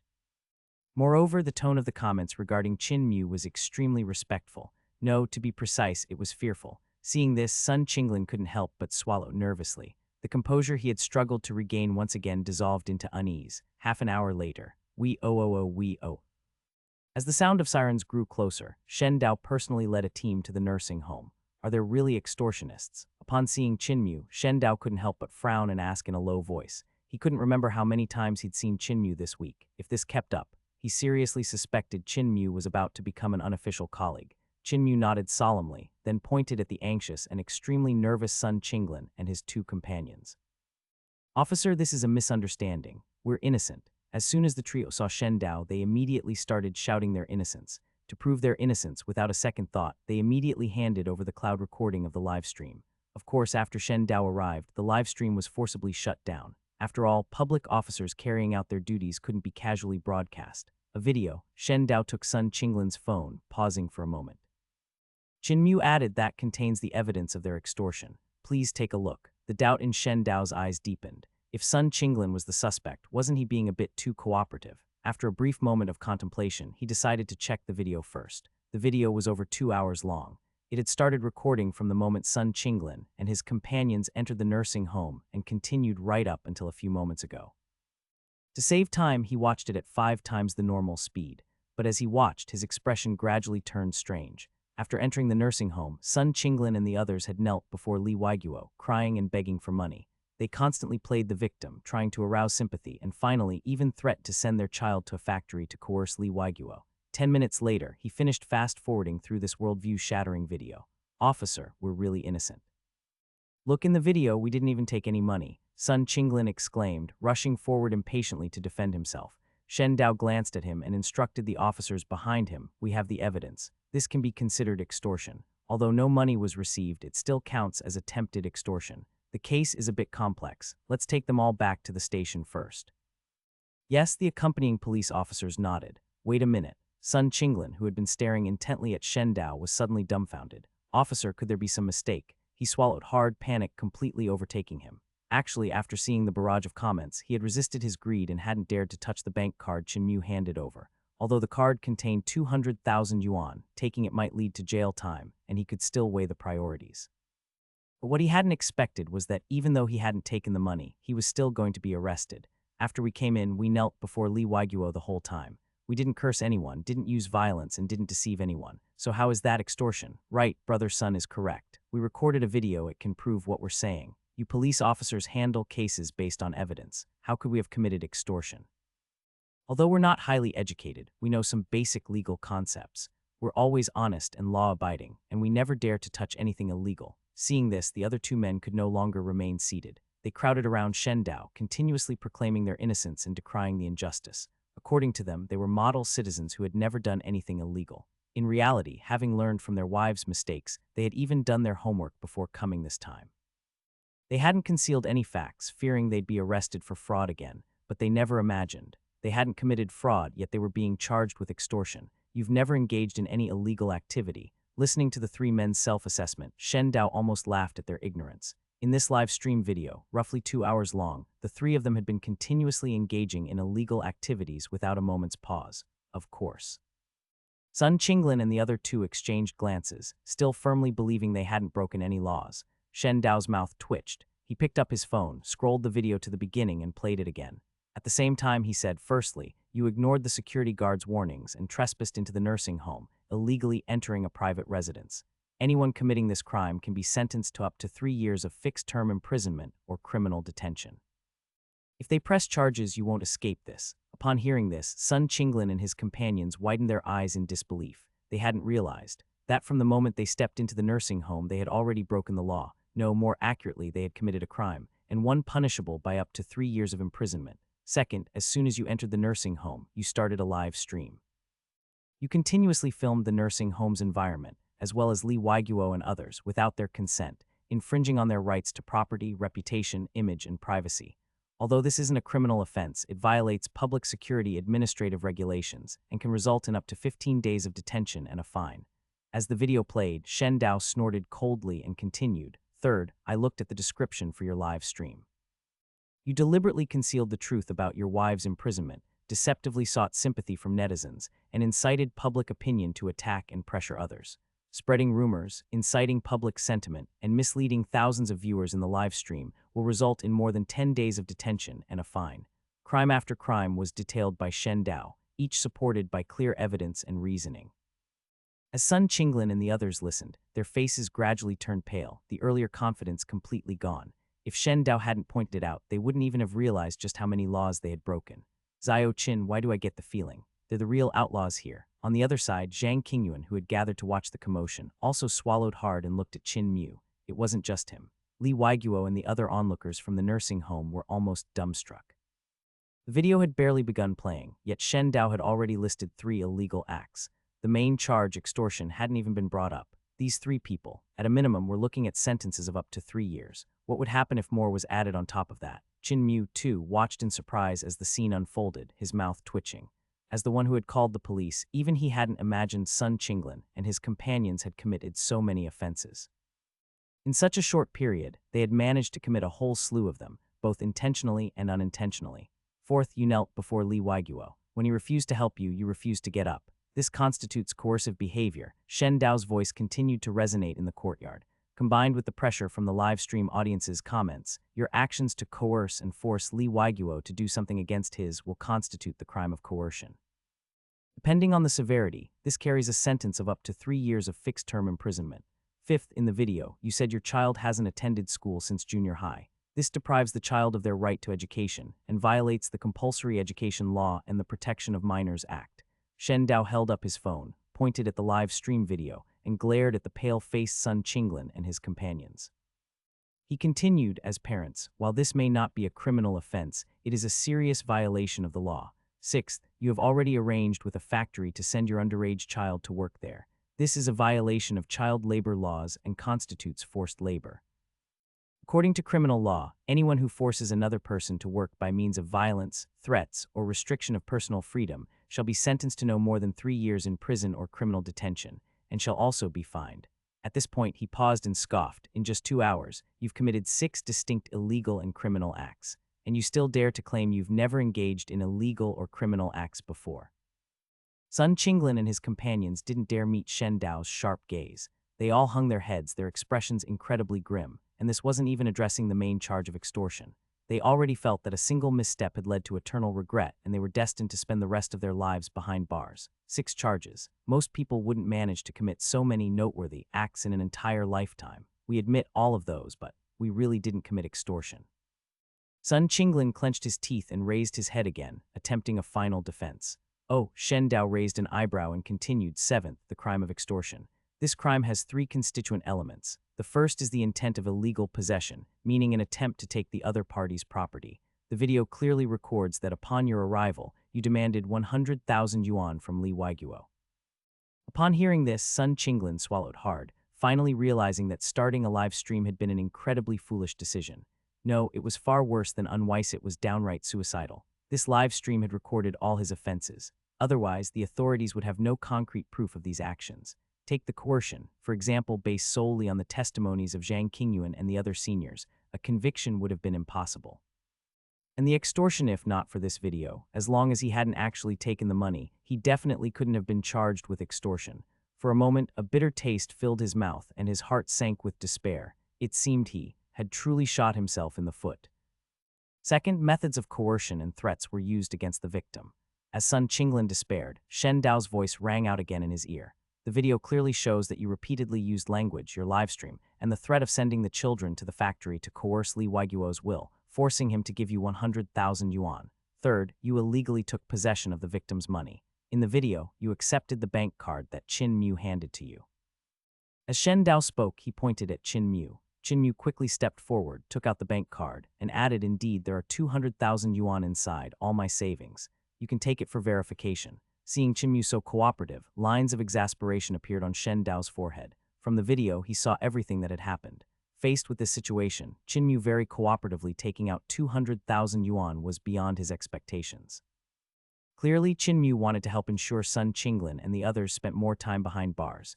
"Wait, officer, you saw it too in the video. We didn't take the money, and we even returned the card to him." Sun Qinglin and the others quickly defended themselves upon seeing this. Shen Dao snorted coldly and said, "Although the card was returned, it still constitutes attempted extortion or criminal discontinuance. You may receive a lighter sentence for discontinuance, but it doesn't mean you're innocent. Therefore, you still committed the crime of extortion." Having said this, he took a deep look at Sun Qinglin and the others, his expression somewhat complex.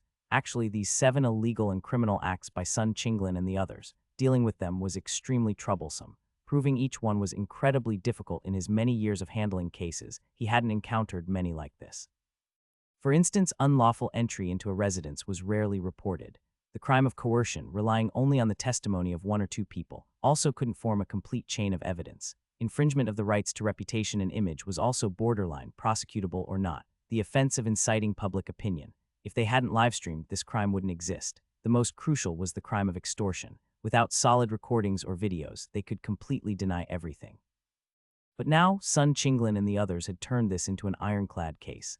At their first meeting, they provided him with conclusive evidence. He had never seen such cooperative suspects before. Take them all away. After pointing out all the criminal facts, Shen Dao looked at the staff behind him. He instructed them to take Sun Qinglin and the others, who were standing there dazed, to the vehicle. As for the 3 children, they were also temporarily taken to the police station.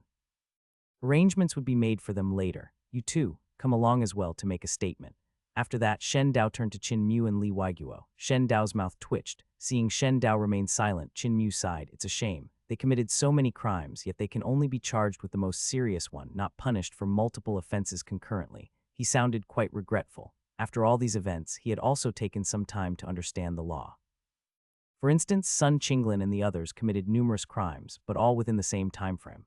Therefore, the sentencing principle is to go by the most serious crime. They can't be punished for multiple offenses concurrently. That is to say, they could only be sentenced to a maximum of 3 years. 3 years and you're still not satisfied. You've sent their whole family to jail. Shen Dao rolled his eyes and couldn't help saying. Qin Mu chuckled and didn't continue the conversation.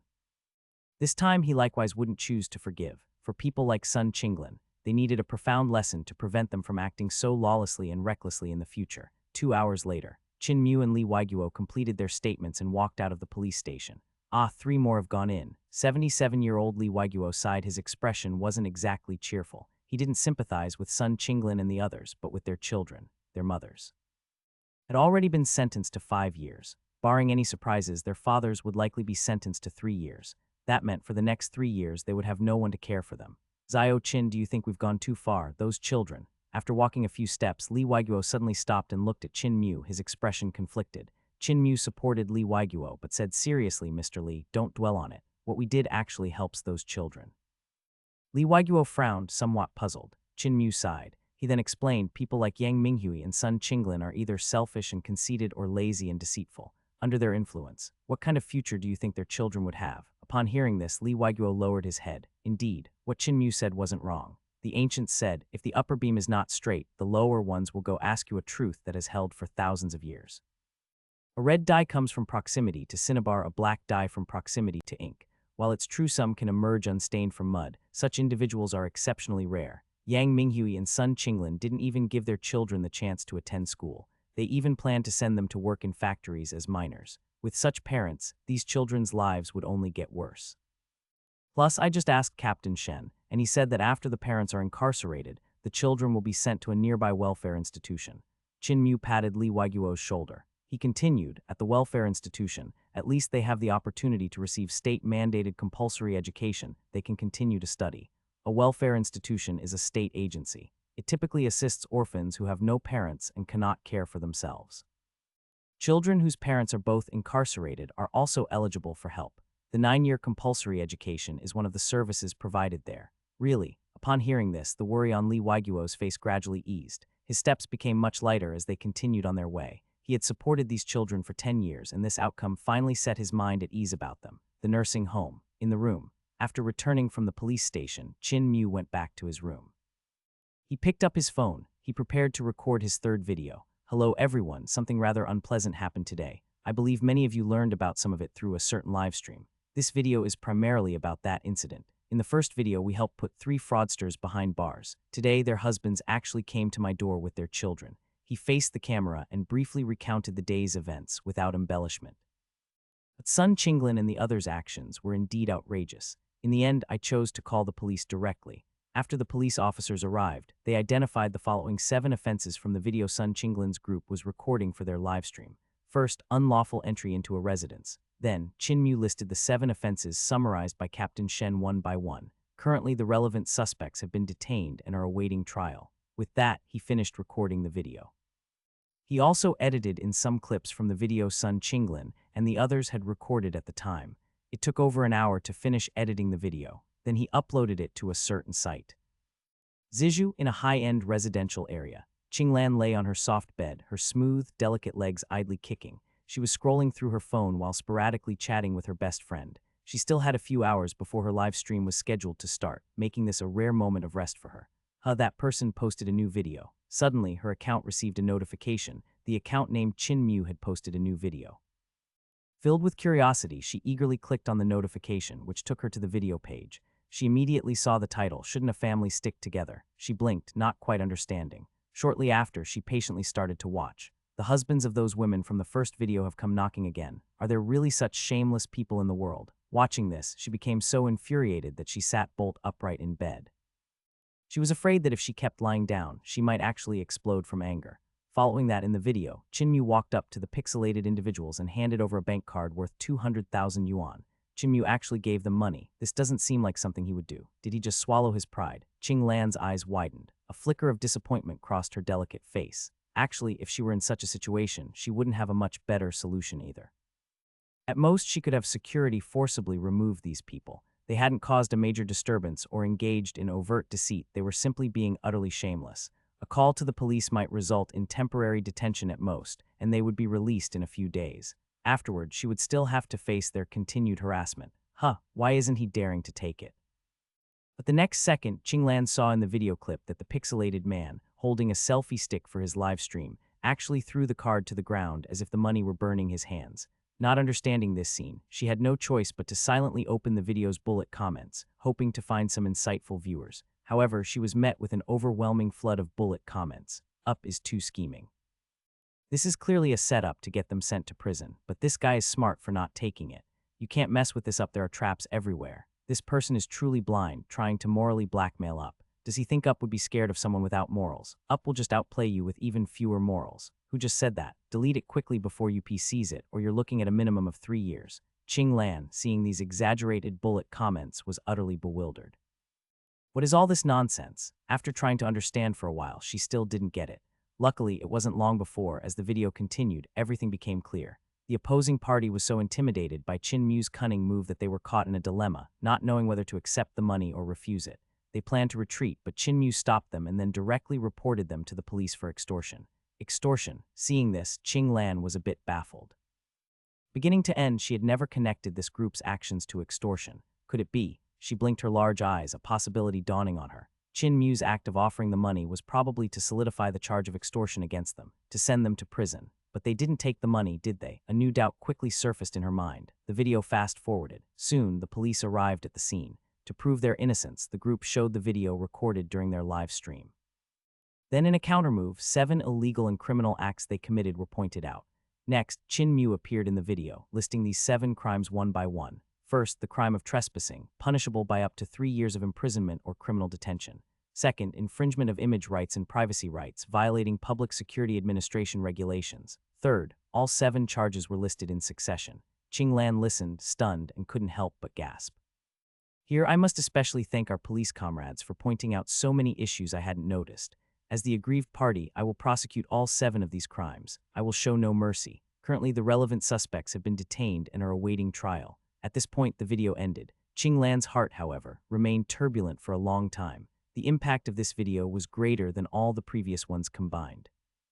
Who would have thought that this group, attempting to use moral coercion while actually just begging, would be sent to prison by Mu on 7 charges? Including their wives from before, this entire family had been neatly put away. No wonder it had this title. Lan glanced at the title and suddenly understood. A family should stick together. If one included the previous daily English learning case, this uploader had sent 3 groups of people to prison within a week. Could he be an undercover agent for the police trying to meet quotas? Lan couldn't help but speculate. First, there were the 3 women from before, sent to prison for fraud. She heard they were sentenced to 5 years. Then daily English learning was sent to prison for defamation, reportedly for at least 3 years. And now, this time, the most outrageous of all, sent to prison on 7 charges. It was unknown how many years they would get. It was almost a rhythm of one video, one group sent away. She seriously suspected that if this happened a few more times, the local prisons would be overcrowded. Jin City, the nursing home. As night deepened, Mu successfully finished his day's work and returned to his room. Went viral again. Lying in bed, he scrolled through his phone. He found that the video he had posted in the evening had already surpassed 1 million views. The number of bullet comments, likes, and regular comments was continually increasing. What he found rather strange was that the comment section under this video of his seemed a bit off. He had clearly sent Yang Minghui's entire family to prison, yet not a single moralist or rational debater had spoken up. There wasn't even a single swear word. The trolls and self-righteous saints he had encountered before seemed to have completely vanished. Not one self-proclaimed righteous person could be found. Moreover, the top comments in the comment section, with over 10,000 likes each, were also bizarre and rather absurd. After watching Up's video, I only have one thought. Tonight's night sky is really beautiful. I dare not say too much, so let me just wish everyone an early new year. I too dare not say too much. I'll just wish our country a happy birthday in advance. Such comments, wildly liked by netizens, were pushed to the most prominent positions at the top. Even a comment saying Sister Lan is awesome had garnered thousands of likes. His video's comment section could now be truly called the cleanest comment section in history. This generation of netizens has learned to be cautious. Mu shook his head helplessly. He had actually wanted to see if there were any troublemakers he could pick a fight with. But forget troublemakers, he couldn't even find a single nitpicker. He scrolled through his phone for a while, then summoned the system panel again, planning to study the system thoroughly. The encounter with Sun Qinglin and the others hadn't triggered a system mission. This indicated that the system's mission triggering mechanism was random, and the rewards for completing each mission were likewise random. So far, he had received 4 rewards. The first was an advanced vocal disguise skill, the second, a special forces physique, the third, 200 luck points in the fourth, a grandmaster level fishing skill, guaranteed catch. The rewards were diverse, encompassing all sorts. This guaranteed catch, it shouldn't be this simple. Mu took a deep breath. He opened the system panel and started to study the details of this skill. If it were just a simple fishing skill, it would be too underwhelming. Guaranteed catch activated. Any fishing behavior the host engages in will entice the target to take the bait. Fishing behavior. Seeing these 2 words, Mu's expression brightened slightly. He began to think, if that's the case, then there are many ways to fish, for example, baiting with comments. I'll try it out when the opportunity arises. Mu muttered to himself. If so, then this guaranteed catch isn't underwhelming at all. If used well against someone who couldn't be dealt with otherwise, this skill could be god tier. The next day, After washing up in the morning, Chin found that the video he had posted the day before had already exceeded 5 million views. Its spread was becoming wider and wider, looking set to break 10 million views. He felt quite pleased. The only frustrating thing was, his comment section was just too clean. The positive energy video he posted had thousands of comments below it, all discussing the weather, moods, or even academic topics.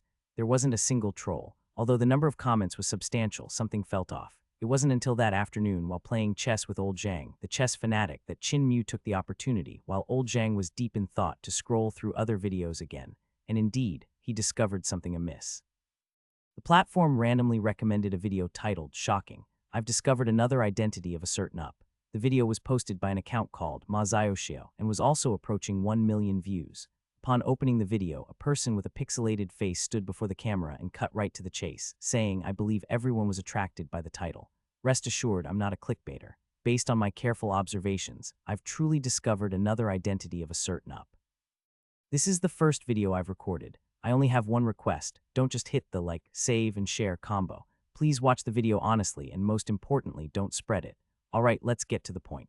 I believe everyone knows about the recent incident where a certain up got several couples and their entire families sent to jail. There was a little interlude where some defiant individual challenged the UP in the comments section and was sent to jail that very same day. However, do you all think that this up only got 3 groups of people sent to jail within a week? The truth is far more complex than you can imagine. Then, Chin saw the UP in the video directly display the video of the phone scam case previously announced by the Yangcheng police. The corners of Chin mouth twitched a few times. This manhwaedit up really is something else, he thought. He even found the video of old Zhang being scammed. Using voice mimicry to reverse scam the scammers, making them mistakenly believe they were being hunted down, thus prompting them to call the police themselves. All these maneuvers are nothing short of breathtaking. So this up has actually got rid of not just 3 groups but 4 groups of people. With that, the video ended. Chin scrolled down and discovered that the comment section of this video, which had just 1 million views, had an astonishing tens of thousands of comments. Number of shares had also reached over 7,000. The comment section had finally become normal. Holy cow, so that UP actually had such a slick move, scaring the scammers into calling the cops on themselves. Farewell, UP, I've already shared it. We'll organize a group of netizens to visit you in prison. You still dare to visit him? Aren't you afraid of getting implicated? That up is seriously not someone to mess with if something happens. He really will get people sent to jail. Listen to yourselves, that up isn't entirely unreasonable.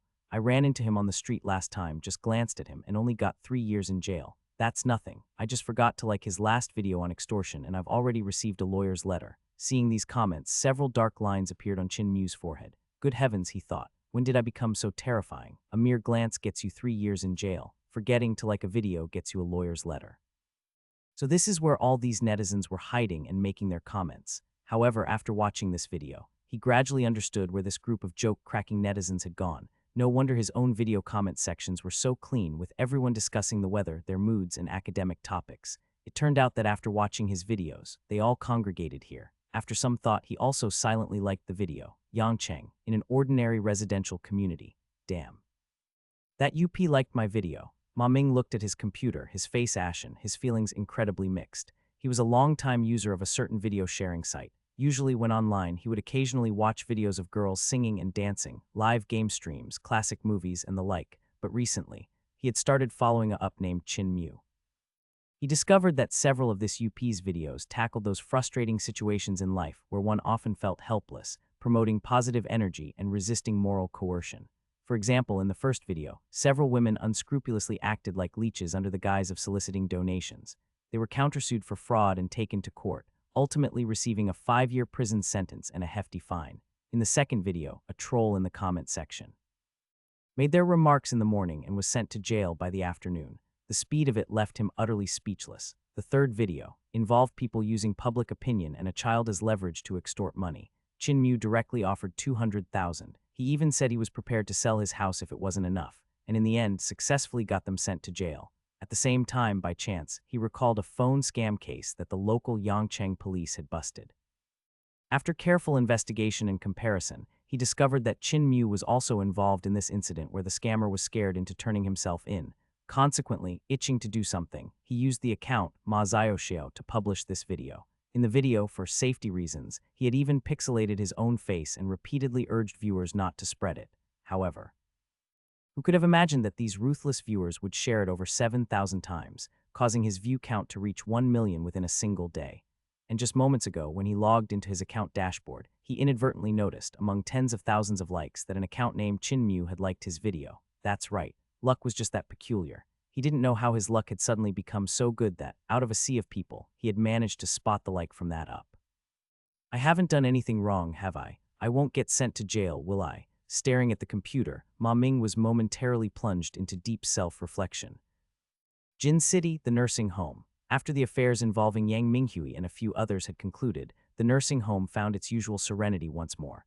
Wang Dachui was still slacking off at his job every day. Zhang Qingyuan, with nothing better to do, would often pull Qin Mu into chess games after meals. Li Weiguo, after this incident, also managed to overcome his lingering anxieties. He didn't abandon the idea of donating to children in poverty just because people like Yang Minghui existed. He still made donations from time to time. However, having learned his lesson, he now made sure to investigate the family's situation and the recipient's character before making any donations. A peaceful and relaxed atmosphere had returned to the nursing home. Smiles returned to the faces of these elderly folk who had been placed in the care of the home by their children. 3 days later. Checkmate in the courtyard, Zhang Qingyun exulted as his knight made a decisive move, trapping Qin Mu in an inescapable checkmate. "Zhao Qin, your game is off today," Zhang Qingyuan said, his face beaming with pride. Here in the nursing home, he was the only one who could beat Qin Mu at chess. Winning a single chess match made him happier than winning the lottery. Qin Mu smiled and put down his chess piece. He had played using his actual skill level against Zhang Qingyuan this time as well. It was quite normal for him to lose to Zhang. Let's stop here for today. Afterward, Qin Mu looked towards the other seniors enjoying the cool shade in the courtyard and announced, tomorrow afternoon, the home will organize an outdoor group activity for the seniors fishing. Is anyone interested in joining? In the nursing home, a large outdoor group activity was held every so often to take the residents out for a change of scenery. In the past, they had organized chess, square dancing, badminton, and table tennis activities. Therefore, as the one in charge, Qin Mu thought it over and decided on fishing for this activity. For one thing, fishing was relatively easy to organize. They just needed to ensure the seniors' safety, which was relatively straightforward. On the other hand, he also wanted to explore the effects of his unerring angler skill, fishing. As soon as he finished this announcement, Song Tiancheng, who was sitting next to Li Weiguo, immediately brightened up, raising both hands. I'm in. He was over 70 years old this year. Among this group of seniors, he was relatively young. Normally, without many hobbies, his greatest passion was fishing. When he had free time, he would also drag Qin Mu out of the home for some river fishing. Then I'll join too. It'll be good to get out of the home for some fresh air. Li Weiguo promptly followed, raising his hand. Zhang Qingyuan put down his chess piece. Pointing at Song Tiancheng, he joked, well, if the fishing fanatic is going, I'll go too. Is the fishing spot far this time? My son is coming to get me this week. I might need to go home for a bit. Old Song, want to bet on who will be the fishing champion this time? Get lost. You don't even recognize a 7-star float. You want to compete with me. In the courtyard after Qin Mu's announcement, everyone gathered and started to discuss it. For them, although the nursing home environment was good, they often felt cooped up. So a rare chance to go out and unwind was very welcome. It wasn't long before Qin Mu had tallied the number of participants for the outdoor event, 15 in total. Including him and a few other staff members, there would be about 20 people in total. After confirming the numbers, he began to book a bus and prepare for the next day's fishing trip. When the seniors heard they were going out the next day, they were as excited as children, staying up late playing before finally going to bed. My account has 800,000 followers. Before bed, Qin Mu opened his phone and checked his account, which had 3 videos posted. He noticed that the views of the previous videos were still slowly increasing. The number of followers had just surpassed 800,000, and quite a few followers even dared to message him privately, asking when he would update the next video of sending someone in. I'm finally enjoying a few peaceful days. How could there be so many video updates? Looking at these private messages, Qin Mu's mouth twitched. If he could live peacefully, who would want to encounter people like Yang Minghui the next day? In the afternoon, after everyone had finished lunch, the bus also arrived outside the nursing home.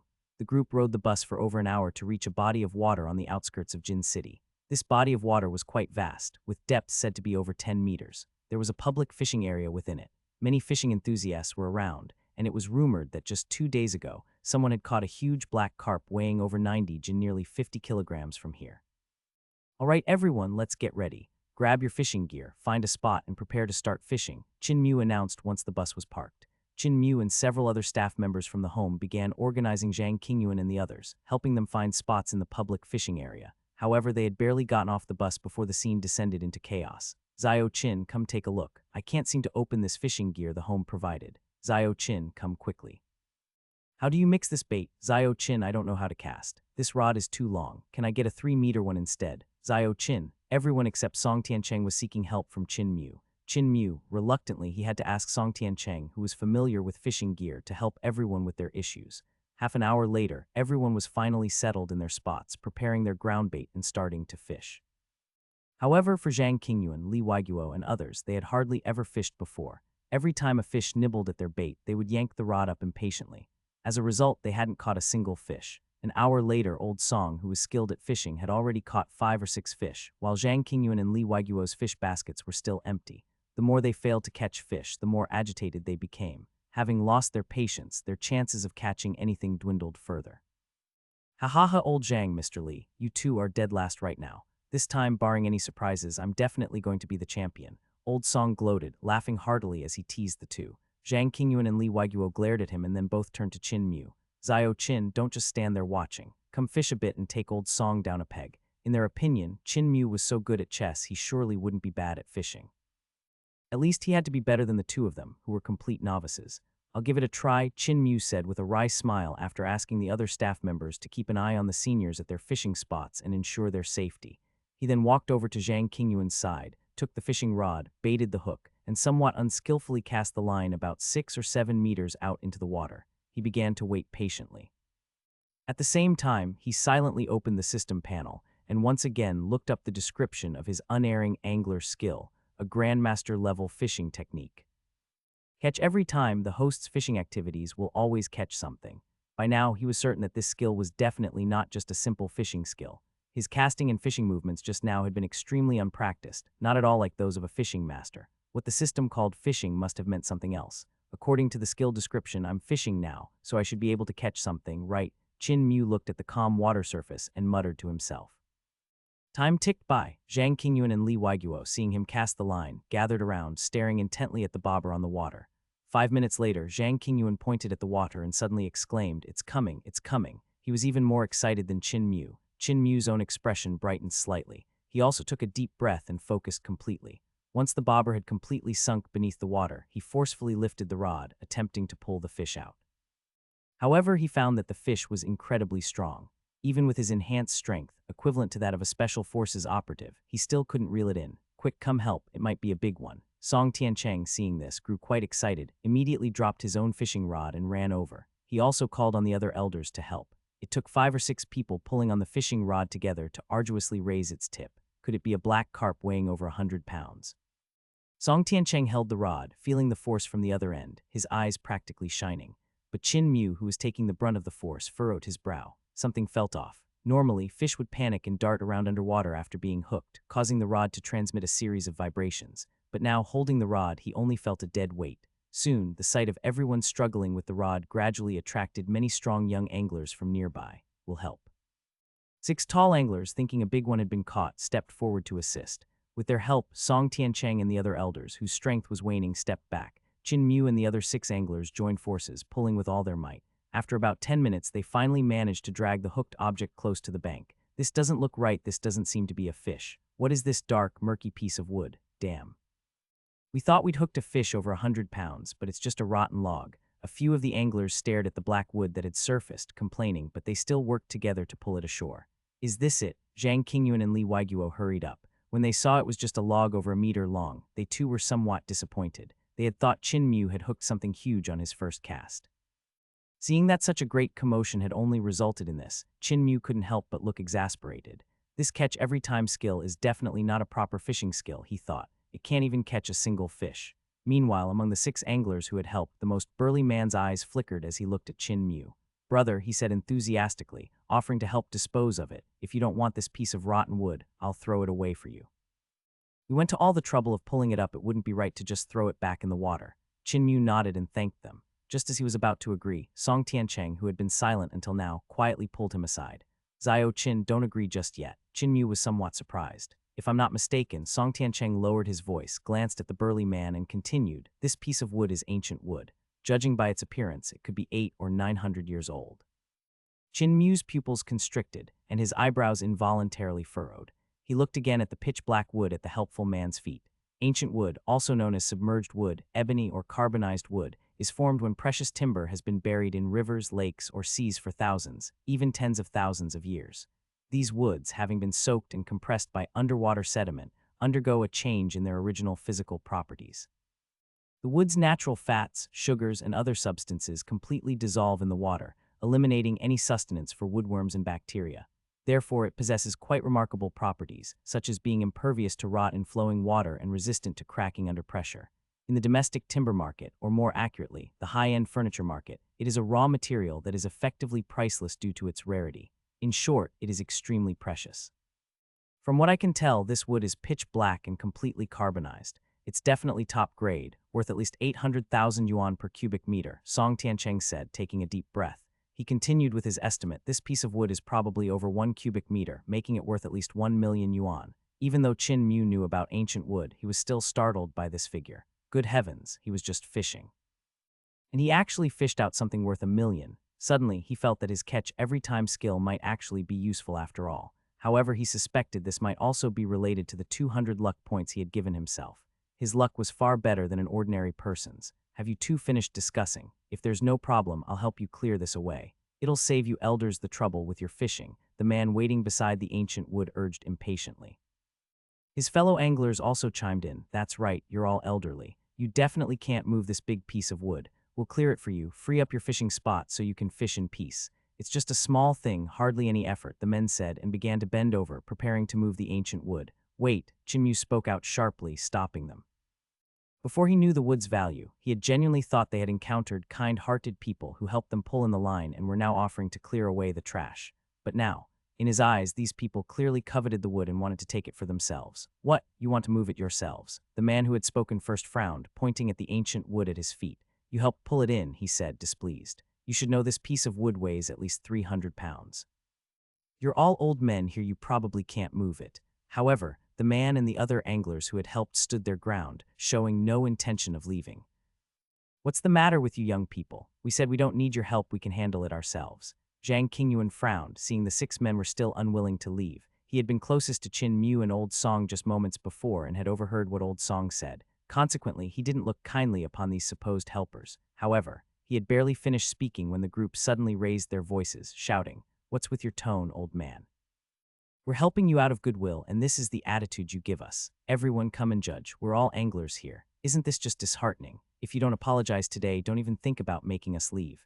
The group surrounded the ancient wood, their voices growing louder. Anglers in the nearby waters were drawn by their shouting, and the crowd of onlookers grew larger. You may be old, but that doesn't give you the right to bully people. Others might let you get away with it, but we won't stand for it.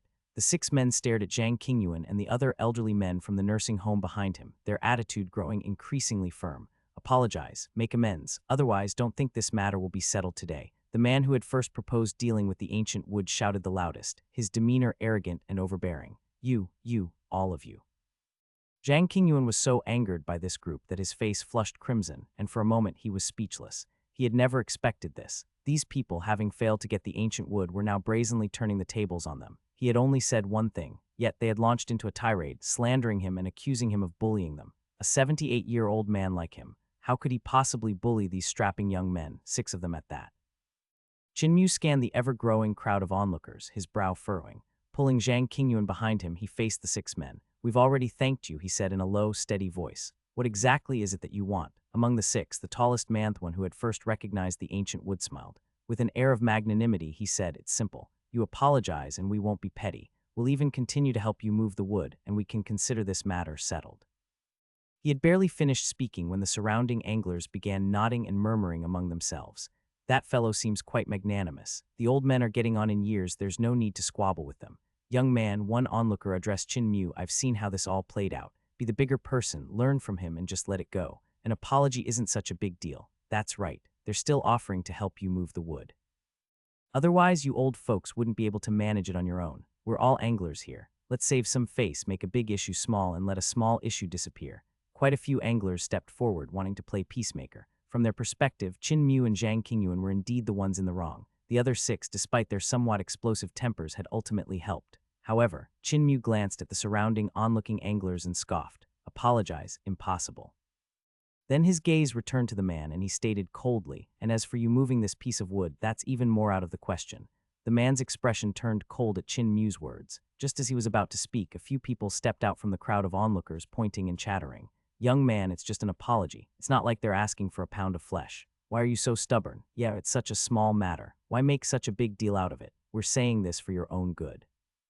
If you keep this up, it's bad for everyone. It doesn't just affect you, it also disturbs us and others trying to fish around here. Take our advice, just apologize and let it be. A hint of delight flickered in the man's eyes at this. His name was Zhang Liang, a seasoned angler native to Jin City. He had come to fish in the waters on the outskirts of Jin City this time, hoping to land a good catch to take home for a meal. By chance, he spotted someone nearby who seemed to have hooked something big, so he and a few fellow anglers went over to help. After considerable effort, they finally pulled up the big haul, only to discover it wasn't a fish but a pitch-black piece of wood. With over 10 years of fishing experience, Zhang Liang quickly recognized it as the legendary ancient wood. There were occasional news reports in the country about people fishing out or dredging up ancient wood. Its value was immense. As the saying went, 10,000 taels of gold are not worth as much as a single piece of ancient wood. Coincidentally, he realized the other party didn't seem to recognize it as ancient wood, so the idea of taking it for himself began to form in his mind. As he spoke, he gestured to his 5 companions, and they prepared to lift the wood. Chin Mu saw this and was about to intervene when several of the men who seemed to be veteran anglists, self-appointed mediators from before, spoke up again. Pointing towards Zhang Liang's group, they chided Chin Mu, young man, look at how magnanimous they are. Despite your attitude, they're still willing to help you move the wood. It's normal for young people to be spirited, but you have to be reasonable sometimes. They haven't done anything wrong. Chin Mu couldn't help but turn to face these people urging him to be magnanimous. It felt as if they were perched on some moral high ground, their self-righteous glow almost blinding. From start to finish, these onlookers had adopted a know-it-all attitude, advising him to be magnanimous, to be more tolerant, to let it go, all while presuming they understood the full picture. Anyone else might have actually been swayed by their pressure.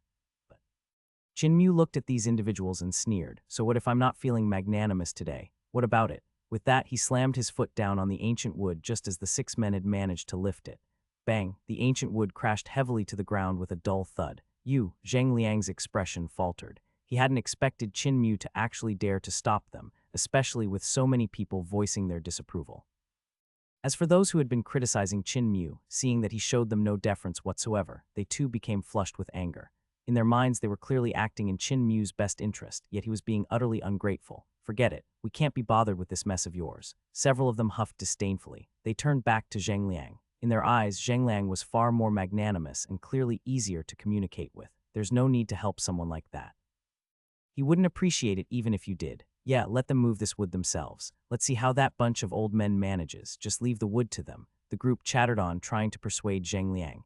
Zhang Liang, thwarted by Chin Mu, now wore a grim expression. He glanced at the group that had been helping him just moments before. They were incredibly grating. He coldly spat out a single word, scram. That word, it echoed by the water's edge, exceptionally clear. You all. The few anglers who had come to mediate blushed, their bodies trembling with anger. They hadn't expected that Zhang Liang, whom they saw as magnanimous, was even worse than Chin Mu and had actually told them to get lost. Their previous good impression of Zhang Liang vanished in an instant. Instead, what filled them was a surge of grievance and disillusionment. Acting on the principle that all anglers are one family, they had stepped up to mediate, only to find that neither party appreciated their efforts. So much for good intentions. Our kindness has been treated like dirt. We're not dealing with your mess anymore. These days, it's true that no good deed goes unpunished. Just keep on fighting. We were just meddling where we shouldn't have been. Morals decline with each passing day. People's hearts aren't what they used to be. These days, people are just one ruder than the next. We were genuinely trying to help you. Continuing this fight doesn't do anyone any good, and it disturbs our fishing. Forget it, forget it. The anglers muttered to themselves and shook their heads, then walked back into the crowd. The onlookers surrounding them had also witnessed everything and began whispering amongst themselves, pointing fingers. However, Zhang Liang naturally didn't care about any of this.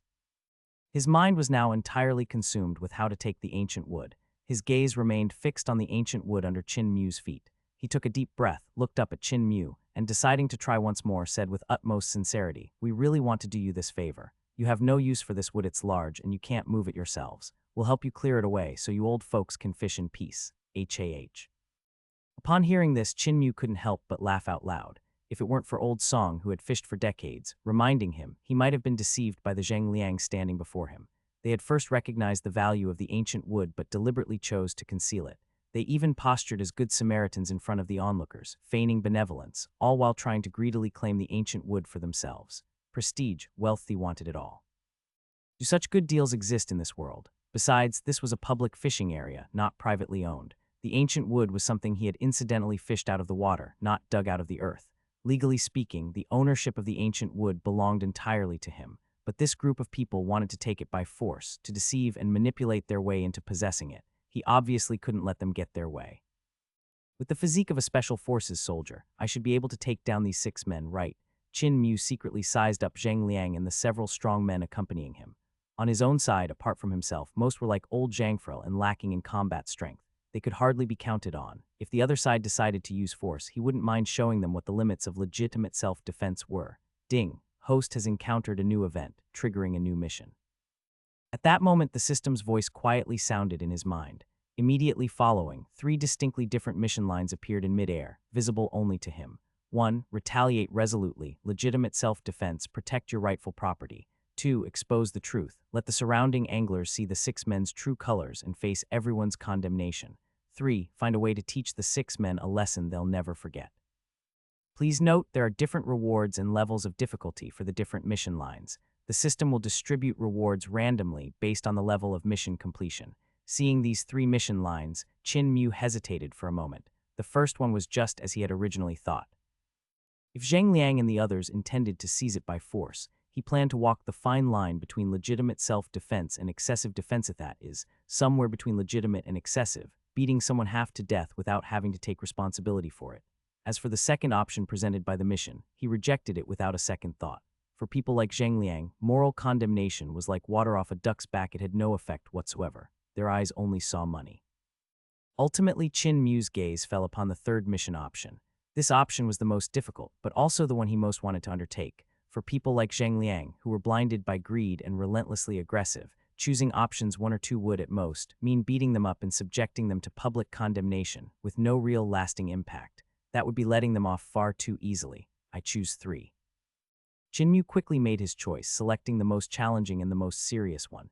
Repay malice with kindness, then with what does one repay justice? As for people like Zhang Liang, every last one of them, since I've encountered them, I can't continue to indulge them. Society is not a charity hall. Are you really not going to move? Zhang Liang, seeing that Qin Mu still had his foot on the ancient wood, asked with a grim face once more. Both parties had been at a standoff for so long. He was close to losing his patience. The ancient wood in front of him was pitch black, having soaked in water for who knows how many years without any deformation. If sold on the market, its value was absolutely incalculable. A volume of 1 cubic meter could be worth at least $1 million. Today, he would get his hands on this piece of wood no matter what. At this moment, Song Tiancheng, who had first recognized the ancient wood, also stepped forward, looking at the 6 men.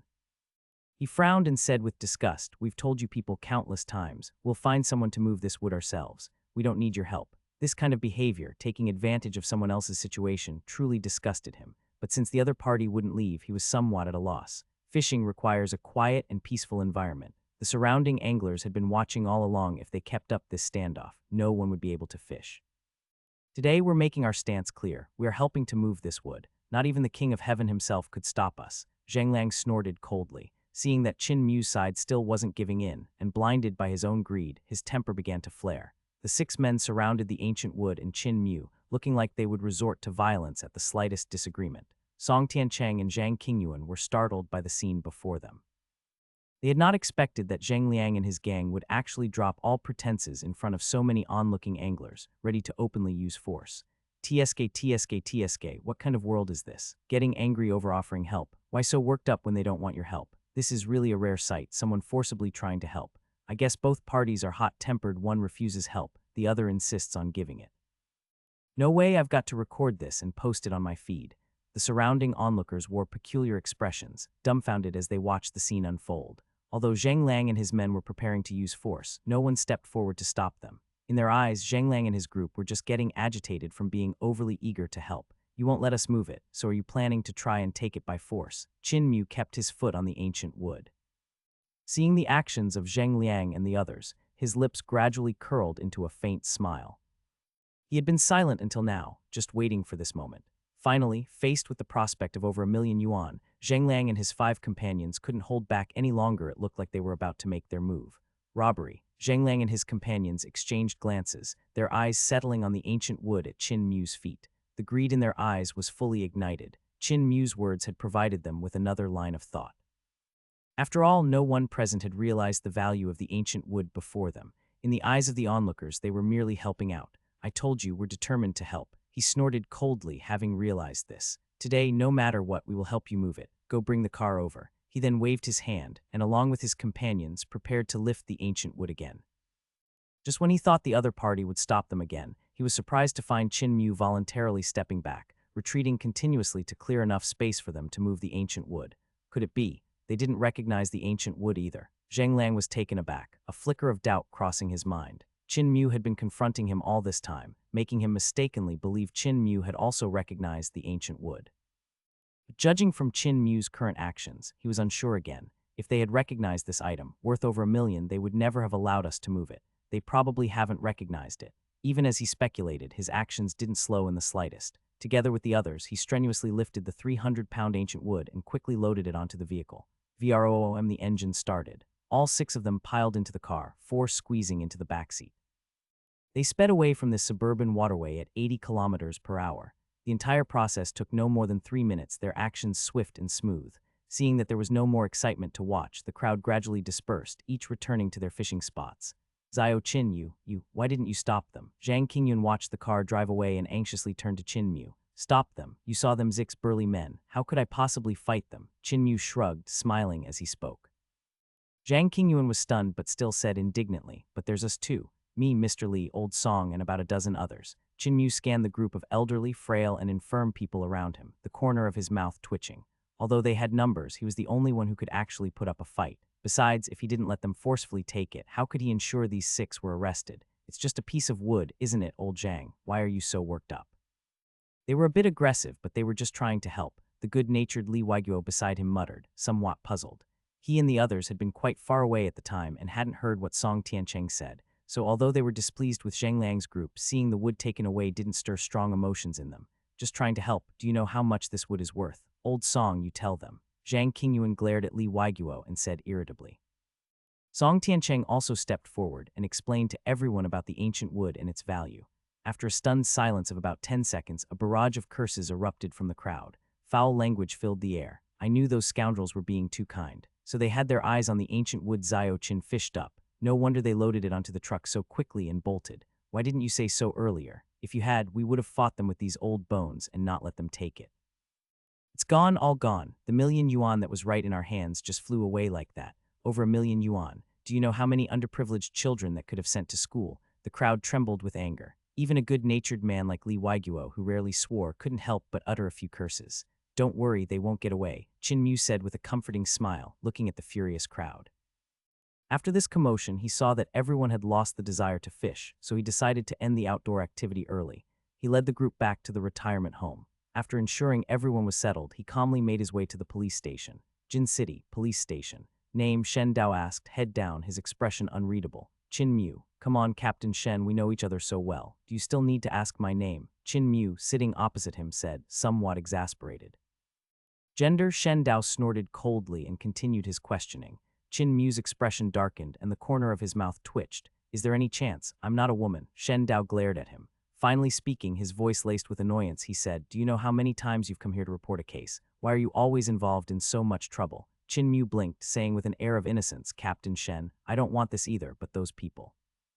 They just love to bully honest folks like me. Hearing this, Shen Dao couldn't help but roll his eyes. Honest folks, my foot. In just 1 week, he's been responsible for sending 4 groups of people to jail, and he calls himself honest. You see, it happened again this time. I took the residents from the retirement home for an outdoor activity, just fishing peacefully, and then suddenly we were robbed by 6 burly men. Qin Mu continued, recounting the afternoon's events, his tone full of innocence. Shen Dao's expression gradually grew solemn. A robbery, and a gang robbery involving 6 people at that. In the usually safe and orderly Jin City, such a heinous crime hadn't occurred for a long time. Tell me the details, he said, taking a deep breath, his voice grave. Qin Mu nodded and recounted the cause, effect, and the entire course of events in detail. The wood you fished up is worth 1,000,000, and they forcefully took it away. Shen Dao listened to the whole account, his surprise evident. It was the first time he had ever heard of fishing netting someone a million. Afterward, he quickly had someone look up ancient wood. He learned that this type of wood is formed after being submerged in water and soil for thousands of years and was quite valuable. On the market, it had always been a scarce, high-end raw material for furniture. Captain Shen, you must seek justice for us honest folks. They dared to rob in broad daylight in front of so many fellow anglers. It's a complete disregard for the law, utterly lawless, Qin Mu added. Shen Dao's mouth twitched slightly and he rolled his eyes again. However, after further investigation, he realized the gravity of the case. He immediately assembled a team, preparing to lead them personally to handle it. Meanwhile, Jin City, an ordinary residential area. Honey, get ready for us to move into a bigger house, Zhang Liang exclaimed upon returning home.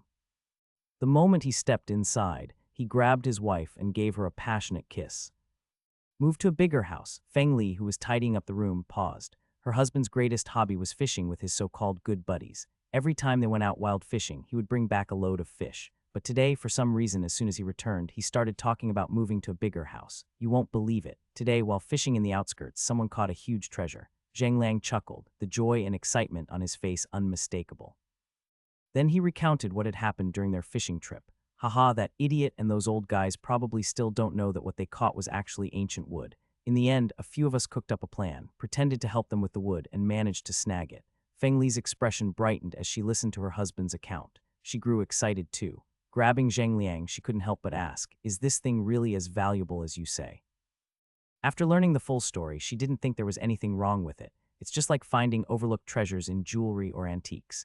To someone knowledgeable, some items are priceless. To those who are ignorant, they're worthless. If anyone's to blame, it's those people who were too blind to see the ancient wood's potential. Zhang Liang leaned back on the sofa, grinning from ear to ear. Hee, it'll be worth even more than I said. I've already discussed it with the others no matter how much it's worth. Everyone gets a 100,000 yuan service fee, and the rest is ours. With this piece of wood alone, we can buy a 140 square meter, 4-bedroom apartment with a living room, a study, and a large balcony in the most bustling area of Jin City. Enough talk. We're taking it to the appraisal center right now to get it appraised and find out its true value. Saying so, he slapped his thigh and shot up from the sofa. Without even pausing for a drink of water, he rushed impatiently out the door. Bang! Feng Li watched the door slam shut behind her husband, suddenly losing all motivation for housework. She quickly took out her phone and searched online for the value of ancient wood. The search results were shocking. Ancient wood, valued per cubic meter, had once sold domestically for a staggering 4 million yuan. I never expected we'd be this lucky, for such a windfall to land right in our laps. Feng Li tried to contain her excitement. She opened a popular property app and began filtering for apartments in the most bustling neighborhoods of Jin City, not even considering anything under 140 square meters. An hour later, after carefully considering multiple factors, she finally narrowed her choices down to apartment layouts in 3 different neighborhoods. Suddenly, there was a knock at the door. Knock, knock, knock. Puzzled, she opened the door. Hello, we're from the Jin City Police Station. May I ask, does Zhang Liang live here? Outside stood a team of police officers led by Shen Dao. Since the case involved suspected gang robbery, he had brought a dozen officers with him. The lineup was quite imposing. This is, who are you? Feng Li stared at the formidable lineup at her doorstep, momentarily stunned and frightened. Jin City Appraisal Center. Zhang Liang and his 5 fishing companions parked their car in the underground garage. The 6 of them worked together to transport the ancient wood to the appraisal department on the 3rd floor. After paying the 2,000 yuan appraisal fee, they settled in the waiting area for the results. Brother Zhang, how much do you think this ancient wood of ours is worth? I've heard some say it's worth a few 100,000, while others claim it could fetch 1 or 2 million. The appraisal report won't be ready for another 2 hours. The 6 men huddled together, talking excitedly. Their conversation gradually shifted from the ancient wood to how they would spend the money. One said he'd buy a deluxe fishing gear set. It was free money, after all, so why not spend it? Another owed tens of thousands in debt, and this windfall was a godsend. Zhang Liang, for his part, said he planned to get a bigger house and move to the city center with his wife and child. 2 hours later, a staff member from the appraisal center announced, the appraisal results are out, and handed a thick report to Zhang Liang. Zhang Liang and the others eagerly tore open the appraisal report. Instantly, all 6 of them stared wide-eyed. Holy shit, we're rich, one of them exclaimed. I can't believe this thing is so valuable. Brother Zhang, poverty really does limit your imagination. 2 million, it's actually worth 2 million. Brother Zhang, this ancient wood can sell for so much on the market. Isn't giving us each just 100,000 a bit too little? We all helped out and we all chipped in for the appraisal fee. We put in the effort and the money. We're not asking for much, just 200,000 each. You'd still keep 1 million for yourself. The other 5 men surrounded Zhang Liang, their eyes fixed on him. Faced with this enormous sum of money, none of them could remain calm. Zhang Liang stared at the appraisal report in his hands, suddenly plunged into the delightful agony of this unexpected fortune. Just as he was pondering how to divide the money, he suddenly saw a dozen police officers appear outside the appraisal center. Upon noticing him, they walked straight towards him. "Hello, are you Zhang Liang?" asked the leader, a middle-aged officer with a square face and an air of integrity. Zhang Liang nodded blankly, unsure of what was happening. But the middle-aged officer's next words completely stunned him. "Someone reported that you and your companions are suspected of gang robbery. Please cooperate with our investigation." Gang robbery," he stammered, swallowing hard. The middle-aged officer nodded. "Let me see your ID card, Sears, and your companions." Zhang Liang didn't dare refuse and obediently took out his ID. Appraisals at the center required real names and identity registration, so he had it with him. "Very good. Take them all away," the middle-aged officer said after confirming everyone's ID cards. He nodded, and the officers behind him stepped forward, handcuffed Zhang Liang and his 5 companions, and led them all away to the police station. 2 hours later, 7:00 p.m., Jin City Police Station, interrogation room. "Robbery. Officer, there must be some mistake. We've always been law-abiding citizens. How could we possibly be involved in a robbery?" Zhang Liang yelled, sitting in the chair and facing the interrogating officers. The word innocent might as well have been stamped on his forehead. Opposite him, Shen Dao sat calmly. He took a sip of water and began the routine interrogation. "This afternoon, around 3 o'clock, were you fishing in the waters on the outskirts of Jin City?" Zhang Liang was stunned for a moment. Not daring to hide any details, he confessed honestly, "Me and my buddies spent the afternoon fishing today and we went home right after." After speaking, he attempted to defend himself, repeating insistently, "Officer, we really have nothing to do with the robbery. You must have mistaken us for someone else. We're just ordinary fishing enthusiasts, not involved in any shady business. How could we dare rob anyone?" Shen Dao glanced at him and then continued to ask, "Then where did the ancient wood you sent to the identification center come from?" Zhang Liang's pupils shrank, but thinking of his buddies in the next interrogation room, he still didn't dare to lie and truthfully explained its origin. "Officer, although someone else caught it, we initially thought it was just a piece of wood. We kindly offered to help. It was only when we were about to process it that we realized it might be ancient wood, so we sent it to the identification center." Afterward, Zhang Liang hastily added, defending himself, "Besides, they said they didn't want it themselves, that's why we moved it away." Could helping out like that really be considered robbery? He stared hard at Shen Dao, his expression somewhat indignant. However, Shen Dao's words deflated him immediately. Discovered it afterward, kindly helping out. "Your friends next door have already confessed. They said you recognized the value of this ancient wood from the start, and when you were dragging it away, you had already agreed to split the proceeds, 100,000 each." "Officer, this. Zhang Liang was momentarily at a loss for words, but he still stubbornly maintained, "Even so, that doesn't constitute robbery. Although they caught it, all 6 of us helped pull it up together. Without us, those old men couldn't have moved it at all. Logically, we have 6/7 ownership. We had every right to take it away." Shen Dao listened to Zhang Liang's legally ignorant argument and almost burst out laughing. That was merely helping out, and they dare claim 6/7 ownership. If that were the case, would a landlord have to give tenants half ownership of the property? Afterward, he decided to seriously educate Zhang Liang on some legal basics. The fishing area in question is not privately owned. According to our country's laws, anything fished out of public waters belongs entirely to the person who caught it. Therefore, ownership of this item belongs entirely to the informant. According to property law, if it was a privately contracted body of water, the situation would be different. It would belong to the contractor of that water area. If it were unearthed from the ground, it would be classified as an excavated cultural relic and would belong to the state. Upon hearing this, Zhang Liang's determined expression gradually faded, and his complexion became even more unsightly. If according to the law, the ownership belonged to the other party, then the 2 million they'd gotten their hands on would just vanish into thin air. That's right. Even now, he still didn't consider his actions to be robbery. He was still agonizing over that ancient wood worth 2 million. "All right, now let's talk about the robbery," Shen Dao said, seeing that Zhang Liang remained silent. He posed the next question. "At that time, did the other party clearly state they didn't want you to take away the ancient wood?" Zhang Liang recollected the scene. His gaze flickered as he hesitated, wondering whether to tell the truth. But Shen Dao snorted coldly. "Just a reminder, you are the last one to be interrogated. Your 5 friends before you have all confessed truthfully. You need to be responsible for what you say." Zhang Liang swallowed hard. He could only nod. "They did indeed tell us not to help." Shen Dao frowned and then asked, "So how did you end up moving it?" Upon hearing this question, Zhang Liang's heart lurched. So that's where this robbery accusation comes from. He finally realized. He quickly defended himself. "We were just a bit insistent, that's all. We didn't actually do anything, didn't even lay a finger on them. They moved aside voluntarily. I guarantee there was no conflict at all. After saying this, he paused, then couldn't help but ask, this shouldn't constitute robbery, right?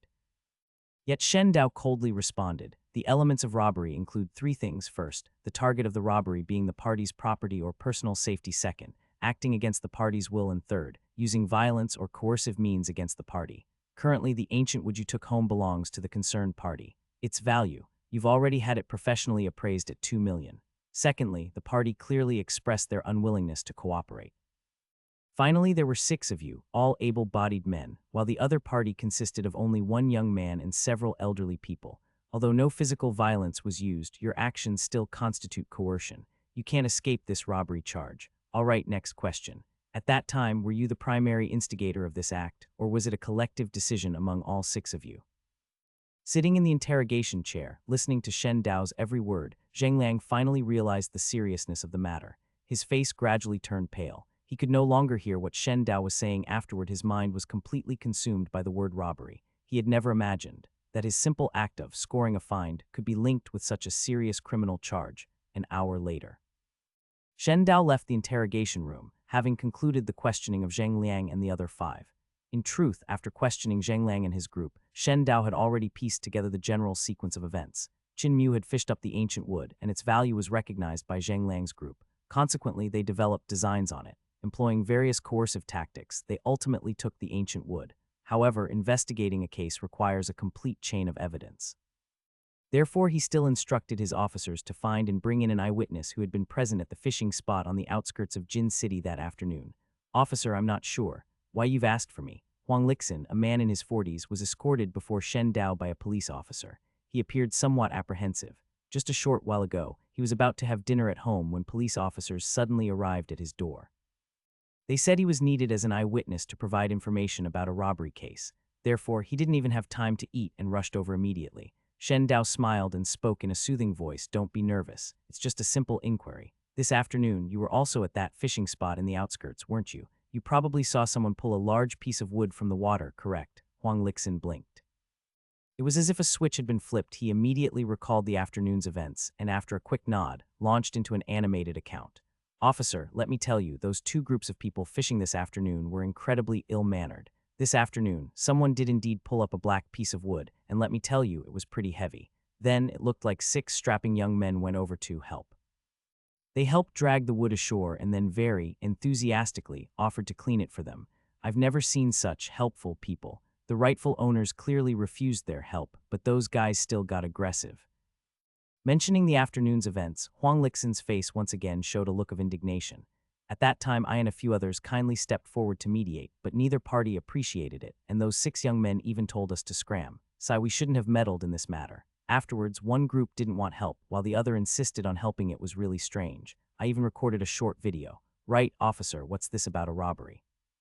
I was fishing there all afternoon and didn't see any robbery. As he spoke, Huang Lixin finally returned to his main point and proactively asked his question.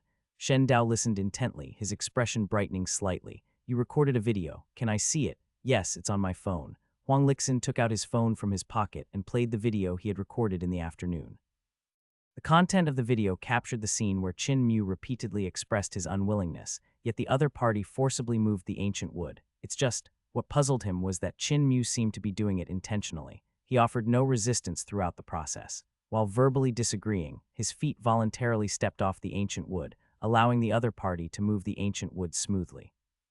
Seeing that Shen Dao didn't say anything, Huang Lixin couldn't help but ask again, Officer, what exactly is going on here? I really didn't see any robbery happening. Shen Dao came to his senses. Pointing at the ancient wood in the video, he said solemnly, this is a robbery. Isn't this just a piece of wood? Upon hearing this, Huang Lixin was taken aback, his face filled with confusion. Shen Dao smiled and explained seriously, wood. This piece of wood is ancient wood, worth 2 million. The other party has already reported the case. What? Huang Lixin's eyes widened as he exclaimed involuntarily. It took him a while to recover. As a fisherman, he naturally knew about ancient wood. He just hadn't considered the piece he fished out today in that light. Now, thinking back on the attitudes of both groups at that time, it suddenly seemed worth reconsidering. No wonder one group didn't want help and the other insisted on helping. Subsequently, after finishing the witness's statement, Shen Dao escorted the still bewildered Huang Lixin out of the police station. Then he and his team started working overtime to organize the evidence for this case. The testimonies of Zhang Liang and the other five, Qin Mu's statement, and the witnesses' testimony and video were all complete. With all testimonial and physical evidence, along with the evidence chain fully assembled, the case was now virtually ironclad. Jin City. In the courtyard of a nursing home, Zhang Qingyuan, Li Weiguo, and other elders were cooling down, waiting for news from the police station. Everyone's mood was far from calm. Chess fanatic Zhang Qingyuan didn't even try to draw Qin Mu into a game of chess, instead pacing restlessly back and forth in the courtyard. Every so often, Zhang Qingyuan would look at Qin Mu and couldn't help but voice his worries. "I say, Zio Qin, are you sure the ancient wood can be returned?" He'd ask, or why don't you go to the police station to see if they've caught anyone? And can we really charge the other party with robbery? It wasn't just him, even Li Weiguo, Song Tiancheng, and the other elders were restless. After all, this piece of ancient wood could be worth over $1 million. Don't worry, we can definitely get it back. Qin Mu confidently reassured Zhang Qingyuan and the others, explaining that he had recently taken the time to understand some legal issues. For instance, the crime of robbery is actually very simple to establish. It only requires acting against the person's will and forcefully taking their property.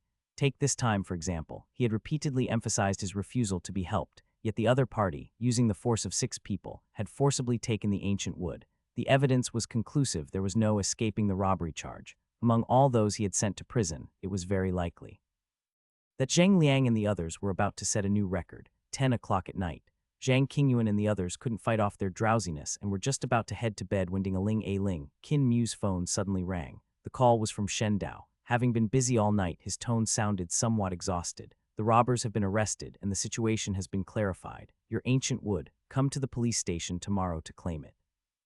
After recounting the progress and handling of the case, Shen Dao hung up the phone. Meanwhile, in the nursing home, a cheer of celebration erupted. The scene during the day had left them all simmering with frustration. Zhang Liang and his group had been aggressive, forcibly scavenging under the guise of helping them. They had finally received the punishment they deserved. In the past, when faced with such situations, they generally had to swallow their anger.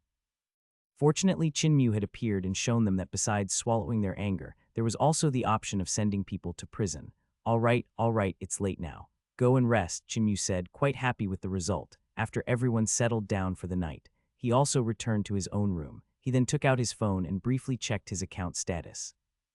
After posting his first 3 videos, his follower count had already surpassed 900,000, and people were constantly urging him to upload new content. "I've got the material for the 4th episode. Posting this should break the 1 million follower mark." Qin Mu took a deep breath. He turned on the video recording function of his phone and started filming, facing the camera. "Hello everyone, a lot of fans have been asking for updates, and today, I finally have the material for the 4th episode. You might know already I'm volunteering at a nursing home, mainly responsible for various recreational activities for the elderly. Today, we went fishing in a rural water body." Facing the camera, he recounted the day's events. Actually, in the antique market, such instances of scavenging do happen from time to time, but the behavior of these 6 people was too overbearing, too aggressive. At this point, he inserted some short video clips Song Tiancheng had taken at the time. Actually, Song Tiancheng, anticipating trouble, had surreptitiously recorded the ancient wood with his phone right after it was identified. There was also a short clip of Zhang Liang and the others forcibly moving the ancient wood. Of course, to protect their privacy, he had pixelated their faces. This was followed by his police report receipt and the official notice of the police accepting the case. "Just now, I received a message from the police that the 6 individuals involved have been arrested and are currently in custody. They will soon be prosecuted by the public prosecutor's office. The main perpetrator is likely to be sentenced to around 10 years and the accomplices to around 6 years. These details had all just been conveyed by Shen Dao over the phone. The reason for such heavy sentences primarily stemmed from the appraisal. The ancient wood was valued at an astonishing 2 million yuan, classifying it as an especially huge amount, the kind that hits the maximum sentencing threshold. As it turned out, Shen Dao informed him that the suspects themselves had provided this appraisal. 2 hours later, Qin Mu stretched lazily and uploaded the edited video material. Being too exhausted, he went straight to bed, planning to check his fan growth the next day. Meanwhile, Zizhu, in a high-end residential complex, Qinglan, wearing a light blue nightgown, was sitting cross-legged on a gaming chair, live streaming her gameplay. "Brothers, with this god-tier gear, I can land a headshot from 8 kilometers away. Watch this." Qinglan watched the game screen intently, preparing to search the map for enemies. Suddenly, she noticed the barrage of messages in her live stream room had significantly increased, and the atmosphere was clearly different from her usual game streams. Normally, someone would definitely mock her 8-kilometer headshot claim, but now the entire barrage was filled with calls to stop playing the game. What's going on? Qinglan was startled for a moment and switched to her computer's backend to take a look. The barrage was more than triple its usual volume, with everyone fervently mentioning an update. The has updated, Sister Lan. Hurry up and watch it. Keep up with the latest events. Finally, the UP has posted a video. If he doesn't send someone to jail every day, I feel uneasy. SHH, the hasn't been active for 4 days and you guys have gotten complacent. Hurry up and watch the video and remember to like it. I was late liking it last time, and a lawyer's letter arrived at my doorstep the next day. Good heavens, it's only been half an hour and the likes have already broken through 30,000. Qinglan looked at these comments, her curiosity piqued. For the past 4 days, whenever she had free time, she would check Qin Mu's homepage for updates. Strictly speaking, she was one of the many fans eagerly awaiting new content. Yet she hadn't expected the UP to sneakily post an update in the middle of the night. Driven by curiosity, she decided to go AFK in her game and clicked on Qin Mu's homepage. There, she saw a video posted half an hour ago, which had already reached 200,000 views. The number of likes was also over 30,000, and both counts were still rising wildly every moment. The video's title was also explosive, Fishing Gone Wrong, a word of advice to those who like to take small advantages. Not everything is up for grabs. Qinglan blinked, wondering. Subsequently, she patiently watched on and gradually understood the whole situation. Fishing, and he actually fished up a piece of wood worth 2 million. Seeing the photo of the pitch-black wood in the video, Qinglan swallowed hard. That's even more profitable than her live streaming. However, as the video progressed, these helpful fishing buddies, after lending a hand, stubbornly refused to leave. They insisted on continuing to help clear the wood, supposedly so it wouldn't obstruct elderly fishers. From her omniscient viewer's perspective, she immediately saw that they had recognized the value of the ancient wood and wanted to profit from the situation. This sort of behavior is actually exploiting legal loopholes. For instance, in the antiques world, if you recognize an antique that the seller is unaware of, you can buy it at a low price. If the seller learns the truth later, they can only accept their misfortune and can't do anything about it, because at that time the transaction was consensual. However, for the original owner, it's undoubtedly a huge loss. Just like in this case, Zheng Liang and the others discovered the ancient wood but chose to conceal its value, attempting to take it away. This approach is somewhat unethical, and Qin Mu's subsequent actions made her pause. Qin Mu repeatedly emphasized that he didn't need Zheng Liang and his group's help, yet he then took his foot off the ancient wood, creating space for the 6 men to move it. Is that step back actually deliberate? Her lips twitched slightly. At that moment, the video's comment section was flooded with question marks, no other words. Finally, Qin Mu watched them stride away and then promptly headed to the police station to report the crime. He even showed the police report receipt and the notice of case acceptance. The reason for the report was that he had been robbed. He's really something else, full of tricks. She couldn't help but let out a wry laugh. This move was something she had never expected. At the same time, the chat in her live stream was exploding. Sister Lan, take notes. If you learned even one move from this you wouldn't get flamed by teammates when you play badly. Exactly. Why don't you ask the UP to be your mentor, then see who dares to trash talk you in the game? The UP's move is so slick. On the surface, I can't beat you, but then I'll send you to jail with a backhand move. These 6 people are really blind, daring to take the UP's stuff. I remember in the last video, that guy who went to the nursing home for money didn't even dare to touch the UP's bank card. Qinglan looked at the barrage of comments in her live stream room, not knowing whether to laugh or cry. Actually, she somewhat admired the courage of these 6 people. Of all people to offend, they had to choose Qin Mu. The actions of the 6 indeed constituted robbery, even if they didn't realize it. Otherwise, the police station wouldn't have accepted the case. Sure enough, the end of the video showed Qin Mu disclosing the latest progress in the case. Just now, the received news from the police that the 6 individuals involved have been arrested and are currently in custody. They will soon be prosecuted by the public prosecutor's office. The ringleader will likely be sentenced to 10 years and the accomplices to around 6 years. The robbery that took place in the afternoon saw the 6 suspects arrested by that same evening. The ancient wood hadn't even warmed their hands before they were locked up. They even ended up paying an extra 2,000 yuan for appraisal fees. At the same time, this broke the record for the highest sentence among his 4 videos. Dude, the is fierce. The number of people he sends away keeps increasing. This time it was 6 at once. The sentence record is broken years. In the short term, nobody is likely to break that record. These guys are so done for. Looking forward to the next victim. Victim, watch your words. Don't think you're safe from a lawyer's letter just because this is Sister Lan's live stream room. They're clearly the lucky ones. Right, Sister Lan, for your and your family's safety, remember to like the video. Qinglan glanced at her live stream room and shook her head helplessly.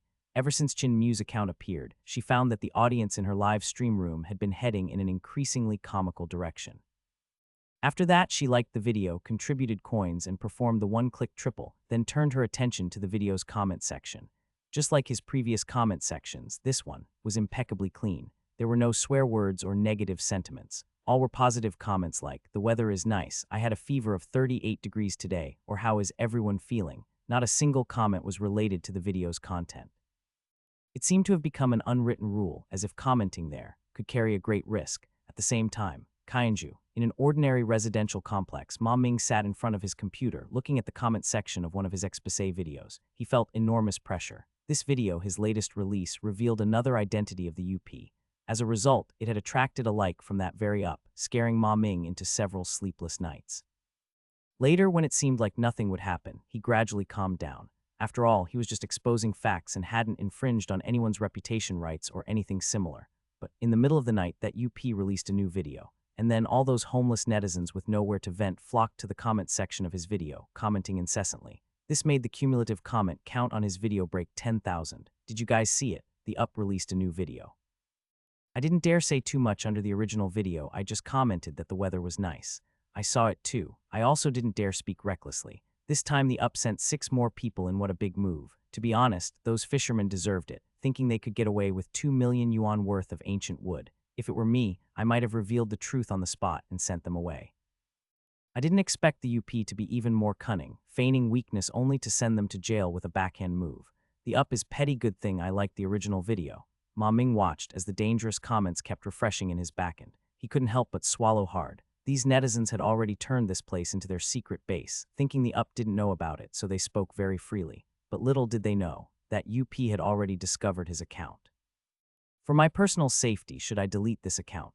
Ma Ming thought, looking at the comments continuously popping up on his computer's backend. He couldn't be sure. What if trolls appeared under his video and were dealt with by that uploader? Would he be implicated too? After all, this uploader had only posted 4 videos, but had already gotten more than 10 people taken care of. The case of Everyday English was a recent cautionary tale. He didn't dare to take such a risk. But he couldn't bear to give up this account that had just started to gain popularity.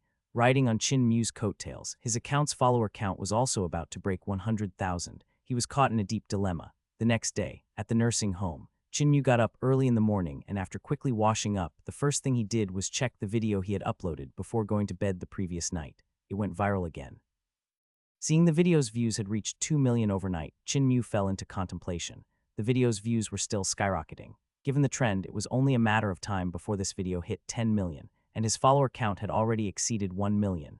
Every video he posted going viral could, arguably, be considered part of his luck. Of course, he still preferred the kind of good fortune where he fished out 2 million. A few more incidents like that, and he wouldn't have to worry for the rest of his life. The system reward for this time hasn't arrived yet. Could it be that I need to retrieve the ancient wood to complete the task? Afterward, Chin Mu looked at the system's current task. After pondering for a while, he decided to first visit the police station to reclaim his 2 million. An hour later, he arrived at the police station. After signing some paperwork with Shen Dao, he successfully loaded the ancient wood into his vehicle. Before leaving, he looked at Shen Dao, his face full of outrage, and said, "These robbers are despicable, robbing in broad daylight. As the victim, I have only one request, don't go easy on them." Shen Dao's mouth twitched and he scoffed, "Victim." He had worked overtime until late last night and was crystal clear about the ins and outs of the matter. From any angle, he couldn't see how Chin Mu was the victim. Instead, it was people like Zhang Liang who, due to their greed, had ruined themselves. However, he felt no sympathy for Zhang Liang and the others. Every adult should pay the price for their actions. With such greed, they should have anticipated these consequences. Chin Mu heard this and said innocently, "You saw it too, Captain Shen. They were 6 burly men and were just a group of elderly people. How could they be the victims?" Shen Dao rolled his eyes. He said irritably, "Don't worry. They don't have any mitigating circumstances like confessing or meritorious service. After the public prosecution, they will be sentenced normally. There will be no chance of leniency." He paused. Then he urged, "Hurry up and go. I hope I don't see you again. Don't come to the police station unless it's necessary." Chin Mu readily agreed. Then goodbye, Captain Shen. After speaking, he got into the car and headed back to the nursing home. Jin City, in a certain residential complex. Old Huang, not going fishing this afternoon. Not today, I'm taking a day off. Huang Lixin had just finished lunch and declined an invitation from a fishing buddy. He lay down on the sofa and started playing with his phone. He opened the local fishing enthusiasts group chat. This 500-member group had been very lively since early morning, with messages constantly popping up as 99 plus. Did you guys hear? Someone caught something huge yesterday in that spot out in the suburbs. Was old Wang's 87-pound record broken? It's even more outrageous than that. I heard yesterday afternoon, some young guy had heaven-defying luck and fished out a piece of ancient wood over a cubic meter. Tusk, tusk, tusk, what luck. I heard it's worth over $1 million. Seeing these outdated messages in the fishing group, Huang Lixin shook his head helplessly. He had been called in by the police for questioning the previous evening, so he had accurate first-hand information. That piece of ancient wood was definitely top grade, worth $2 million. It's just that, in one night, it was unclear who had leaked the news, but the story of the ancient wood had already spread like wildfire throughout Jin City's fishing circles. People had started fishing in the area where Chin Mu had been since late the previous night. Others had even brought full sets of diving equipment, attempting to dive more than 10 meters deep in search of the legendary ancient wood, hoping to strike it rich overnight. Additionally, the news that Zheng Liang and his 5 companions had been arrested for robbery also shocked countless anglers. Who would have thought that could constitute robbery? Huang Lixin gave a bitter laugh.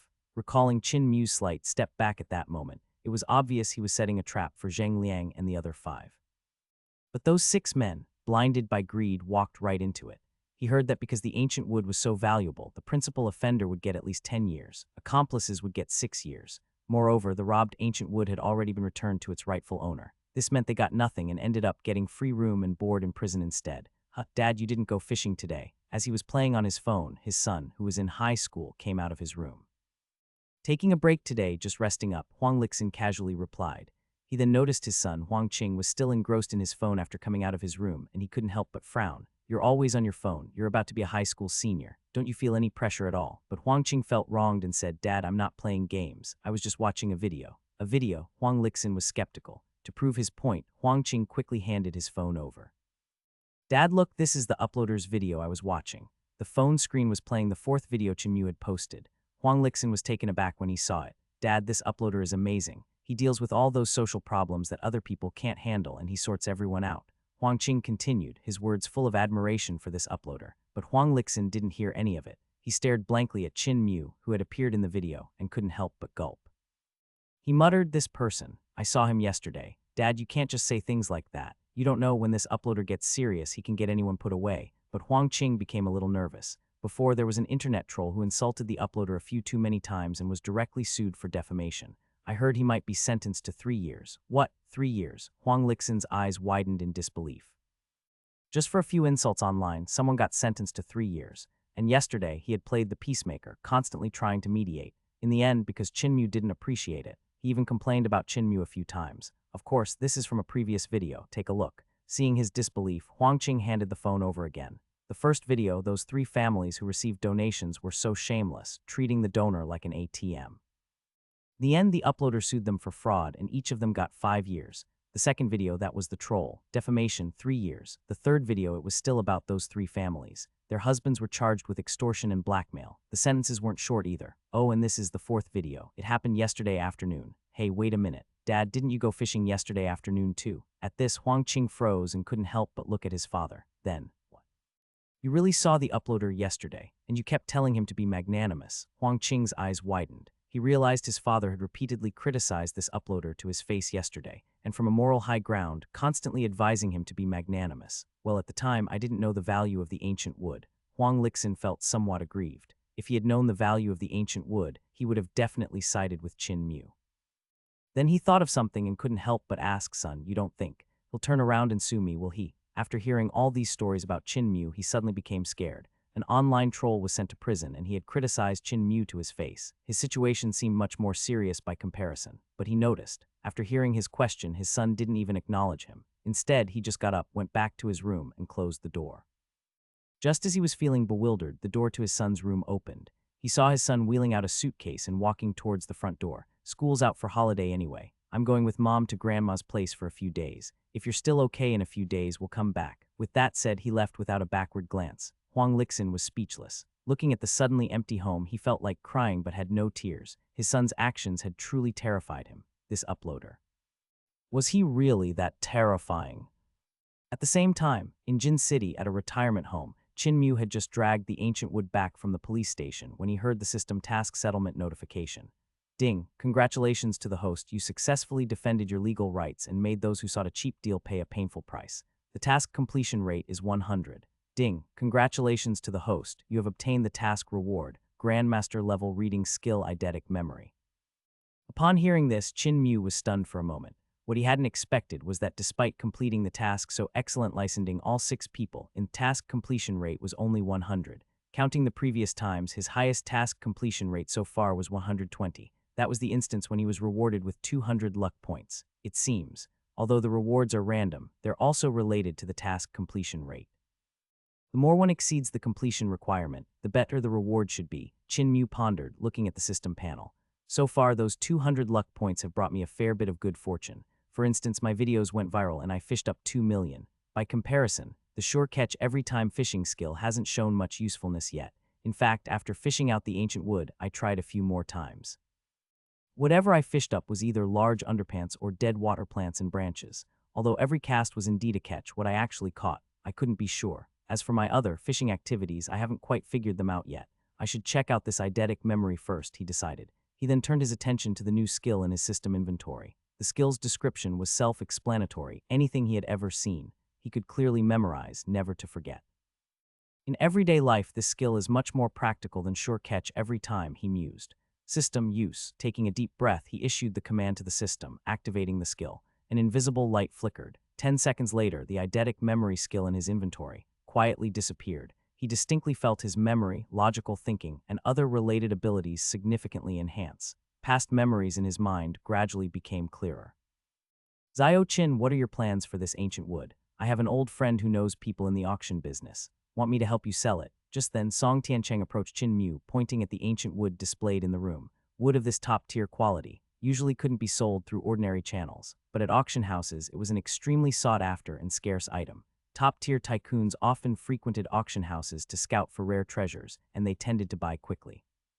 Chin Mew nodded and agreed. Old Song, I'll have to trouble you then. I'm not really into collecting antiques anyway. Converting the ancient wood into cash would be more convenient, he thought. Song Tiancheng grinned and said heartily, all right, I'll have my friend try to get you as much money as possible. Just remember my commission, treat everyone from our home to a good meal out. There wasn't the slightest hint of jealousy or covetousness in his words. For these elders who had passed the proverbial age of knowing destiny, they didn't have many years left in truth. Therefore, they had a more philosophical outlook on life. Wealth and possessions are, after all, external things. You can't bring them with you when you're born, nor take them when you die. Definitely, Chin Mew replied with a smile and a nod. That very afternoon, Old Song contacted his friend. People from the auction house came over, signed an auction agreement with Chin Mew, and left with the ancient wood. The procedures were completed very quickly. The next day, in the retirement home study, Chin Mew was practicing calligraphy with Li Weiguo and a few other elders when Song Tiancheng rushed in, looking quite agitated. Zio Chin, it's done. It's sold with a 200,000 premium year ancient wood fetched 2.2 million. Chin Mew's expression brightened. I didn't expect Old Song's friend to be so efficient. It's sold in just one day. This kind of thing is highly sought after. A piece like this only comes on the market every few years. I heard the bidding at the auction was frantic. Song Tiancheng was grinning from ear to ear. The money should be in your account by tomorrow. Looks like we can all go to a 5-star hotel for dinner tonight. In the courtyard, Zhang Qingyuan and the others, who were playing chess, were even more excited than Chin Mew when they heard the news. Chin Mew, for his part, wasn't stingy. With a grand wave of his hand, he generously led the large group out of the retirement home and into a nearby roadside food stall. Zhang Qingyuan, Li Weiguo, Song Tiancheng, and the others sat in the roadside food stall, looking utterly bewildered. What happened to the 5-star hotel? They all exchanged dumbfounded glances. In all their years at the retirement home, they had eaten at this particular food stall countless times. Zio Chin, aren't you being a bit too cheap? Well, if that's how it's going to be, don't blame us for ordering big today. Boss, bring us one of each of your most expensive dishes. Yeah, come on, let's pour ourselves a couple of drinks. Zio Chin, after all our years of friendship, this is what you're treating us to. I was even planning to introduce my granddaughter to you. Let me tell you, my granddaughter is loaded. The grumbling continued. Still grumbling, Zhang Qingyuan and the others began to order. Although they kept teasing Chin Mew, while ordering, they were all surreptitiously glancing at the price of each dish, afraid of picking anything too expensive for him. Watching this group of rather endearing old folks, Chin Mew couldn't help but smile genuinely. He had worked at the retirement home for several years and found interacting with these elders quite comfortable. There was none of the so-called workplace deception, and backstabbing. Everyday life here was relaxed and carefree. There was just one thing. Someone was always trying to introduce their granddaughter to me old song, for example. But the crucial point was, old song is already 73 this year. One could just imagine his granddaughter's age. As a guy in my 20s, I felt I was completely out of her league. 3 hours later, the whole group was tipsy and staggering. Finally supporting each other and under Chin Mu's watchful eye, they stumbled their way back to the retirement home. This was also why I hadn't dared to pick a 5-star hotel, Chin Mu reflected. Old Zhang and the other seniors almost always drank alcohol with their meals. If I'd picked a 5-star hotel, I was worried they might end up having to stay there, and the retirement home rules required nightly room checks. After ensuring everyone was settled in, Chin Mu returned to his room and turned on his phone. He discovered that after posting his 4th video, his social media account's follower count had reached 1.2 million, and the video's view count had surpassed 10 million. Moreover, the comment section under his videos was filled with civil and harmonious discussions, without a trace of negativity. In contrast, the comment section of Ma Xiaoxiao's Exposé video was teeming with wits and jokesters, creating an incredibly boisterous atmosphere. It was a stark contrast. I did the math for the up, including the previous 3 videos and the phone scammers. He's already put 14 people behind bars. These things are really satisfying, a real catharsis, but every time I watch the up's videos, I'm a bit on edge, afraid I might get locked up too. Man, I saw this up 3 years ago, glared at him once, and just got out 2 days ago. Who would have thought he'd be so popular now? Turns out you were cellmates. Which prison were you at? Also met the up a year Aga didn't greet him. My crime was lighter, so I was released after a year. I can't believe there are so many victims. Everyone the up put away before. Let's gather and discuss our reincorporation. Within this comment thread, many people pretended to be victims, using their painful lessons to tell everyone to definitely like, comment, and share the video's all 3 actions. There were those who went in for not greeting. There were those who went in for just a glance. There were those who went in because the snoring from next door was too loud. Even more absurdly, there were those who went in for being too ugly. Chin Mu's mouth twitched when he saw these reasons. This generation of netizens was truly full of characters. At the same time, this also showed that his efforts in spreading positivity were having some effect. At least in the current video comment sections, online violence and hostility had clearly decreased significantly. Morality is something one should use to govern oneself. Yet online, some trolls always imposed their moral standards on others, demanding how they should act or blaming them for their perceived faults. Considering the current online environment, Chin Mu actually thought it was much better than before. His own efforts might be insignificant and unable to change much, but making even a small difference was good. The next day, around noon after lunch, Chin Mu received a bank transfer from the auction house. 2.2 million, all transferred into his bank account. The fees and commissions, naturally, were borne by the buyer. And the bank card was the exact one he had previously offered to Sun Qinglin, who hadn't dared to accept it. Including his own deposit of 200,000, his net worth had now grown to 2.4 million. It's time to sell the house. Looking at the balance on his card, Chin Mu murmured to himself. Actually, when he previously mentioned selling the house to Sun Qinglin, it wasn't just idle talk. He had had this idea for a long time. He currently owned a house that his parents in this lifetime had left him before they passed away. It was located outside the 4th ring and was quite old. Being far from the nursing home, trips back were usually quite troublesome. Therefore, he had always wanted to trade it for a house closer to the nursing home. The nursing home was located in the city center of Jin City, a fairly bustling area. House prices there weren't outrageous, but had already exceeded 20,000 per square meter. However, with the 2 million he'd obtained from the auction, plus the money from selling his current house, he would have plenty of options. He should be able to buy a house that suited him. He wasn't an ascetic monk with money. One should naturally improve one's living conditions. Later, he found an online real estate agency platform and uploaded his property deed and other information. Half an hour later, his application to sell his house was approved. A phone call came through. Hello, is this Mr. Chin Mu? I am Lin Zhen, your real estate agent. The platform has just approved your request to sell your house. We now need to visit in person and then do a VR video shoot for promotional display. Do you have time this afternoon? Once the call connected, a middle-aged voice belonging to someone around 30 came through. Chin Mu nodded. I have time. He was at the nursing home and there really wasn't much work to do. Along with Wang Dachui, they were called the 2 biggest idlers. Skipping an afternoon of work would likely go unnoticed. If he were caught, at most half a day's salary would be docked. No big deal, Jin City, outside the 4th ring in an old residential area, on the 6th floor at the staircase landing. Real estate agent Lin Zhen put away his tablet and placed it in his briefcase. He looked towards Chin Mu. Mr. Chin, the video has already been recorded. Then he pulled out a property listing agreement and did a final check. The furniture and furnishings inside you've confirmed you want to include them in the sale, right? The selling price is 800,000. Utility and property management fees have all been settled, with no disputes. The property title is in my name. Once the payment is made for the house, the transfer of ownership can be done immediately. Each item he mentioned was clearly listed in the contract. Chin-Mu took the contract and started to read it carefully. This contract was a standard sales listing agreement, all in accordance with regulations. After making sure everything was correct, he also signed his name. His apartment was just over 70 square meters. Located outside the fourth ring, it was an old building without an elevator and situated on the 6th floor. According to the current market price, it could sell for about $800,000. All right, after we get back, we'll immediately start looking for buyers for you, hoping to sell the house as soon as possible. Lin Zhen extended his hand, initiating a handshake. Chin-Mu nodded his head. He now had 2.4 million, and with the 800,000 from this sale, he should be able to buy a nice house in the city center. Soon after, considering he rarely stayed there, he directly handed the house keys to Lin Zhen so he could bring clients for viewings at any time. Just before leaving, Chin-Mu added, "By the way, if a buyer is genuinely interested, I'm willing to lower the price of 800,000 by 30 to 50,000. Lin Zhen smiled. Thumping his chest, he said, "With such an accommodating seller, I'm sure this house will sell within 3 days." Chin-Mu nodded. He was also aware that in the secondary housing market, the biggest hurdle was often that neither party would budge on the price, leading to an impasse and preventing a deal. He didn't mind losing out on 30 to 50,000 if it meant selling the house sooner and moving into a large, comfortable new home more quickly. The next day, Chin-Mu was at the nursing home as usual, looking after Zhang Qingyuan and the other elderly residents, playing chess and games with them. The nursing home had returned to its usual tranquility, filled with laughter and joy. Without encountering any more troublesome people or incidents, Chin-Mu felt particularly at ease. Life, after all, should be lived comfortably. Meanwhile, Lin Zhen had brought 7 or 8 clients to view the house in one day.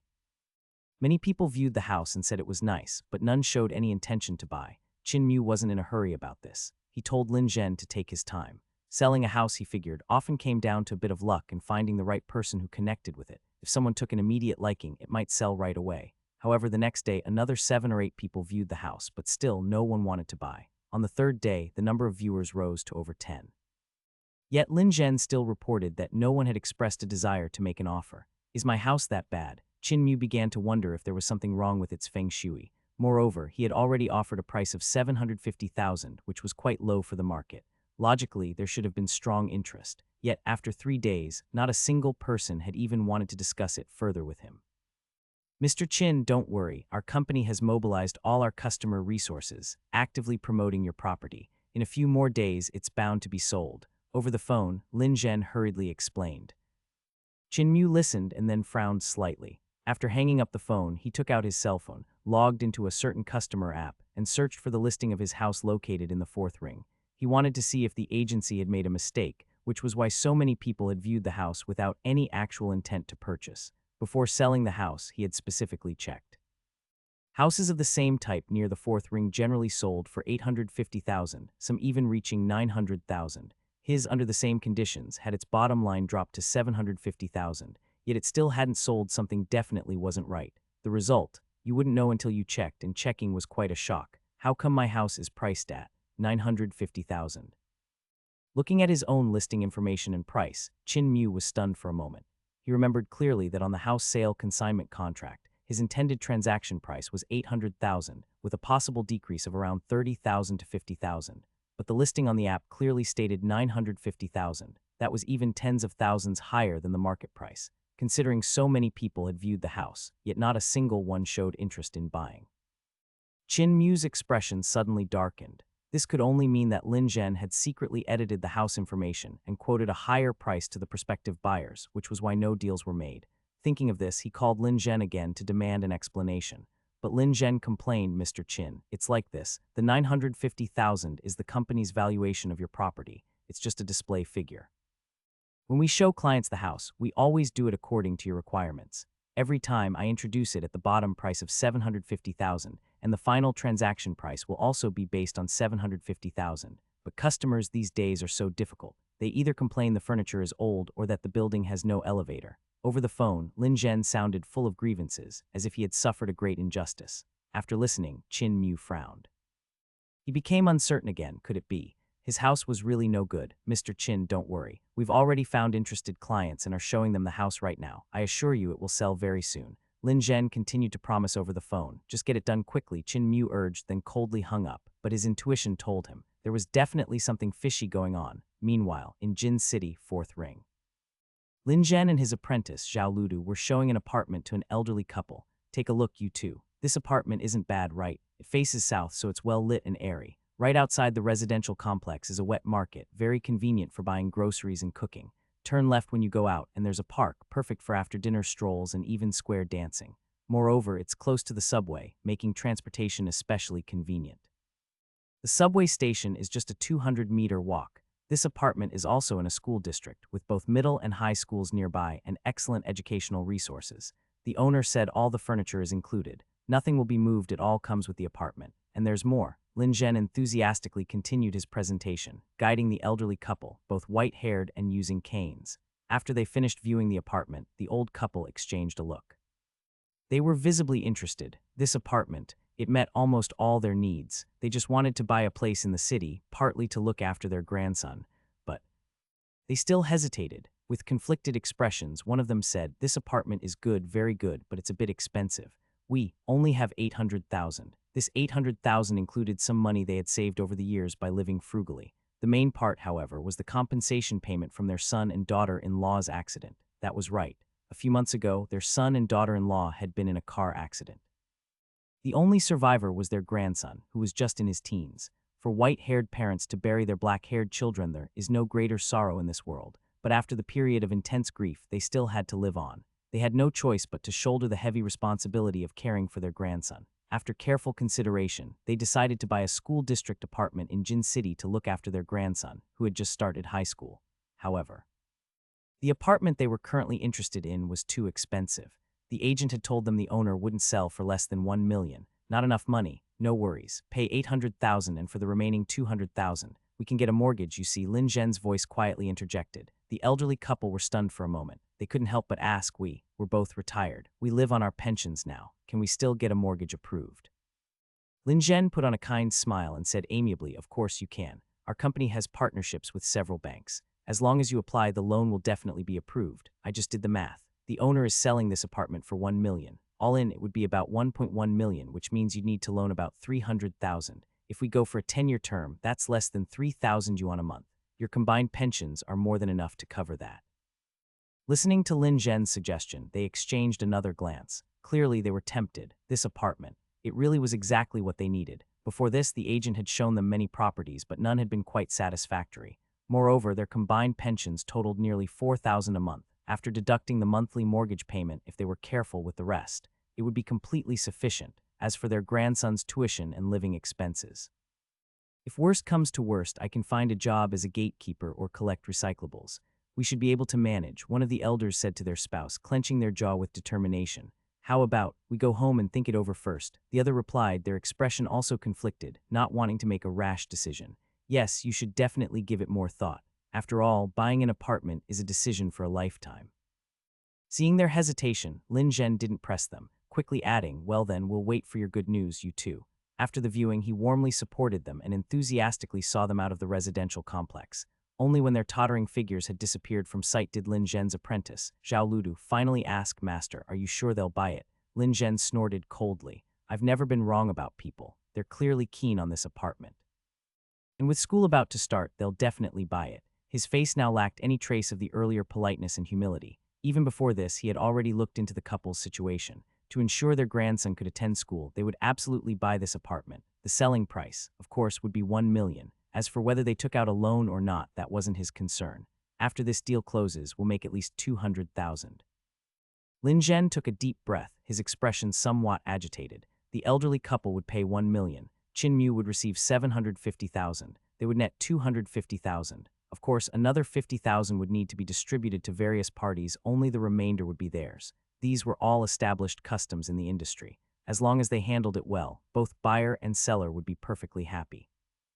Jin City, Nursing Home, Legal Advisor's Office. Clause 7, Remuneration for the Mandate. Firstly, if Party B successfully sells Party A's property within the mandated period, Party A agrees to pay Party B a commission based on the actual transaction price of the property.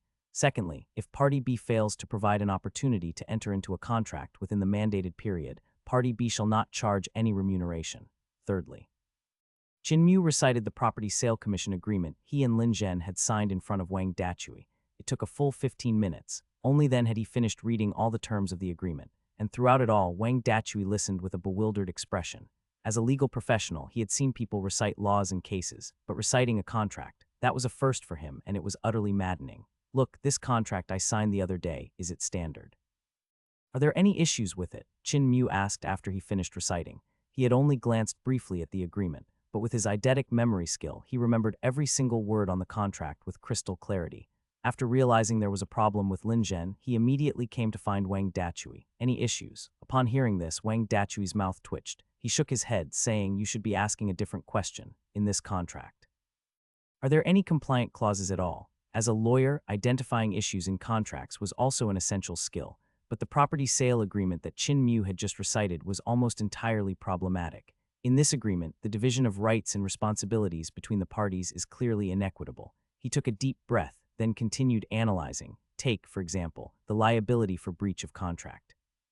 It seems like both parties are required to pay a penalty if they breach the agreement, but the other party's loss can almost be ignored. These breach liabilities, for them, are virtually non-existent. Furthermore, there are, from a professional standpoint, Wang Dachui quickly pointed out more than a dozen dubious areas in the contract. In summary, this agreement crazily toes the line between legal and illegal, and it's extremely disadvantageous for the selling party. However, such contracts are made quite covertly, and those not versed in law usually fail to recognize the issues. At this point, Wang Dachui wore a peculiar expression and couldn't help but ask, "You didn't sign this contract, did you?" Chin Mu let out a wry smile. He recounted his encounter with the real estate agent when trying to sell his property. "You might have come across a shady agent," Wang Dachui sighed lightly, saying empathetically, "It's common to run into shady agents when dealing with property sales or purchases. I had a friend who bought a house last year, and a shady agent scammed him out of more than 20,000 yuan. In modern society, the demand for housing is ever increasing. Without a home, even getting married is an issue. This has led to a proliferation of various agencies. With the industry flooded, it's inevitable to find a mix of good and bad, and many have suffered at their hands. Some scam for rent, some for deposits, and some brokers make a profit off the spread, earning from both ends. These shady agents aren't satisfied with simply earning commission and always look for ways to fleece both buyers and sellers. Typically, the contracts used by these agencies fall into a gray area between legal and illegal. They play close to the edge. Many people get cheated and are still unable to do anything about them. Shady agents. Chin Mu furrowed his eyebrows. He had just had a few peaceful days. How did he run into such people again? Ding. A new event has been detected for the host, initiating the new task. The host may choose one of the following 3 task lines, complete the relevant task, and receive a random reward based on the level of completion. 1. Refuse the demand to sell the property to avoid losses.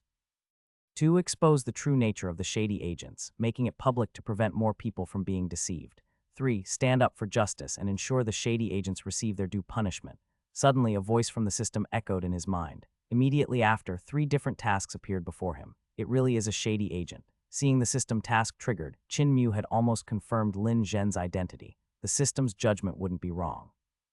Subsequently, he looked at the 3 tasks given by the system. The first task was the simplest and easiest to complete, but he had already signed a commission agreement to sell the house. If he backed out now, he would have to pay the other party a penalty for breach of contract. According to this black contract, he'd have to pay at least 2 of 800,000 yuan. That's 16,000 yuan. The money wasn't the main issue, it was the principle. He couldn't just swallow this. As the victim, why should he meekly accept this injustice? He immediately dismissed this option. As for the second option, even if Lin Zhen and the shady agency behind him were exposed, they could just start a new shell company and continue their operations. Many more people would still be duped. It wouldn't be of any real use. The best way was to send Lin Zhen and the real estate agency behind him to prison. These shady agents deal with so many people buying and selling houses every day. He certainly wasn't the only one who had been conned. I choose 3. This time Chin Mu still chose the third path, but how to send them to prison, that was a big problem. Their contract was in that gray area between legal and illegal. Although problematic, it was still technically protected by law. Besides, he hadn't yet found any evidence that Lin Zhen and his associates were trying to scam him. At that moment, his phone rang. Chin Mu looked at the caller ID and saw that it was Lin Zhen, the agent he had commissioned. "Mr. Chin, hello, good news, your house has been sold. An elderly couple took a liking to your house, but they didn't have enough funds. Seeing their sincerity, I quoted the bottom line price of 750,000 yuan. They agreed. When do you have time? Let's arrange a meeting between both parties and discuss the payment and transfer of ownership. Over the phone, Lin Zhen was extremely respectful and polite. Sold so quickly. Wasn't there no interest before? Chin scoffed quietly and asked without betraying any emotion. Over the phone, Lin Zhen hurriedly explained, the previous clients may have been too picky, but this elderly couple is easy to talk to and don't ask for much, only wishing for a quick transfer of ownership. Chin gaze flickered momentarily. Pretending to consider the offer, he nodded in response, I'm free all day tomorrow. Great, then I'll set up a time with the elderly couple and we'll sign the contract tomorrow at our office. On the other end of the line, Lin Zhen hastily replied upon hearing this. The excitement and thrill in his voice were completely undisguised. You really want to sell the house through this agency? After Chin hung up, Dachui swallowed hard and couldn't help but ask. Chin had put the call on speaker, so Dachui had also heard their conversation. What puzzled him was that the contract wasn't even legitimate and was full of traps. Yet Chin insisted on going his own way, apparently still planning to sell the house through this very agency. The next day in the afternoon, heeding Lin Zhen's request, Chin arrived at his store on time. The real estate agency he worked for, named Home Sweet Home, had about a dozen branches in Jin City. It wasn't a small operation. This was also why he had so easily trusted Lin Zhen before. After all, a real estate agency from Jin City with around a dozen branches seemed somewhat trustworthy. Inside the store, Lin Zhen, accompanying his apprentice Zhao Ludu, made a cup of tea for Chin while making the introductions. Mr. Chin, hello, let me introduce you. These two are the people who want to buy your home. Chin nodded and turned his gaze to the elderly couple sitting across from him. They kept their heads down, appearing slightly restrained and a bit shy. All right, since both parties are present, let's begin signing the contract. Subsequently, Lin Zhen took out 3 identical contracts, handing one to Chin and one to the elderly couple. This is a tripartite agreement, in triplicate, for our agency, seller Mr. Chin and buyer's Uncle Yang and your spouse. The elderly couple, Uncle Yang and his wife, seemed quite nervous and anxious. They took the contract, adjusted their reading glasses, and huddled together, heads low, scrutinizing each sentence, fearing they might be cheated. Seeing this, Lin Zhen smiled slightly, his expression unchanged. He wasn't worried at all. These contracts had all been reviewed by legal professionals from his company. They treaded the line between legal and illegal, with many clauses existing in a gray area. Ordinary people wouldn't notice anything amiss. On the other side, Chin took the contract, appearing rather casual as he glanced over it lightly. With the help of his eidetic memory skill, the content of the contract surfaced in his mind. Combined with Wang Dachui's earlier explanation, he quickly spotted about a dozen issues with the contract. For instance, if the transaction failed for various reasons, the agency bore no responsibility. Even the agency fees wouldn't be refunded. Moreover, once the transaction was complete, they would no longer offer any follow-up services, and any actions or problems would have nothing to do with them. In short, this contract completely absolved them of any responsibility. Most of the burdens fell on the buyer and seller. If you have finished reading the contract and have no issues, then we can sign it. 20 minutes later, seeing that Chin and the elderly couple had not spoken up, Lin Zhen couldn't help but urge them. Chin put down the contract and smiled, remaining silent.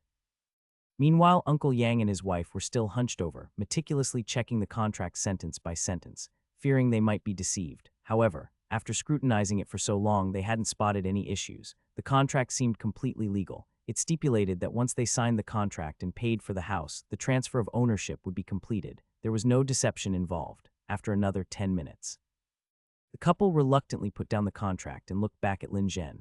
They couldn't help asking, if we sign this contract, will we be able to get the house? On their faces was a mix of worry and tension. After all, buying this house meant they had to spend all their life savings in their son and daughter-in-law's compensation, on top of taking out a loan of 300,000 yuan. In their entire lives, they'd never made such a big decision. Uncle Yang, you can rest assured. As long as you pay for the house, you can transfer the ownership with Mr. Chin and change the property into your names, Lin Zhen hastily said. You both can be at ease. Our company Home Sweet Home is so large. With more than 10 chain stores in Jin City, we couldn't possibly scam the two of you. If you don't believe me, you can ask Mr. Chin here. With that, he even pointed at Chin. Uncle Yang and his wife couldn't help but turn their heads to look at Chin. Chin blinked, somewhat bewildered. He hadn't expected this shady agent to be so shameless as to drag him into this. Looking at the old couple in front of him, Chin cleared his throat and couldn't help asking, may I take the liberty to ask? I heard from Lin Zhen that you're buying this house to take care of your grandson's schooling. Uncle Yang let out a bitter smile. He sighed lightly, yes. 3 months ago, both the child's parents passed away, leaving just us 2 old folks. Our grandson has just started high school, and we thought about providing him with a better education. The money for buying the house is all of our life savings, so we're being a bit cautious. After stating their reason for buying the house, Uncle Yang's face was full of apology. Their actions were indeed somewhat slow. Upon hearing the elderly man's words, Qin Mu's brow furrowed. Previously, Lin Zhen had only told him over the phone that these two wanted to buy a house to look after their grandson. He hadn't expected the backstory of the matter to be so complex. Buying this one house had cost the elderly couple all their life savings, which also included the compensation money from their son and daughter-in-law. At this moment, Lin Zhen stood up again, speaking earnestly. Uncle Yang, there are less than 7 days left until high school registration begins. I was being considerate of your needs, which is why I was so eager to arrange this meeting with Mr. Qin. This house is in a school district with complete surrounding facilities. It has everything. If you two buy it, taking care of your grandson would be most suitable. If you miss this opportunity, there won't be another like it. Decent houses are so hard to find nowadays. There are over 10 people in line each day to view this house. Upon hearing this, the two elderly people immediately became tense. They hurriedly sped up, roughly finishing reading the remaining clauses of the contract. After ensuring there were no issues, they nodded and, gritting their teeth, said, "We'll sign it." Lin Zhen's face lit up with joy, and he quickly took out a pen and the red ink pad. It took 3 minutes. The trembling couple signed their names on the 3 contracts and pressed their fingerprints. Subsequently, Lin Zhen handed the contracts to Qin Mu. Qin Mu glanced at the 3 identical contracts.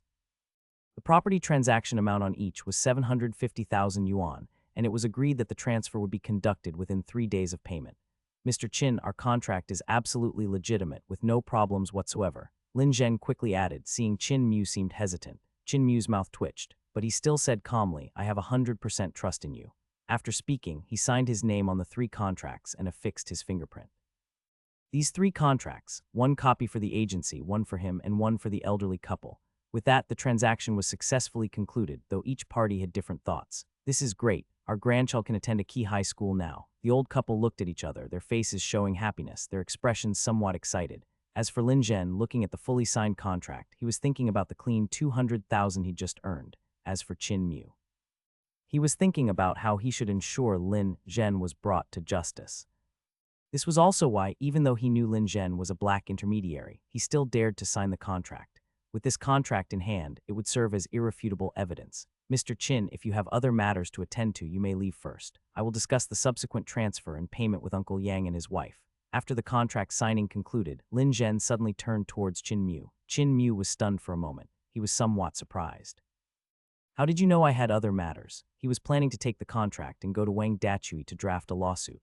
Lin Zhen's mouth twitched. "How the hell would I know? It was just a simple courtesy." Fortunately, Qin Mu did not linger. He seemed to have urgent matters and hurriedly left the store. Afterward, Lin Zhen turned back to face Uncle Yang and his wife. "As previously agreed, you will transfer 750,000 yuan to Mr. Qin's account specified in the contract.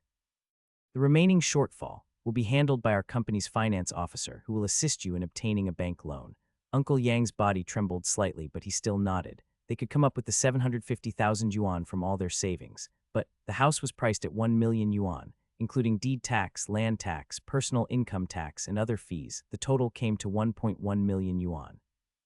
Lin Zhen had explained to them that the reason the contract listed 750,000 yuan was that paying in 2 separate installments could legitimately avoid taxes. So the sales price written in the contract was 250,000 yuan less than the actual price. Regarding the loan, Lin Zhen had also promised to help them sort it out. Through their internal channels, even though they were retired, they could still take out a loan of 300,000 yuan. Then this house. Uncle Yang, clutching the contract in his hand, asked anxiously. Lin Zhen explained with great patience, "As long as you transfer the 750,000 yuan to the designated account and secure the bank loan, we can then discuss the transfer of ownership with Mr. Qin. Generally speaking, a house purchase is completed by first making the payment and then transferring the ownership. Some buyers and sellers also arrange for fund supervision. In this process, the bank freezes the funds and handles their allocation. Once the seller receives payment, the ownership transfer is completed. However, the process he was operating this time was more complex, as he was pocketing the 250,000 yuan difference. Therefore, he skipped the fund supervision step. As long as the couple transferred the 750,000 yuan to Qin Mu, the transaction was considered complete for Qin Mu. And the 300,000 yuan from the bank loan was actually his commission for this deal. "All right then, let's hurry and get the loan," Uncle Yang and his wife looked at each other and proactively urged. The contract was already signed. They had no way back now. They only hoped to complete the loan quickly and then proceed with the transfer of ownership so their grandson could smoothly register for the new school term. Meanwhile, at the nursing home in the legal advisor's office. What? You actually sold it. Wang Dachui's eyes bulged, staring at the contract Chinmu placed in front of him, his face filled with disbelief. Yesterday, Chinmu had told him over the phone that he was going to close a deal with the black intermediary. He had thought it was just talk, but to his surprise, in the blink of an eye, Chinmu had really sold the house. Of course I had to sell. Otherwise, how could I get him locked up? Chinmu said earnestly. Wang Dachui was speechless for a moment. Afterward, Chinmu continued, "You're more professional. Help me look it over. With this contract, what kind of charge can we press against Lin Zhen?" Wang Dachui smiled wryly. He opened the contract and began reading it carefully. On the surface, it looked like a standard tripartite contract signed by the buyer, the seller, and the agent. But as he read on, he discovered something was off again. The content within was simply too treacherous. For the intermediary party, there were no responsibilities or obligations whatsoever. Even if they breached the contract, the intermediary would only need to compensate and refund the brokerage fee.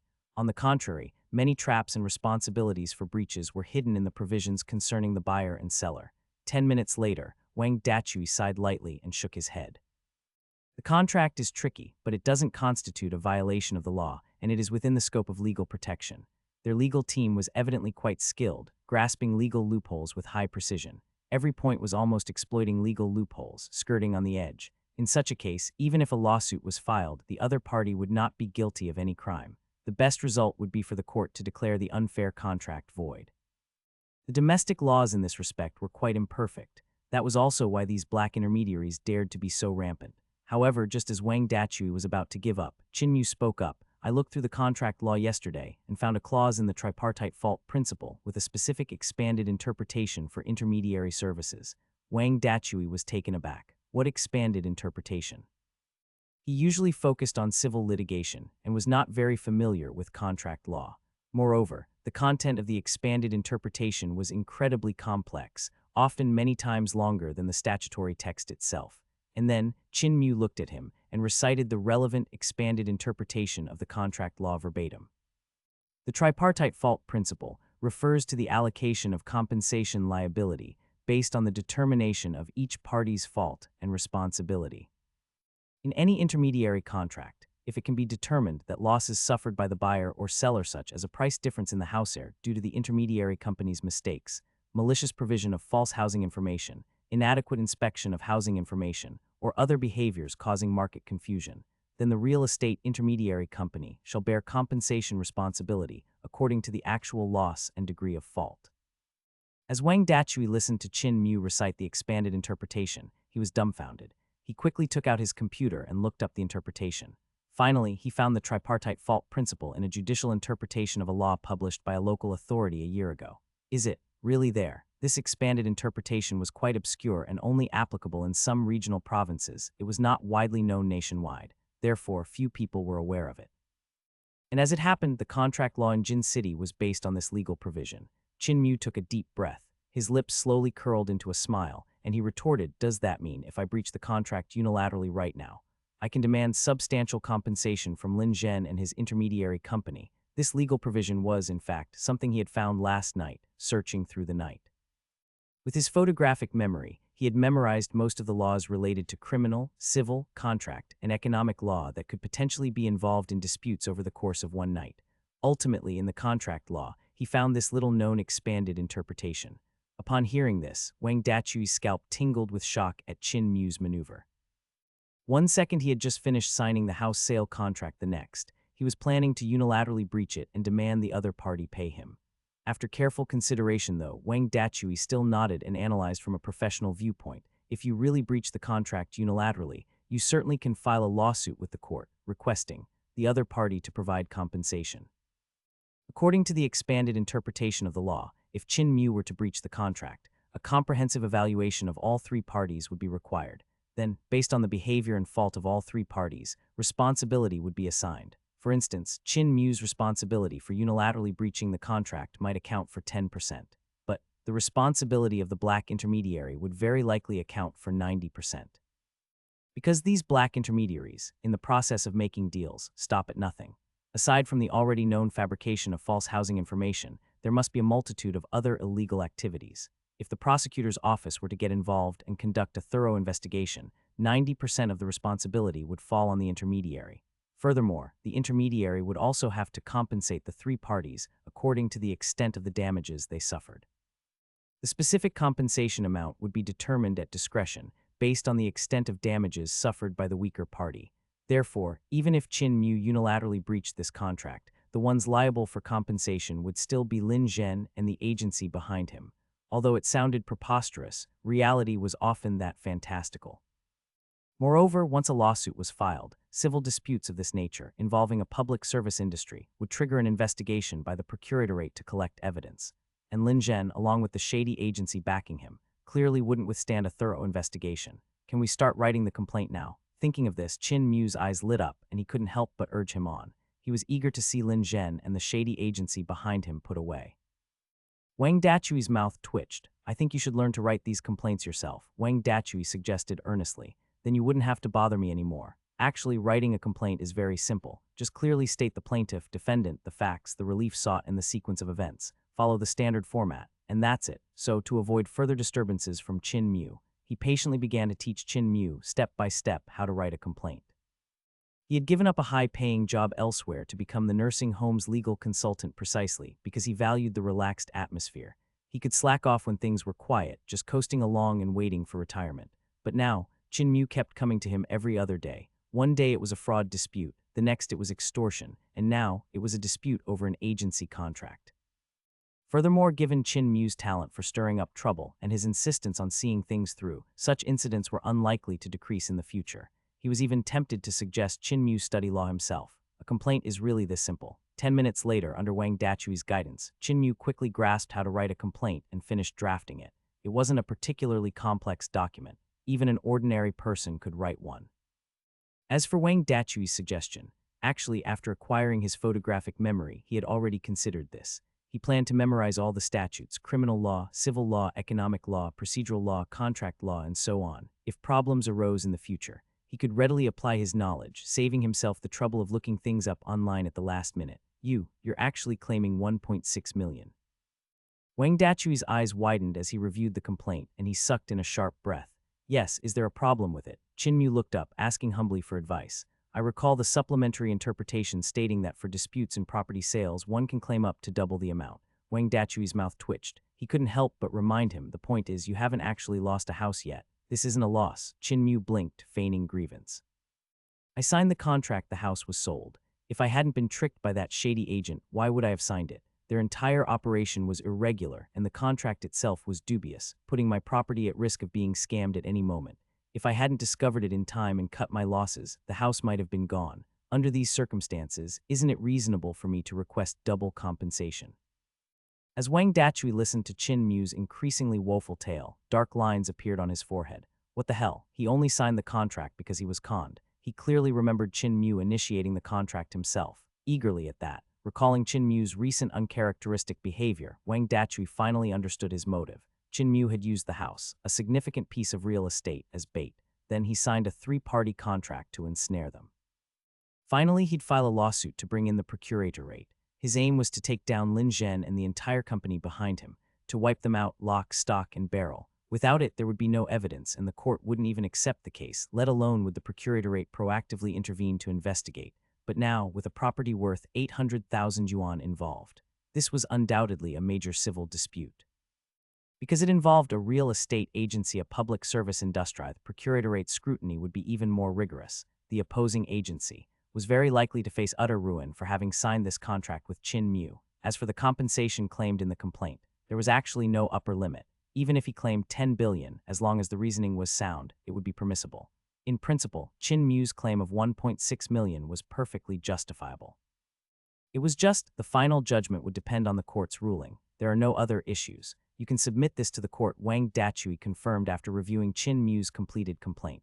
Qin Mu nodded, then promptly gathered the complaint, the original contract, chat logs, and other materials. He left the nursing home and headed straight for the courthouse. Shady agents like Lin Zhen. Every second they were allowed to roam free, more people could be deceived. Nursing home.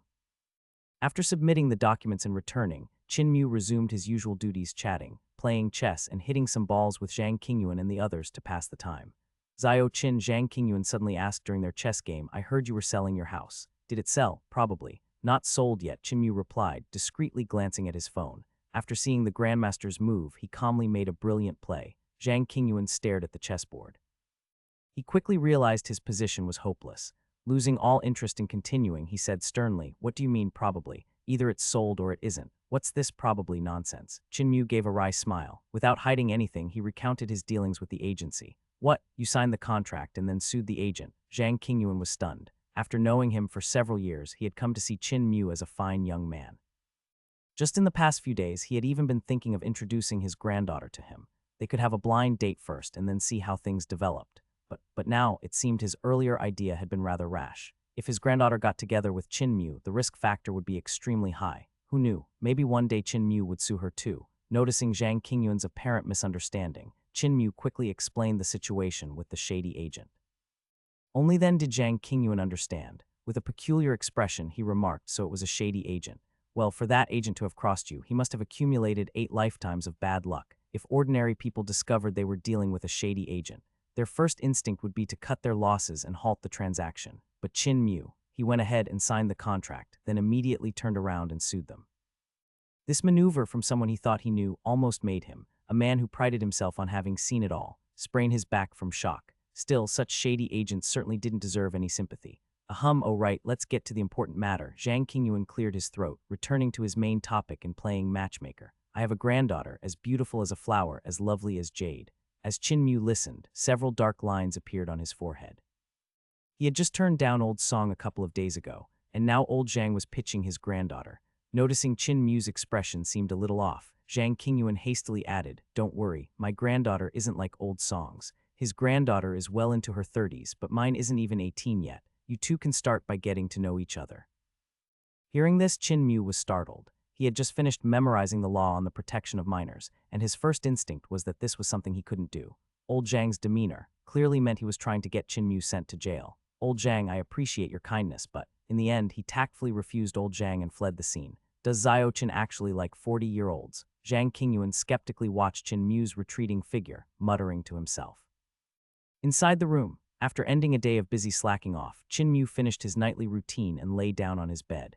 He logged into his account on a certain site and started browsing on his phone. Over the past few days, his follower count had continued to grow, reaching 1.6 million. However, because he hadn't updated his videos for 3 days, the rate of new follower growth had slowed significantly. In his DMs, private messages, hundreds of them popped up daily, all urging him to post more content. The ways these netizens urged him were peculiar and diverse. See that cloud in the sky? Doesn't it look like the shape of a new video update? It's been 3 days up. Do you know how I've spent these days? If you don't update, I'll have to turn myself into content. Before my roommate passed away, he wanted to see update one more video. Just wondering, if someone continuously doesn't update their videos, can I sue them for delaying updates? Seeing these bizarre requests, Qin Mu gave a bitter smile. It had only been 3 days without an update, and these netizens were already about to explode with impatience. However, the incident with the agent he'd encountered was excellent material for a video. Once the event concluded, he planned to create a major production detailing the entire incident. After all, unscrupulous agents weren't just harming him, many other home buyers and sellers were also victims. At 10 o'clock in the morning, he received a notice of case acceptance from the court. The lawsuit and materials he had submitted the day before had been successfully filed. As he had expected, due to the nature of the case, the procuratorate would intervene to gather evidence. The scope of evidence collection included, but was not limited to, the contract he submitted and the agency's business practices. Therefore, considering scheduling and evidence collection needs, the trial was set for 7 days later. At the same time, in a branch of Home Sweet Home Master, the loan has come through, Zhao Ludu said, looking at Lin Zhen with admiration, visibly excited. The loan he was referring to was for Uncle Yang and his wife. Ordinarily, given their advanced age and lack of independent income, it would have been impossible for them to secure a loan. But their company had managed to get the loan approved by leveraging its channels and communicating with the relevant banks. And that 300,000 yuan included their 250,000 yuan commission. When Lin Zhen heard the news about the loan approval, he nodded calmly, not nearly as excited as Zhao Ludu. Deals like this one. He had closed at least 10 of them. He had mastered the art of profiting from the price difference as a middleman and had never failed. You followed me on this deal, so you'll get your cut. Next time, I'll let you handle one yourself, and I'll guide you from the side. Lin Zhen then looked towards Zhao Ludu and said with a smile, once he taught Zhao Ludu, he would then also receive a percentage of Zhao Ludu's successful deals, earning even more. Zhao Ludu nodded excitedly. At that moment, Lin Zhen's phone rang. The caller was Chin Mu. Lin Zhen adopted a gentle and respectful tone and quickly answered, but a few seconds later, his expression changed dramatically. He asked in a deep voice, "Mr. Chin, are you sure? If the house isn't sold according to the contract, you would have to pay a 2 penalty for breach of contract and compensate the buyer's losses. Are you really going to default?" On the phone, however, Chin Mu seemed unwilling to waste words and hung up directly. Beep, beep, beep. Listening to the dial tone, Lin Zhen's expression turned extremely grim. His previous calm had vanished. As agents, they earned commissions. He was no exception. If the deal wasn't completed, he wouldn't receive this commission. What exactly is going on with this Chin Mu? He was so eager to sign the contract yesterday, and today he's backing out of the sale. Lin Zhen frowned, unable to understand it at all. Surely, the other party hadn't discovered he'd sold it for 1 million yuan, right? "Master, what should we do now?" Beside him, Zhao Ludu also looked worried. If the deal fell through, his commission would be gone too. Lin Zhen frowned, wondering if he should have the company's legal department sue Chin Mu. Just then, 2 staff members from the court suddenly arrived outside the branch office. "Which one of you is Lin Zhen?" Lin Zhen was startled for a moment, then nodded and said, "I am Lin Zhen. This is a court summons. Someone has sued you. The hearing is officially scheduled in 7 days." After the court staff confirmed his identity, they left the summons and departed from the office, leaving the 2 men dumbfounded. "Ma's master, what on earth is going on? Why would someone sue you?" Zhao Ludu asked, his face a picture of confusion. Lin Zhen swallowed hard and opened the summons. In the cause of action section, he saw the details of the lawsuit against him. The plaintiff, Chin Mu, was suing him for breach of contract, claiming 1.6 million yuan in damages. The court had already accepted the case. He was summoned to appear at the Jin City Court in 7 days for the trial. "Chin Mu, suing me." Seeing this, Lin Zhen could no longer hold back and exclaimed in shock, his face filled with astonishment. "That Chin Mu actually has the nerve to sue me. He's the one defaulting, and he's suing me, demanding 1.6 million yuan in compensation." He had been working as an agent for so many years, and this was the first time he'd encountered such an audacious party in breach. It was clearly Chin Mu defaulting by not selling the house, and now he was turning around to sue him. Zhao Ludu was also completely baffled and couldn't help but complain, "Master, has this Chin Mu gone mad? He's the one defaulting and he's suing us. Isn't this a lawsuit he's guaranteed to lose?" In their opinion, they were honest and upright. They hadn't violated a single term of the contract. They shouldn't be liable for any breach of contract damages. Even though they were sued, they believed there was no way they could lose. Upon hearing this, Lin Zhen's expression gradually relaxed. Indeed, according to the contract, he hadn't breached it at all. Chin Mu had no chance of winning. "No, I need to go ask the company's legal department about this." Thinking this, Lin Zhen stood up, preparing to visit the company headquarters. But just as he reached the door, he saw 3 individuals from the city procuratorate approaching. They directly blocked his path. "Hello, are you Lin Zhen? We are from the city procuratorate." The 3 individuals showed their identification. One of them said solemnly, "As per the court's requirements, we will be conducting an evidentiary investigation into you and your affiliated real estate agency during this period. Please cooperate with our work." When Lin Zhen saw the people from the prosecutor's office, his complexion changed drastically once again. He instantly realized that something was amiss. He and the intermediary company behind him were in fact all shady intermediaries. If the prosecutor's office were to intervene and investigate the things they had done, their activities simply couldn't withstand scrutiny. Everything would come to light. This is just a contract dispute. Why does the prosecutor's office need to investigate? Can't we just hire a lawyer ourselves? Lin Zhen swallowed hard and cautiously asked the 3 people before him. "Sorry, this civil dispute involves public services and sectors. According to relevant regulations, we need to conduct an investigation and gather evidence," one of them said, stepping forward. Seeing Lin Zhen's nervousness, he explained, "You can rest assured.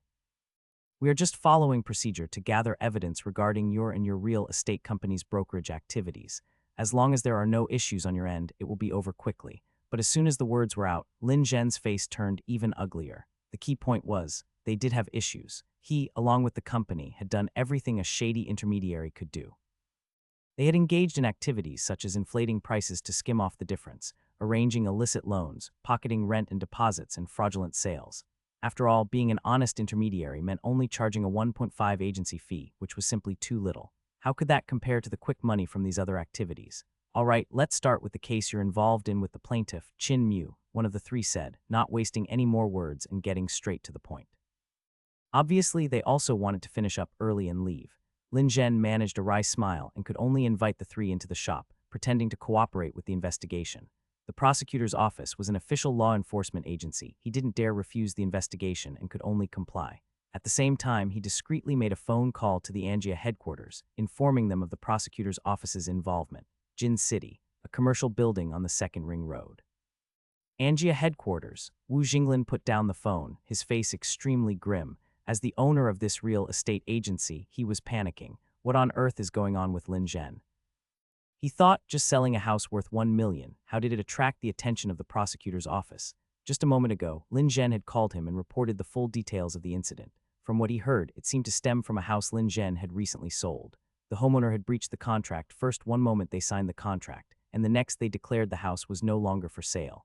Then they turned around and sued Lin Zhen, demanding huge compensation.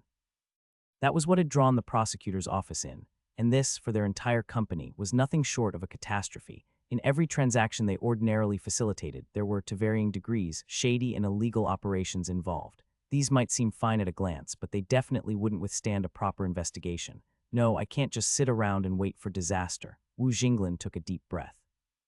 He quickly called his secretary and instructed in a grave voice, "Tell finance to work overnight to cook the books. Doctor all the accounts related to artificially inflating purchase prices and deflating sales prices. Also, check the tax evasion records thoroughly. Make absolutely sure there are no mistakes. Furthermore, change all property listings on the website to reflect their actual prices."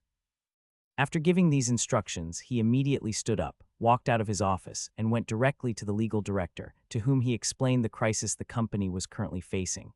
Upon hearing this, the legal director was rather stunned. He couldn't help but confirm, "Mr. Wu, are you saying the other party breached the contract and then sued Lin Zhen?"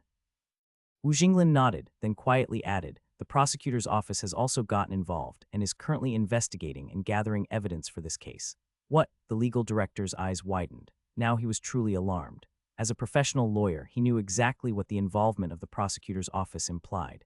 An investigation and evidence collection of this nature wouldn't be limited to Lin Zhen's real estate transaction. It would inevitably involve the entire company. And as for the company's various dealings, once investigated, there would be virtually no place to hide. I've already had someone change the property data on the public-facing website to reflect accurate information, and the company's internal brokerage order accounts are also being redone. Wu Jinglin took a deep breath. He then reiterated his strategy for dealing with the situation before finally asking, "You're the legal expert. Quickly, think, is there anything I've missed?" Upon hearing this, the legal director's expression suddenly stiffened.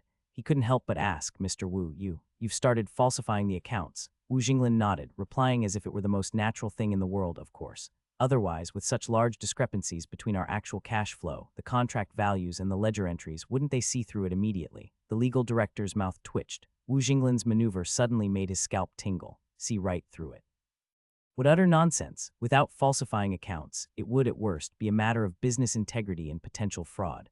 But once you start falsifying accounts, that would involve crimes such as improper disclosure, failure to disclose material information, obstruction of liquidation, and tax evasion. It would only accelerate the entire company's path to prosecution. For a moment, he felt more strongly than ever that he had followed the wrong person and joined the wrong company. If things continued like this, sooner or later, Wu Jinglin himself would be the one to send the entire company to its doom. What's wrong? Is there a problem with my approach? Wu Jinglin frowned, seeing the legal director remain silent. The legal director swallowed hard. With a bitter smile, he pointed out the dreadful consequences of falsifying accounts. Especially at this juncture, brazenly engaging in further illegalities was practically asking for a swifter demise. After listening, Wu Jinglin was stunned for a long moment. Fortunately, his company had such a competent legal director, otherwise he might have made a grave mistake. He then patted the legal director on the shoulder and said with relief, "I'm glad you reminded me. Is there anything else we should be cautious about? Once the company weathers this storm, I'll double your salary." Listening to the grand promises Wu Jinglin was making, the legal director couldn't feel happy at all. After thinking for a long time, he let out a soft sigh. "Mr. Wu, the company is involved in far too many illegal activities, with numerous instances constituting actual crimes. These definitely cannot be concealed. The best solution right now." Wu Jinglin's expression brightened and he eagerly asked, "What solution?" "Say goodbye to your wife and children. Voluntarily confess everything and cooperate with the authorities. Plead for leniency, perhaps. You might get a few years shaved off your sentence," the legal director said gravely. Upon hearing this, Wu Jinglin's face instantly stiffened. This solution, how was it any different from telling him to just give up and stop struggling? "Oh, by the way, Mr. Wu," the legal director suddenly said, "I just remembered. My wife is about to give birth to octuplets and the doctor told me to spend more time with her. So, I'd like to resign." And just like that, the legal director promptly came up with an excuse and tendered his resignation. Wu Jinglin's expression darkened. He deeply despised people who would abandon ship when disaster struck. However, the legal director was determined to leave no matter what Wu Jinglin promised. He refused to stay. Left with no other choice, Wu Jinglin could only turn his attention to the other lawyers in the legal department. Because they were involved in illicit activities, they often had to deal with many shady contracts and disputes.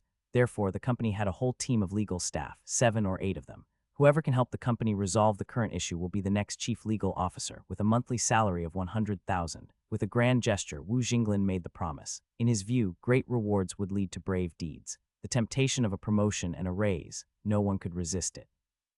However, after he finished speaking, the remaining 7 or 8 legal staff members stood up one by one.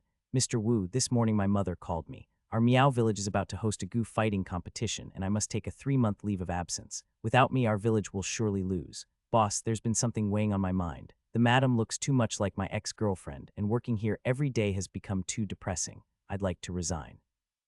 Mr. Wu, the food in the cafeteria is unbearable. I simply can't stand it anymore. Mr. Wu, I feel the salary the company pays is too high. My abilities are insufficient for my duties, and I feel unworthy of it. The remaining legal staff resigned en masse. The legal department's office area wasn't large. They had all heard the entirety of what happened and were quite frightened. Actually, after joining in Jia Tianxia, they had helped with many borderline legal activities. For example, they drafted dubious contracts that harmed the rights and interests of both buyers and sellers. They also assisted Wu Jinglin in fighting several malicious lawsuits. Everyone knew what the involvement of the prosecutor's office meant. If the authorities decided to investigate, any attempt at concealment would be futile. You all. Wu Jinglin, looking at all the legal staff in front of him, trembled with rage. In times of great trouble, everyone scatters. He had truly witnessed the fickleness of human relationships that day. After that, he stormed out of the legal department in fury, slamming the door behind him. He then called an emergency meeting with all the company executives to discuss the crisis the company was facing. At the meeting, after all the executives had been briefed on the situation, they fell into silence. The main purpose of this meeting is to navigate this crisis. If we succeed, the company won't forget your efforts. Shares, options, dividends, you'll get them all. Wu Jinglin looked at all the executives and continued to make tempting offers. The executives exchanged glances. This time it wasn't a case of when the tree falls, the monkeys scatter. Instead, they began to discuss seriously. Is it too late to fire Lin Zhen? If we do, can we claim his actions were solely his own and unrelated to us? If all else fails, how about we offer some money to someone in the prosecutor's office? We can't forge the accounts. How could we explain such huge discrepancies between our books and the sales contracts anyway? Should we hire some thugs to intimidate the plaintiff into voluntarily dropping the lawsuit? Intimidation, that's a good idea. Maybe even kidnap one of his relatives. As Wu Jinglin listened to the executives propose one solution after another, dark lines appeared on his forehead. Good grief. He found his own suggestion of cooking the books unacceptable, yet these people were proposing bribery and kidnapping. Did they really think they were above the law? If he actually did these things, the entire company would probably end up in jail the very next day. 2 hours later, this meeting still hadn't produced any effective solutions. In the end, one executive couldn't help but say, "What about legal? Doesn't our company have so many legal staff? They are the professionals." Wu Jinglin's mouth twitched. Thinking of that made him so angry he could hardly contain himself. He huffed. They all resigned en masse a few hours ago. In the meeting room, all the executives swallowed hard. They looked at each other, fully realizing the seriousness of the issue. These legal professionals always prioritize their own interests, seeking advantages and avoiding harm. For them to flee so decisively, it spoke volumes about the severity of this crisis. However, the legal team could run their ties to the company's core business were minimal, but they, the executives, couldn't. As senior management, they were deeply entangled in many operations. Their fate was tied to the company's for better or worse. Jin City, in Jia Tianxia Realty Store. Dusk, 3 staff members from the prosecutor's office were working overtime, collecting data on transaction orders, contracts, and property listings within the store for investigation and evidence gathering.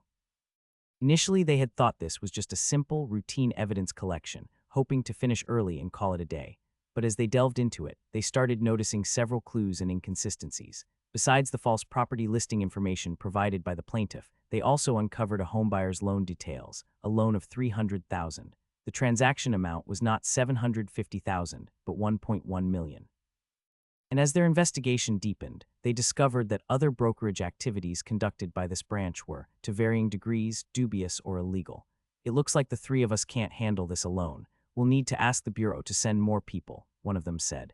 At 9 o'clock in the evening, the three copied all the data they had gathered and left the Jiatianxia branch. Meanwhile, Lin Zhen watched them leave. Cold sweat drenching his back. His shirt was soaked through without him even realizing it. "Master, it seems like they've found something," Zhao Ludu said to Lin Zhen, unable to hold back. In the beginning, these three investigators from the prosecutor's office would still make small talk with them, but as the investigation progressed, they noticed the three investigators gradually became solemn and fell silent.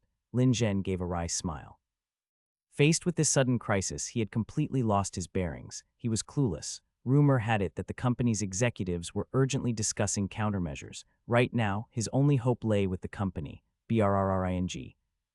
Just then his phone rang. Glancing at the caller ID, Lin Zhen frowned. The call was from Uncle Yang, the elderly man from the couple who had bought the property. "Hello." When he answered the phone, his voice lacked its previous enthusiasm and humility, carrying a distinct chill instead. "Hello, is this Lin, the realtor? High school is starting soon, so I was just calling to ask, since the loan process has been completed, when can we proceed with the property transfer?" Uncle Yang's elderly voice, tinged with humility and caution, came through the phone. "Property transfer. Qin has already breached the contract. The house is no longer for sale, so there's no possibility of transferring it now." Lin Zhen listened, then, seething with anger, said coldly, "Also, I'm very busy lately. Don't call me if it's not important." Having said that, he hung up the phone directly. If it weren't for helping Qin sell this house, he wouldn't be in this mess, possibly even facing jail time. Therefore, he showed no courtesy to the elderly couple. Afterward, the old man, undeterred, called another 7 or 8 times, but Lin Zhen hung up on him each time. The following day, Jin City, a nursing home. After suing Lin Zhen, Qin also received notice that the prosecutor's office had begun its investigation and evidence collection. According to the normal process, the procurator's evidence collection this time would prioritize investigating several pieces of evidence Qin mentioned in his lawsuit, such as the fabrication of false real estate listings and contracts suspected of infringing on the rights and interests of both buyer and seller. Then, responsibility would be assigned based on a 3-party accountability model. Whoever had the greater fault and more violations would bear more responsibility for this dispute. Although he was the first to propose not selling the house, and had therefore breached the contract first, the responsibility he needed to bear was actually very small since Lin Zhen was primarily at fault. Besides, the real estate brokerage industry is a public domain, and the investigation would also extend to the agency behind Lin Zhen, causing a series of chain reactions. There are only 6 days left until the court hearing. Qin put down his cell phone and stretched lazily. During this time, he had been reading various types of legal codes and statutes.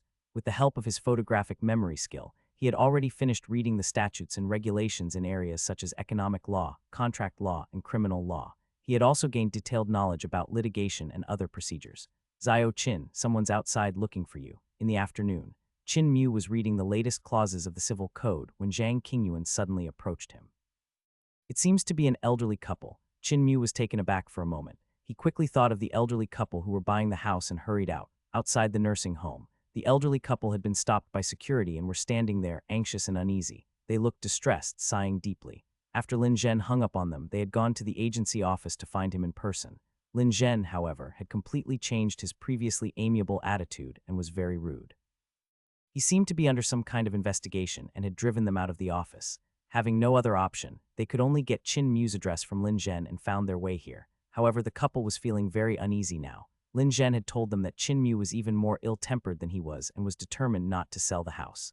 "Uncle Yang, you are looking for me." Soon after, Qin walked out from the nursing home and saw the 2 worried-looking elderly people. "Mr. Qin, hello, we came here mainly to ask why the house suddenly isn't for sale anymore. Haven't we already signed the contract?" Uncle Yang and his wife exchanged glances, then quickly stepped forward. They looked at Qin nervously, their eyes filled with concern. "Is it that our money isn't enough? We can add more. Our loan was approved a couple of days ago, so paying an extra 10 or 20,000 is not a problem." Beside him, Uncle Yang's wife also stepped forward and asked anxiously. "A loan?" Qin frowned, suddenly feeling that something was amiss. He remembered what was written on the contract. It clearly stated a full payment of 750,000, so why would a loan be needed? Moreover, Uncle Yang and his wife were both retired and without steady jobs. Normally, it would have been impossible for them to secure a loan. "Yes, 300,000. Mr. Lin, the agent, helped us secure it.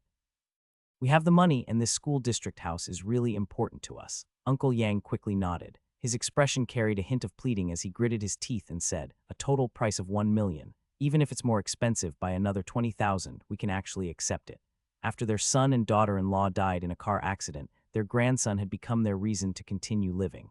They were determined to raise their grandson to adulthood. And with a good high school in Jin City about to start, the enrollment slot that came with owning a house in the school district was very important to them. As Chin Mu listened to Uncle Yang and his wife, his originally mild expression gradually turned cold. He had never expected that Lin Zhen, this dishonest broker, had not only fabricated false housing information and drafted shady contracts, but had also thoroughly deceived the elderly couple before him. On one hand, he pushed the price down on my side, getting me to sell for 750,000. On the other hand, he was exploiting Uncle Yang, bleeding them dry by leveraging their desperate need for a house and selling it to them for 1 million. Mr. Chin, Uncle Yang, seeing the change in Chin Mu's expression, mistakenly thought Chin Mu was unimpressed by the additional 20,000 they had offered.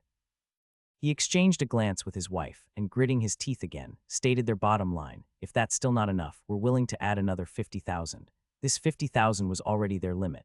They had borrowed 300,000 yuan after deducting the agency fee and the cost of the house at the original increased price. They would have had some left over. But if they really closed the deal at 1.05 million, even putting food on the table would become a problem. However, for the sake of their grandson's education, they had mentally prepared themselves before coming. However, just as they were anxiously waiting for Chin Mu's response, the previously silent Chin Mu suddenly laughed. He said gently, "Don't be nervous. I didn't say I wouldn't sell the house, just that I wouldn't sell it through the agency." The couple was stunned for a moment, not quite understanding what Chin Mu meant. His next words baffled them even more. "Moreover, for this house you're buying, someone has already paid for it for you. You don't have to pay yourselves. Someone paid for us." Uncle Yang's eyes widened, his face filled with disbelief. They didn't know any wealthy friends. Besides, what kind of friend would be so generous as to buy them a house? Seeing their confusion, Chin Mu continued to explain, "I originally priced this house at 750,000 yuan, but the dishonest agency manipulated the transaction, buying low for me and selling high to you, inflating the price to 1 million. I've already sued them and the court has filed the case. And as the buyers, the agency's actions also harmed your interests. You can absolutely demand double compensation from the agency, asking for 2 million yuan. Actually, I'm not the only one whose rights were violated in this case. Uncle Yang and his wife were too. In comparison, they suffered greater damages. They were victims of malicious price gouging and were also tricked into taking out a loan. They could absolutely sue the agency alongside me and take them to court. The potential compensation could reach up to 2 million yuan, which is 400,000 more than my own claim. Even if the court ultimately doesn't award the full 2 million, they should at least be able to recover the amount they were going to pay for this house through the compensation. 2 million yuan. Uncle Yang couldn't help but swallow hard. From Chin Mu's explanation, he gradually understood Lin Zhen's despicable actions. But he had never imagined that Chin Mu would directly suggest they sue the agency and demand 2 million yuan in compensation. For a moment, he even forgot the original purpose of their visit. Let's go. The sooner this is handled, the better. We'll go into the nursing home to discuss this in detail. Let's get the complaint drafted today and submit it to the court. Chin Mu smiled slightly. Leading the dazed elderly couple into the nursing home, he found a study and began to help them write the complaint. An hour later, a brand new complaint was ready, presented before Uncle Yang and his wife. This. "Mr. Chin, can we really win this lawsuit?" Uncle Yang held the complaint. Looking at the prominent 2 million yuan figure in the claim request section, he couldn't help but ask. Chin Mu nodded. "The procuratorate has already begun its investigation. Once the court delivers its verdict, you should receive the money." Uncle Yang swallowed hard and glanced at his wife. He increasingly felt that this whole situation was somewhat unreal. This happiness had come so suddenly. Originally, they had spent all their life savings and even taken on a loan of 300,000 to buy this apartment. But now, Chin Mu was telling them that they wouldn't need to pay for the apartment, as the considered agent would handle the full payment for them. However, Uncle Yang suddenly lowered his head, a bitter smile on his face. "But our grandson needs to start school soon, and by the time the court's decision comes through, school will have already started. You don't need to worry about that." After listening, Chin Mu smiled and said, "We won't go through the agency process. We can handle the transaction privately. Tomorrow is a work day, so we can just make a trip to the real estate bureau." Uncle Yang trembled. He suddenly looked up, staring at Chin Mu. "Really, really?" Chin Mu nodded earnestly. "Of course, it's true, and the selling price will still be 750,000. After hearing the couple's situation, he too was deeply moved. Misfortune always targets those who are already suffering. They had just endured the grief of an elder outliving the younger. In their attempt to care for their grandson, they wanted to buy a house but encountered such a malicious agent. Not only was the price inflated, but they were also burdened with a predatory loan. Since he had encountered this situation, he would help however he could. After all, he had only intended to sell for 750,000 in the first place, but the agent was too greedy, jacking up the price to 1 million. After Uncle Yang and his wife heard this, their eyes became moist as they repeatedly expressed their gratitude. Before this, they had always thought Lin Zhen was sincere and trustworthy. From Lin Zhen, they had heard that Qin Mu was difficult and unpleasant to deal with, so they hadn't held much hope for this visit. But they hadn't expected reality to be completely reversed. Lin Zhen appeared polite and sincere, but in reality, he was a wolf in sheep's clothing. Qin Mu, although he was not very talkative, made them feel the warmth of humanity once again. At the entrance of the nursing home, before leaving, Uncle Yang and his wife couldn't help but look back at Qin Mu. Qin Mu smiled. He escorted the elderly couple to a bus stop a few hundred meters away. Shortly thereafter, he took the complaint himself and went directly to the court to submit it. That night, inside the nursing home, Qin Mu was walking and chatting with a group of elderly people when he suddenly received a text message. It showed that his bank account had been credited with exactly 750,000 yuan. The transfer was from Uncle Yang. He transferred it so quickly. Looking at his bank balance, Qin Mu was also surprised. In the afternoon, they had agreed to transfer the money at the Real Estate Bureau before completing the ownership transfer the next day. He hadn't expected them to trust him so much as to transfer the money that very evening. After all, most people would be wary after experiencing such a scam. Once bitten, twice shy, but Uncle Yang and his wife, they were still willing to believe in the goodwill of others. They were simple and honest, perhaps to a fault, which is exactly why they had fallen for Lin Zhen's trap. And agents like Lin Zhen, they are unfortunately all too common in the industry. These malicious agents, every single one of them deserved to be locked up. Qin Mu took a deep breath. Although his individual power was limited and he couldn't solve industry-wide problems, at least he could ensure that Lin Zhen and the agency behind him faced the punishment they deserved. The next day, at 9 in the morning, Qin Mu, as agreed, hurried to the Real Estate Bureau. Uncle Yang and his wife seemed to have arrived early and had been waiting for some time. The transfer process was also fairly simple. By paying the deed tax, land tax, and individual income tax, the transfer could be completed smoothly. They queued for an hour. The processing took 10 minutes. Soon, all procedures were completed, and within 3 working days, the Real Estate Bureau would change the property ownership to Uncle Yang and his wife. After finishing the process, Uncle Yang grabbed Qin Mu's hand, the weight on his heart finally lifting. There were 4 days left before school started. Plenty of time. Qin Mu smiled and nodded. Before leaving, he advised, "I just received a notice from the court the complaint has been accepted." Since the incidents are similar, they will be merged into one case and heard in court 5 days from now. I've already found a lawyer for you. Just remember to attend, otherwise the 2 million could be gone. As the parties involved, if they didn't show up, it would be considered an on-the-spot withdrawal of the case, thereby forfeiting their claim and their rights. Uncle Yang and his wife looked at each other. They quickly nodded. By that time, our grandson will have completed his school registration. We will definitely be there. Actually, even now, they could hardly believe that they would receive 2 million in compensation after the lawsuit. However, Lin Zhen had maliciously raised the price of the 750,000 house to 1 million. His actions were simply too vile. They had to attend this lawsuit, no matter what, at the same time. Jin City, Angia headquarters, chairman's office. Lawyer Qi, you must help me. Clearly, it was the other party who breached the contract first. So why am I being sued and even have to compensate them 1.6 million? Lin Zhen stared anxiously at the lawyer before him, filled with indignation. This lawyer Qi was not actually from the company's legal department. After the company's entire legal team resigned en masse, Wu Jinglin, driven to desperation, had paid a high price to hire him from outside. You have the nerve to complain after all the trouble you've caused. Wu Jinglin glared fiercely at Lin Zhen.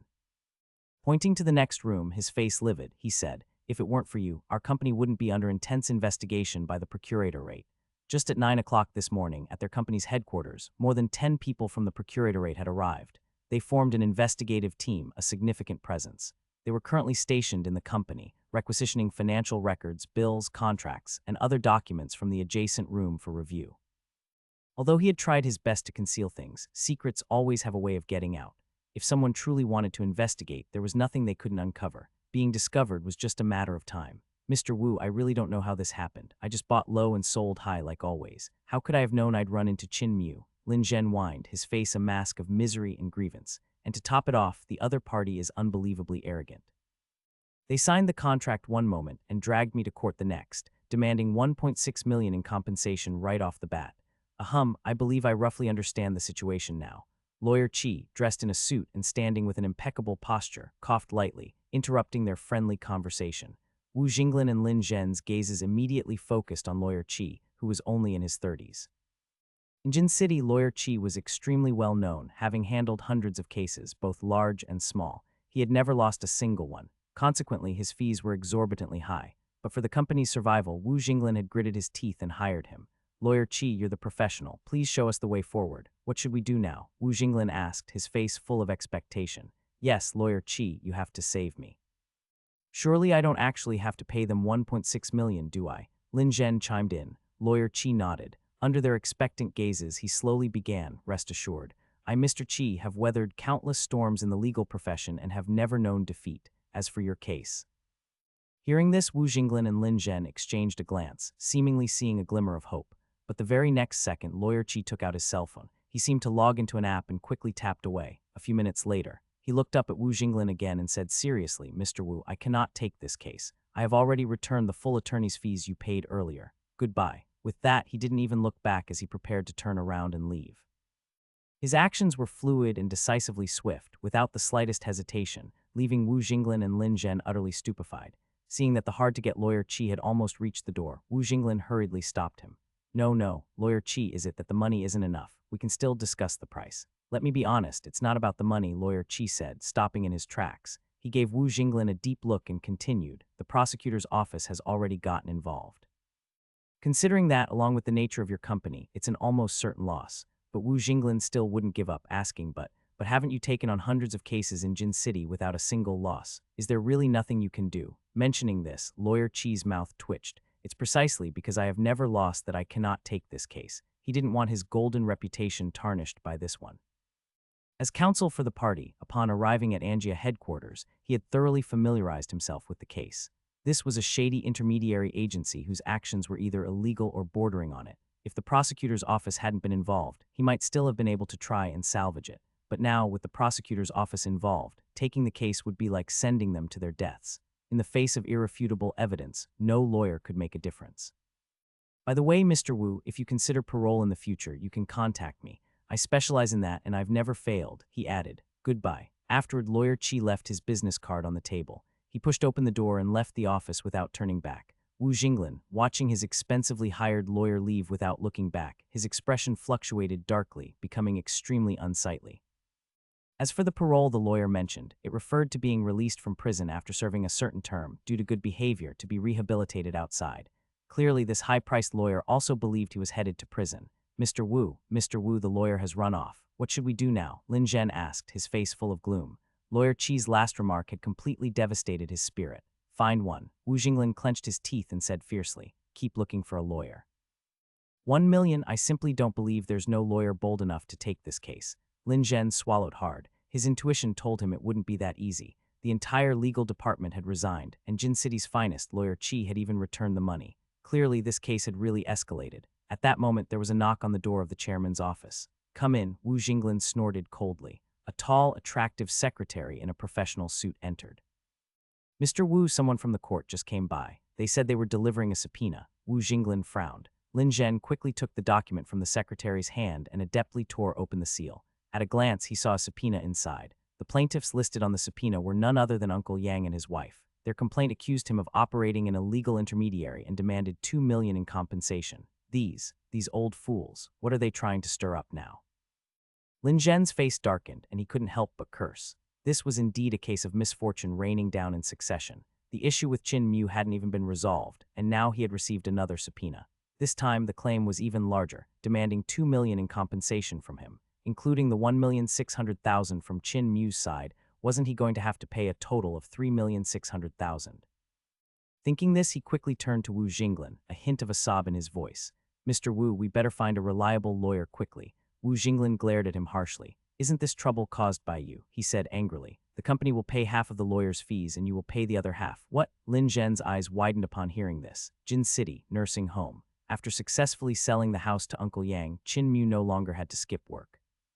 Over the past few days to sell the house, he had disappeared several times during work hours. Once he was almost caught by the nursing home supervisors. Fortunately, old Zhang and the others promptly provided him cover, allowing him to bluff his way through. In the courtyard, Canon File 3 to 5, Qin Mu called out. He was playing on his phone while simultaneously moving the corresponding piece at his back Canon and the physical board in front of him. With this move, he pinned 5 of his opponent's pieces at once.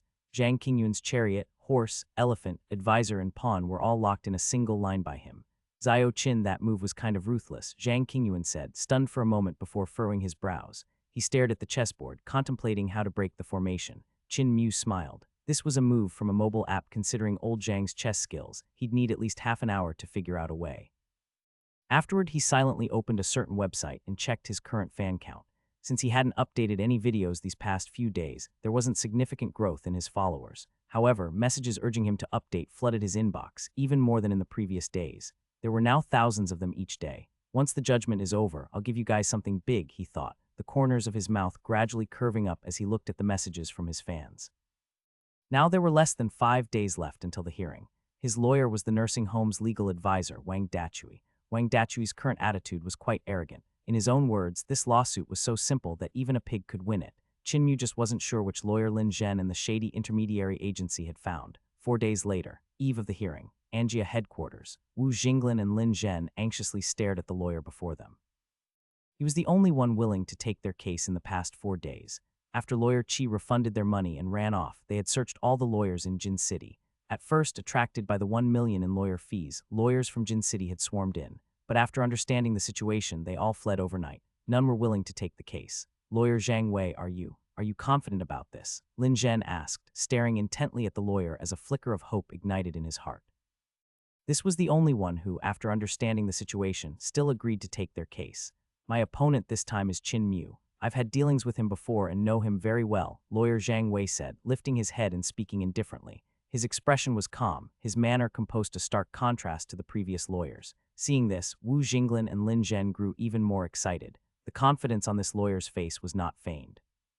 Without substantial capability, one would not appear so unconcerned.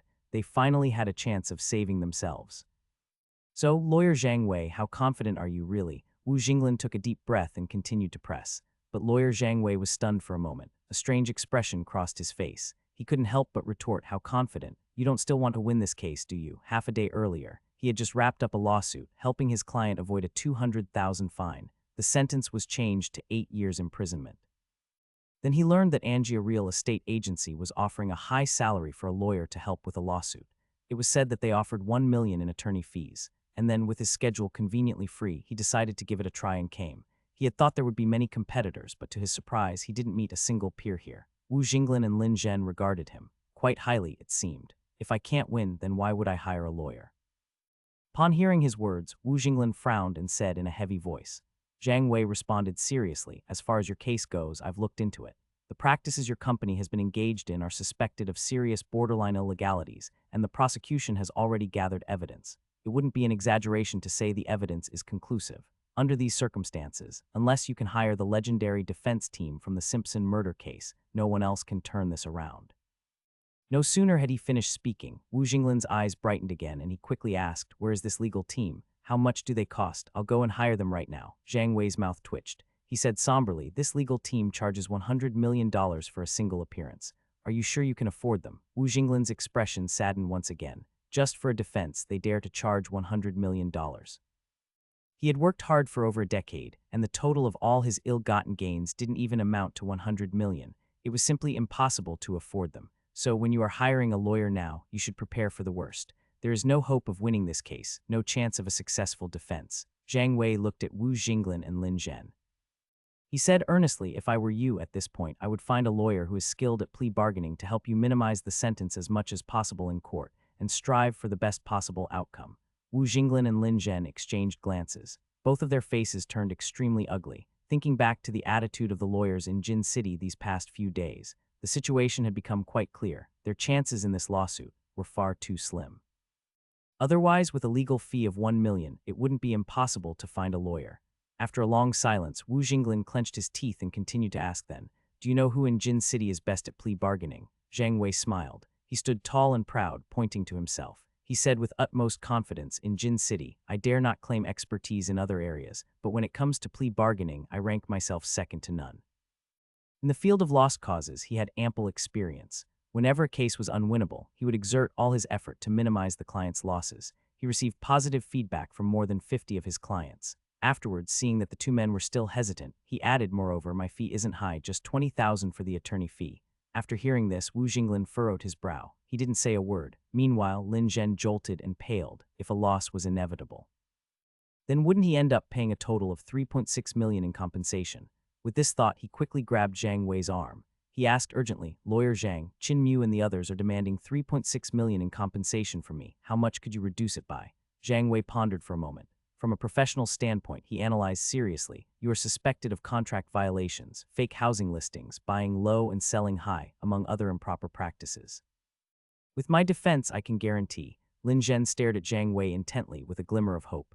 "Absolutely not more than 2 million. Lin Zhen, damn 2 million, all this fuss only to reduce so little." Zhang Wei glanced at Lin Zhen, who looked somewhat disappointed, and reminded him, "Although the compensation hasn't been reduced much, you haven't asked about the sentencing yet." Lin Zhen swallowed hard. He couldn't help but ask, "I still have to be sentenced?" After hearing this, Lin Zhen was even more frightened. He quickly asked then, "Lawyer Zhang, if you defend me, could I possibly be acquitted?" Zhang Wei's mouth twitched. He held up 3 fingers and said, "I can guarantee your sentence will be 3 years at most." Lin Zhen, Wu Jinglan. The next day, the court date had finally arrived. Nursing home. Qin Mu took the day off specially to go to the courthouse with Wang Dachui. At the entrance of the courthouse, they ran into Uncle Yang and his wife. Mr. Qin, even from a distance, the couple waved at him enthusiastically. "Can we really win this time?" Upon meeting, Uncle Yang's face was filled with anxiety as he asked worriedly. Before Qin Mu could speak, Wang Dachui waved his hand confidently and said, "Uncle, don't worry. The prosecutor's office has gotten involved. We are bound to win this lawsuit." He had several friends working at the prosecutor's office. These past days, he had made a point of inquiring about the news. He learned that the prosecutor's office investigation team had found many borderline illegal pieces of evidence in this shady real estate agency. This naturally included Lin Zhen. The prosecutor's office was preparing to file a public prosecution in court, and the target of this prosecution was the entire shady real estate agency. When the time came, not a single high-level profit earner or key core staff member from the agency would escape.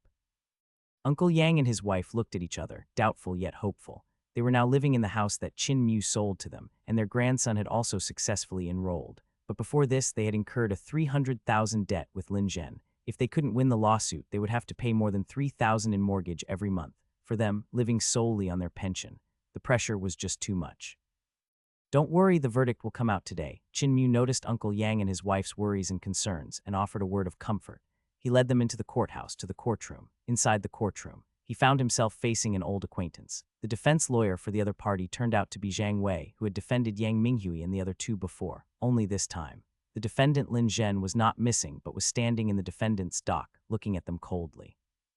"To think I helped you sell your house out of kindness, hustling around to show the place to people. I never expected you to be so sinister and venomous." Before the session began, Lin Zhen came up to Qin Mu, hissing through clenched teeth. At this point, he was no longer the modest and amiable man he had been. His expression was dark, as if he were the real victim. In the days while waiting for the court session, he pondered back and forth, feeling more and more that he was being targeted. Qin Mu had first approached him, pretending to want to sell a house, then turned around and sued him in court, which led to the prosecutor's office conducting an evidence investigation. If it had been someone else who discovered he was a shady middleman, they would have likely caused him some trouble. But Qin Mu remained courteous throughout. He had no intention of arguing with him. This was simply too unusual, sneaky. Qin Mu frowned at Lin Zhen, who had approached him. He was just about to retort when the voice of the system suddenly echoed in his mind. "Ding," mockery of the host detected. "The perfect bait skill can be triggered. Do you wish to trigger it?" Qin Mu was startled for a moment. This was the first time he received a passive trigger prompt since acquiring the perfect bait skill. Indeed. This skill wasn't about real fishing at all, and yet the system had the nerve to label it as a master angler's skill. After a brief moment of consideration, Qin Mu mentally consented, "Trigger it." Then Lin Zhen, on the opposite side, grew increasingly angry as he saw Qin Mu remaining silent and flew off the handle.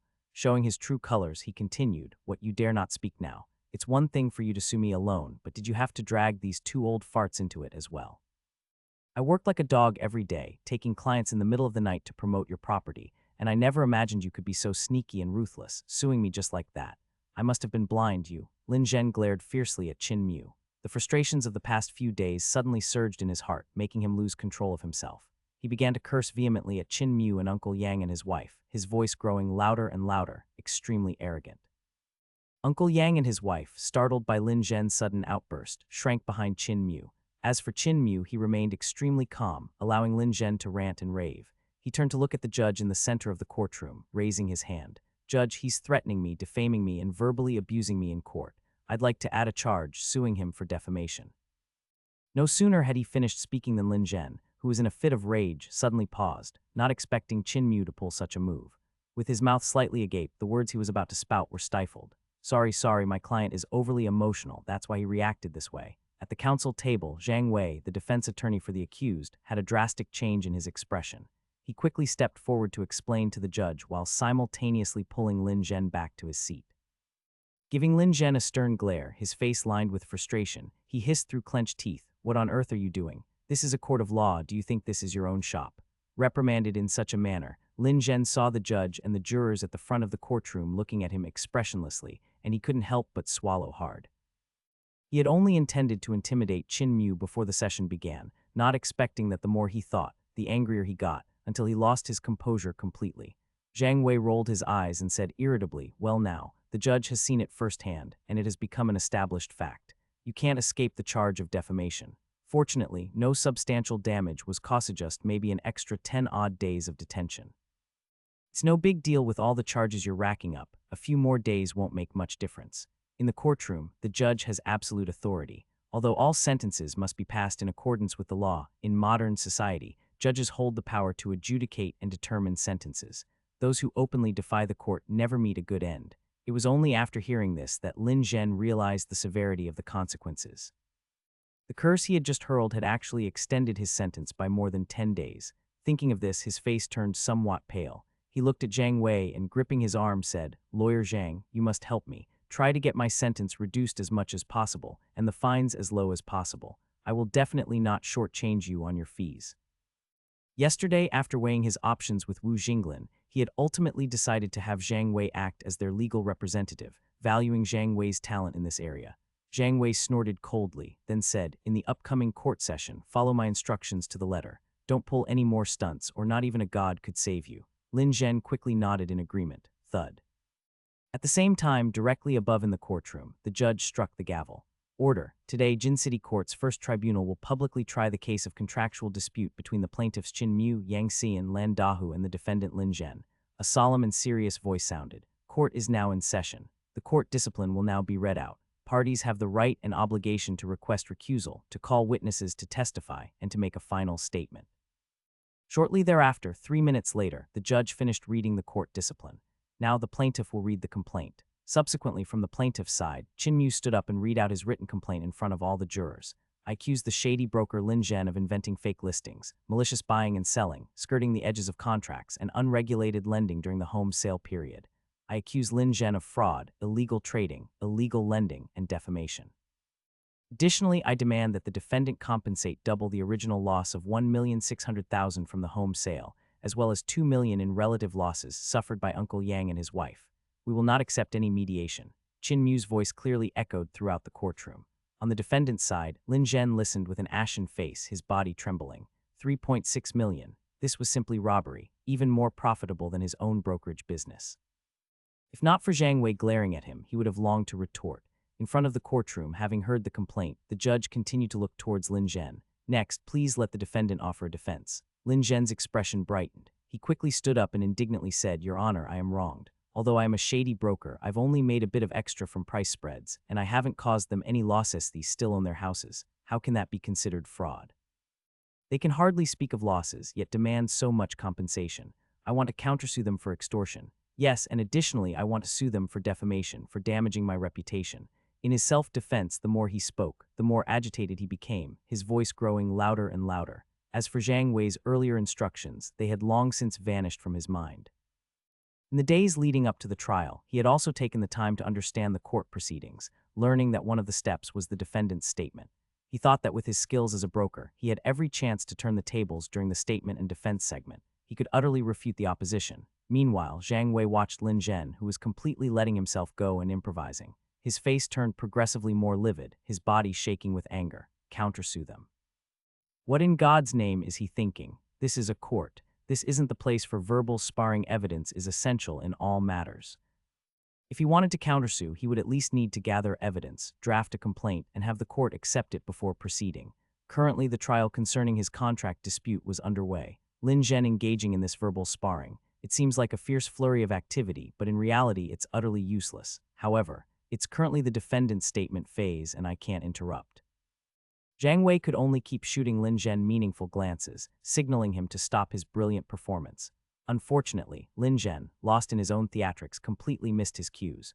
Judge, I believe my actions, at most, involved deceiving both buyers and sellers, thereby contravening market principles. In front of the judge and jury members, Lin Zhen continued his defense. Driven by an extremely strong survival instinct, he even began to argue for his own innocence.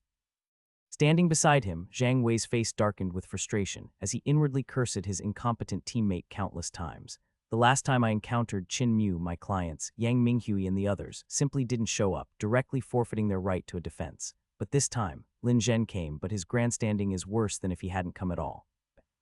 5 minutes later, the judge struck the gavel, interrupting Lin Zhen's rambling and useless defense.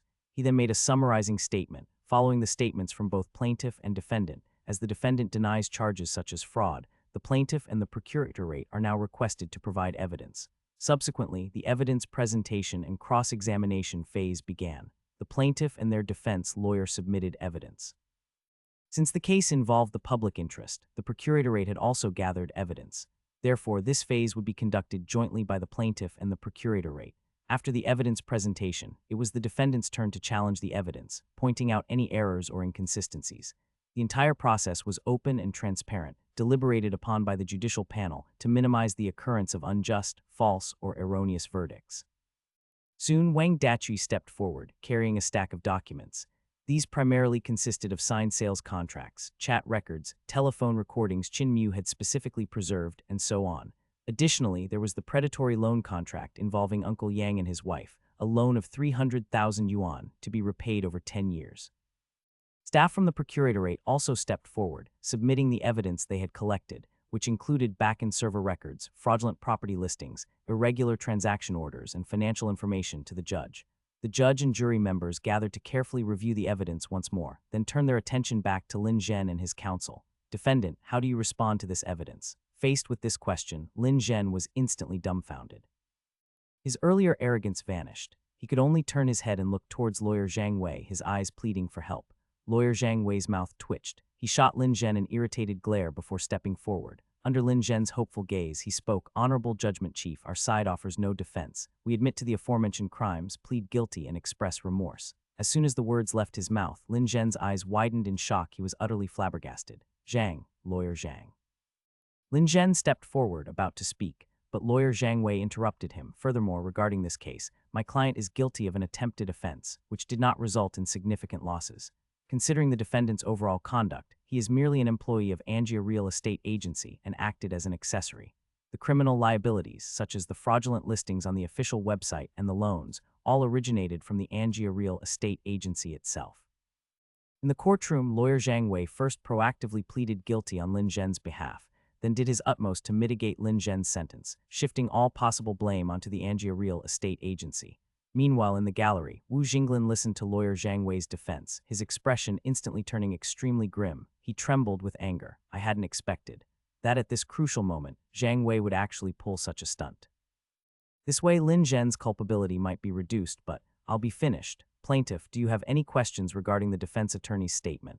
Back in the courtroom, after listening to lawyer Zhang Wei's defense, the judge turned his attention back to Qin Mu and his party. Wang Dachui immediately stood up and began to sharply counter each point. Judgment Chief, you witnessed it yourself. The defendant exhibited extreme arrogance and defiance before the trial even began, showing no sincere attitude towards pleading guilty.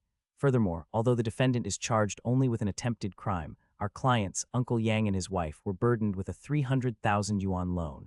From the plaintiff's bench, Qin Mu watched Wang Dachui's spirited performance, feeling slightly amazed. Actually, after thoroughly studying the relevant legal statutes, I had immediately seen through lawyer Zhang Wei's defense strategy. First, actively plead guilty, then argue for a reduced sentence from the angles of being an accessory and an attempted offense. Unfortunately, Lin Zhen's behavior before and during the trial had already made a sincere guilty plea impossible. All the adjudicators could see that Lin Zhen showed no remorse whatsoever, and Wang Dachui's professionalism was undeniable. Focusing on these points, Wang Dachui relentlessly pursued and fiercely attacked them. In this phase of the proceedings, the defense attorney was at a distinct disadvantage, completely unable to parry the arguments. A full hour later, the arguments from both defense and prosecution attorneys finally concluded. The judge announced a recess and led the adjudicators into the deliberation room. Half an hour later, court resumed, and both sides made their final statements. Wang Dachui argued that Lin Zhen, as an agent, had disregarded the law and exploited consumers, and thus should be severely punished. Conversely, lawyer Zhang Wei contended that Lin Zhen had actively pleaded guilty, was merely an accessory, and had only attempted the crime, and therefore should receive a lenient punishment. Bang. After the statements concluded, the judge struck the gavel. Everyone rose as the verdict was announced. Upon unanimous decision by the trial panel of the First Tribunal of the Jin City Court, the defendant, Lin Zhen, is found guilty of fraud, organizing and participating in illegal lending, false advertising, illegal trading, and defamation. Given his affiliation with Angia Real Estate Agency, and that the illegal services were provided under the company's purview, he is convicted of multiple offenses. Taking mitigating circumstances into account, he is sentenced to a term of 3 years imprisonment. Furthermore, he is fined 100,000 yuan and ordered to pay compensation of 800,000 yuan to the plaintiff, Qin Mu, and 1,200,000 yuan to the plaintiffs, Mr. and Mrs. Yang Xian. The above judgment is effective from this day forth and shall be executed immediately. The judge's solemn voice echoed throughout the courtroom. Varied expressions painted the faces of those in the plaintiff's section, the defendant's section, and the gallery. Qin Mu had somewhat anticipated this outcome, so he wasn't overly surprised. Uncle Yang and his wife, however, were ecstatic. They had never imagined the verdict would actually be delivered. The agent who cheated us was sentenced to 3 years. And we're getting 1,200,000 yuan in compensation. After paying back the 300,000 yuan loan, we'll still have 900,000 left. This means we've basically earned enough for a new house. Meanwhile, Lin Zhen slumped into the defendant's chair, completely drained of strength, his face deathly pale. He couldn't help but turn his head to glare angrily at lawyer Zhang Wei. Didn't you say you specialized in arguing for reduced sentences? Why do I still have to pay 2 million yuan and serve 3 years? I absolutely cannot accept this outcome. Confronted by his client, Zhang Wei's temper flared. I'm arguing for a sentence reduction, not an acquittal, he snapped. Lin Zhen demanded, just tell me, was it reduced or not? Zhang Wei shot back, and remember to transfer the 30,000 yuan in lawyer's fees. Otherwise, don't blame me for suing you. With that, he picked up his briefcase and stormed out of the courtroom, leaving Lin Zhen, his face deathly pale. Lin Zhen couldn't help but shiver. The word Su now sent a shiver of panic through him. Mr. Wu, you have to save me. You just have to, he cried out. Soon after, he caught a glimpse of Wu Jinglin, who sat silently in the public gallery and quickly pleaded for help. My business acumen is exceptional. As long as you protect me, I can definitely generate more profit for the company. I also have many high-quality client resourceful prospective clients, easy to close deals with. He clutched Wu Jinglin's arm, incessantly showcasing his value. Save you? Then who will save me? Wu Jinglin clenched his teeth and swallowed hard, his face also a bit pale. He had heard the recent verdict loud and clear. Lin Zhen had committed one offense and was sentenced to 3 years with compensation of 2 million yuan. As for the sentence and punishment for him, the head of the real estate agency, it would only be more severe. At that moment, a court staff member, holding a freshly issued summons, walked towards him. Hello, are you Wu Jinglin from Angia Real Estate Agency? The Procuratorate has initiated public prosecution against your company for tax evasion, loan sharking, contract fraud, false advertising, infringement of consumer rights, issuing fraudulent invoices, sale of infringing products, unfair commercial competition, illegal business operations, forced transactions, illegal transfers, and possession of large amounts of assets from unknown sources. The trial officially begins tomorrow.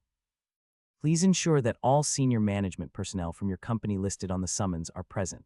As soon as the words fell, clang, Wu Jinglin slumped powerlessly onto a seat in the public gallery. His expression was vacant, utterly despairing. What was bound to happen finally did. Lin Zhen, who had been pleading for help, abruptly stopped talking and swallowed hard. He couldn't help but shrink his neck, silently backing away a few steps, afraid of being implicated with Wu Jinglin.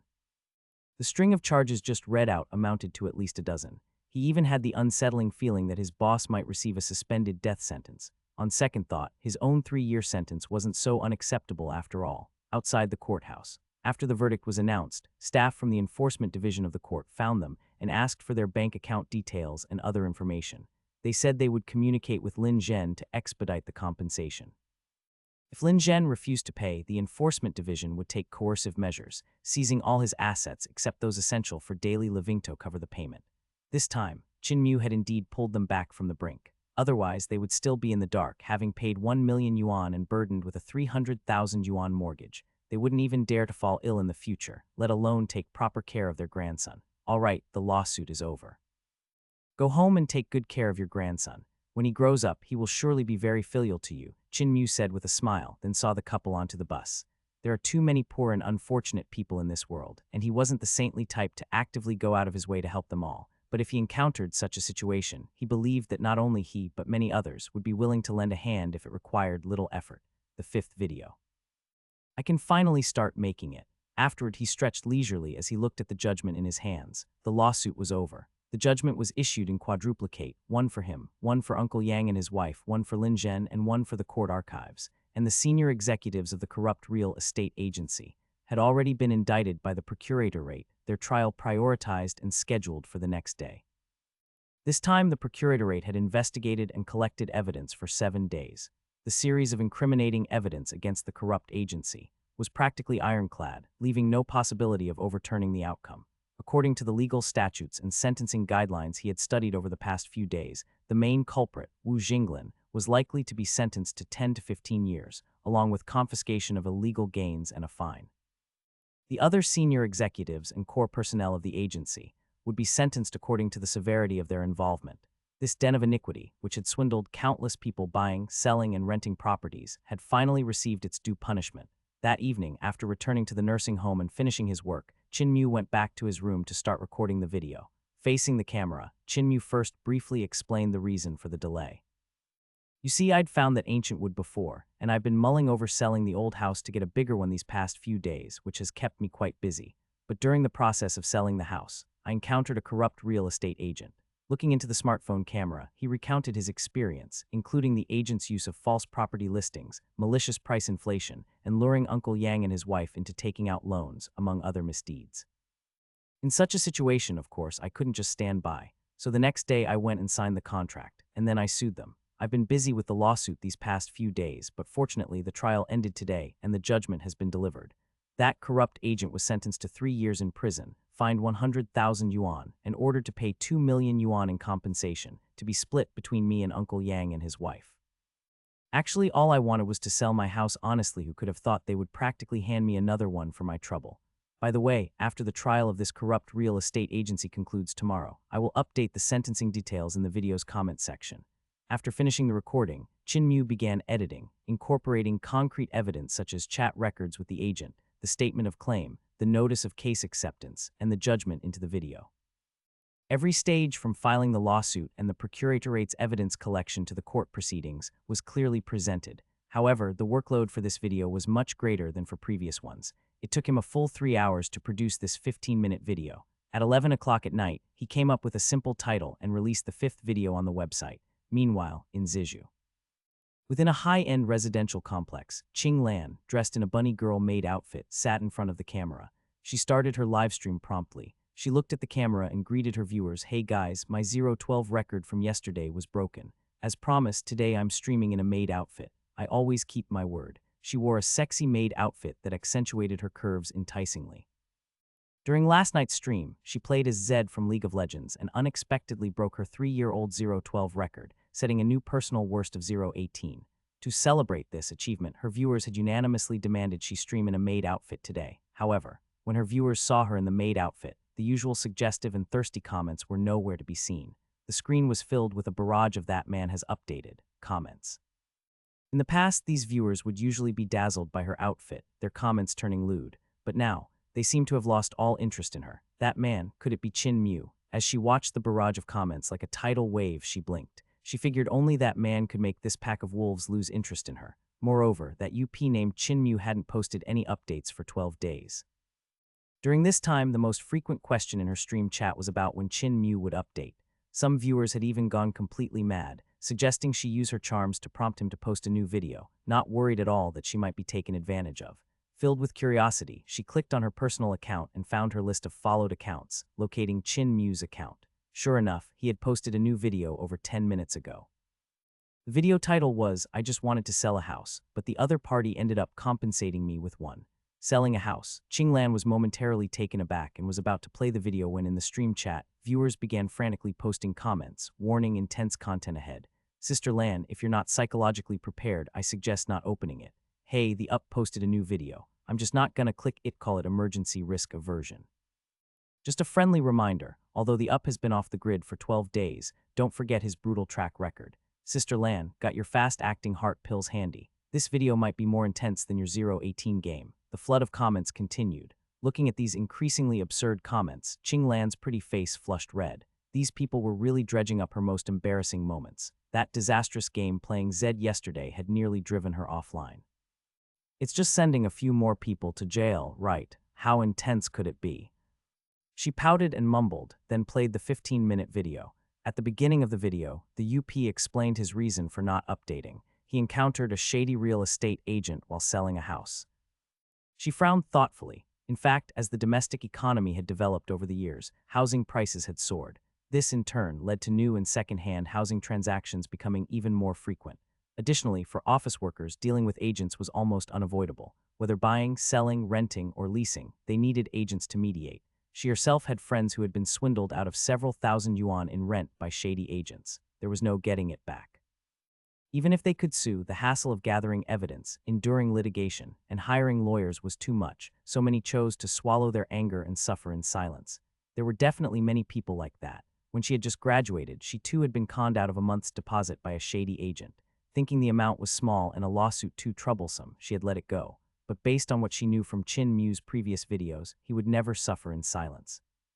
And in the video, Chin Mu soon shared his approach. Despite knowing he was dealing with a shady agent, he firmly signed the contract. Then, he took the other party to court. He also detailed the tripartite fault attribution model for contracts in the video. If a breach occurred, it wasn't as simple as determining penalties based on the contractual terms of the breach. It was necessary to conduct a tripartite fault attribution, assign responsibilities, and ultimately determine who bore the primary responsibility. This play, it's genius. Her eyes widened in amazement. If it weren't for Chin Mu's video, she would have had no idea that contracts offered protection through a tripartite fault attribution model. Right after that, the lawsuit, the court's acceptance letter, the case filing approval statement, and the hearing date were all displayed in the video. This shady agent really picked the wrong person to mess with by running into Chin Mu, she thought. Combining the video's title with the information so far, she could roughly guess the outcome. 7 days later at the court hearing, the shady broker definitely lost the case and was ordered to pay huge compensation. However, the stream chat exploded again. Sister Lan, you're still too naive. Sending only one person to jail. That's not the UP's style at all. His last video got 6 scammers locked up. Are you doubting the UP's capabilities? I bet if this shady broker could do it over, they'd never dare take the UP's housing listing. Moment of silence for this shady broker. Hope the judgment results the UP posts tomorrow are even more explosive. More comments poured in. In the stream chat, the number of comments was more than 3 times the usual. Qing Lan, watching these comments, grew even more curious about what came next in the video. Sending the shady broker to jail and getting a house as compensation was already outrageous. Could there be anything even more outrageous than that? 8 minutes later, she had watched the entire video. She couldn't help but swallow hard, her face filled with astonishment. There really is something even more outrageous. In the latter half of the video, besides the shady broker losing the case and being ordered to pay compensation, the procuratorate also got involved. They conducted a comprehensive investigation into the broker and their parent company. Moreover, they initiated a public prosecution, with the trial set for the next day. This means, it's highly likely that the entire upper management and core personnel of the company are going to jail. Previously, she could never have imagined that selling a property could result in sending an entire brokerage company to jail. And in the video, Chin Mu still maintained an innocent, somewhat helpless expression that was extremely punchable. How many people are going to jail because of this? She let out a wry smile and shook her head. Then she silently liked the video, tipped it with a coin, and left a comment, completing the customary triple action. In the video's comments section, just like before, were phrases like, "The weather is nice today." It seemed to have become a custom for no one to discuss the actual video content there. Back in her own stream chat, viewers were saying, the UP didn't expose the name of this agency, so we can't find it, but an agency like that must have at least dozens of people. I actually thought the UP had exhausted his talent and faded from the scene. Who'd have expected him to drop a royal flush? Too bad. Sister Lan actually went ahead and liked, tipped with a coin, and commented. Now she's safe from going in. The old saying is true, big chests, no brains, it didn't lie to us. Sister Lan actually used her brain this time. Next time, guys, don't remind her. In her stream chat, the tone of the comments turned sarcastic again. Qing Lan watched them, feeling quite irritated. Other streamers' viewers would show kind concern, asking if their streamer was tired or needed a break. But her viewers, they were always scheming to get her sent in Kainju. In an ordinary residential complex, at 1 o'clock in the morning, Ma Ming had just finished playing games and was about to go to sleep. Suddenly, he noticed that an up he followed had released a new video. Upon opening it, he found it was a new release by Chin Mew, who hadn't updated in 12 days. The video's content was immensely satisfying. Selling a house led to dealing with a shady broker, and in retaliation, Chin Mew had gotten the broker's entire company sent to jail. Well done. After watching it, he felt exhilarated, all his drowsiness swept away. As a working stiff, his apartment was actually rented. He was on a pay 3 months rent in advance plus 1 month's deposit lease. His 1-year lease had just ended, and he planned to move to a place closer to work. But the landlord kept making excuses, refusing to return his 2,000 yuan deposit. This landlord was actually a subletter, in other words, an agent. After the original landlord handed over full control of the property to the agency, these agents, in order to gain the trust of tenants, often signed rental contracts pretending to be the landlord. In the 2 years just before he graduated, Ma Ming naively believed these landlords were the actual property owners. Only later did he find out that these landlords were, in fact, the agents. If one happened to encounter a real landlord, it was fine, but the chances of that were incredibly small, only about 10 to 20%. The landlord direct rental information seen on the streets or online was usually posted by agents, and these agents had a habit of swallowing security deposits or unjustly deducting rent. For instance, now that his 1-year rental contract was up, the sub-landlord should have returned his 2,000 yuan security deposit. But this sub-landlord came up with all sorts of excuses to refuse the refund. Originally, Ma Ming had planned to just swallow the loss. After all, it was only 2,000 yuan. The other party steadfastly refused to return it. If he wanted to sue or defend his rights, it would be time-consuming, strenuous, and costly. The other party probably saw through this and became so brazen. No way, 2,000 yuan is still money. I can't just let it go.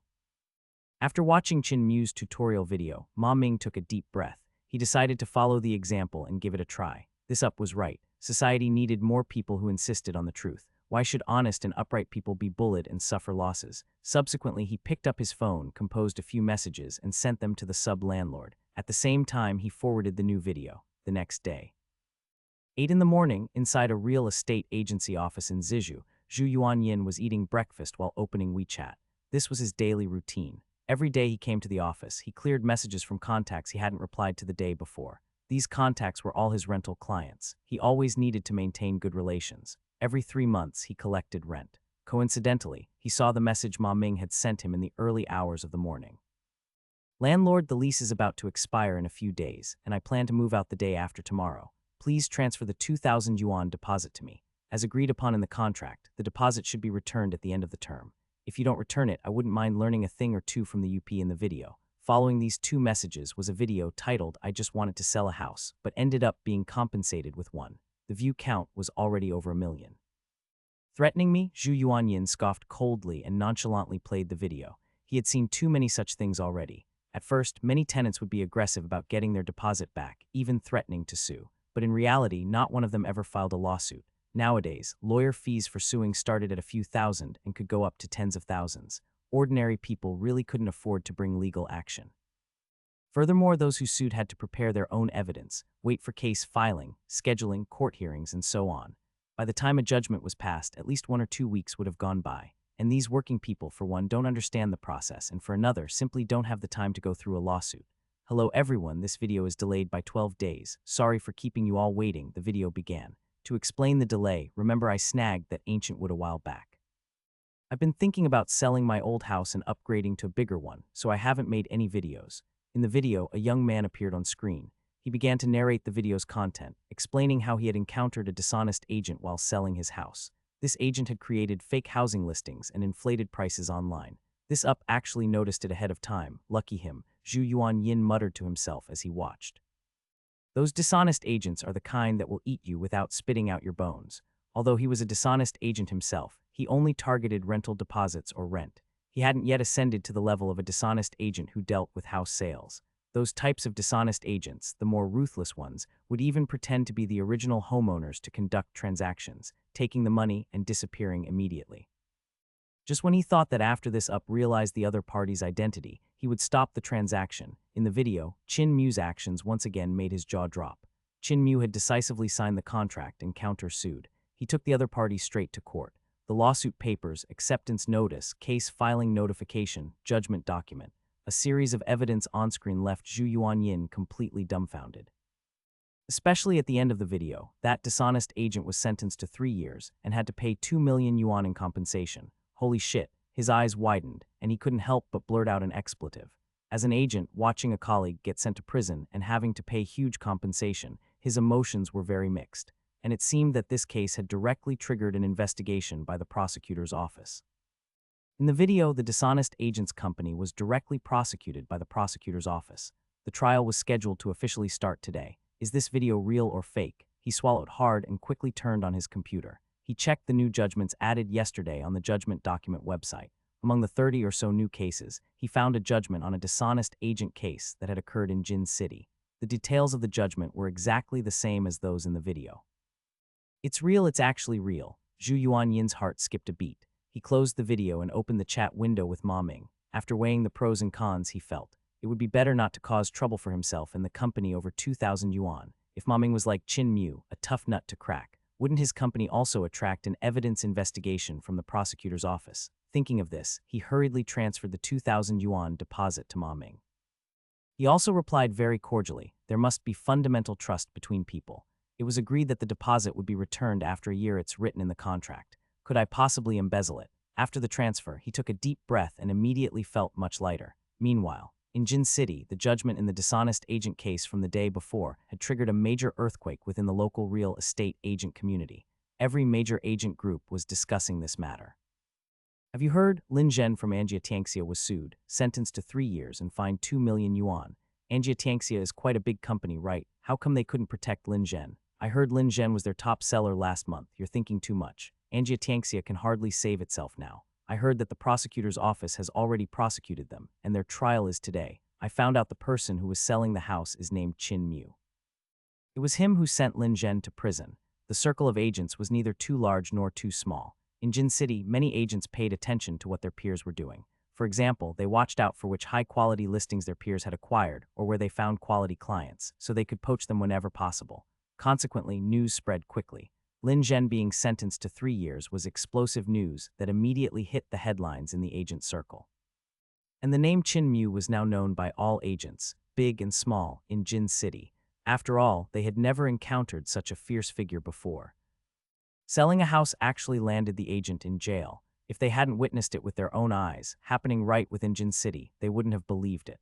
The sketchy, illicit real estate companies within Jin City, upon learning of this incident, hastily convened meetings with their core members. They immediately issued a strict order to blacklist Qin Mu, deeming him a dangerous individual. From now on, they would accept none of his listings, whether for selling, buying, renting, or any housing-related matters. That very afternoon, the latest verdict from the Jin City court was released. Wu Jinglin, the chairman of Home World, was sentenced to 12 years in prison for organizing an illicit profit-making operation involving a huge sum of money. His ill-gotten gains were confiscated, and he was fined 370,000 yuan. More than 30 core members of Home World received sentences ranging from 6 months to 8 years, depending on the severity of their involvement.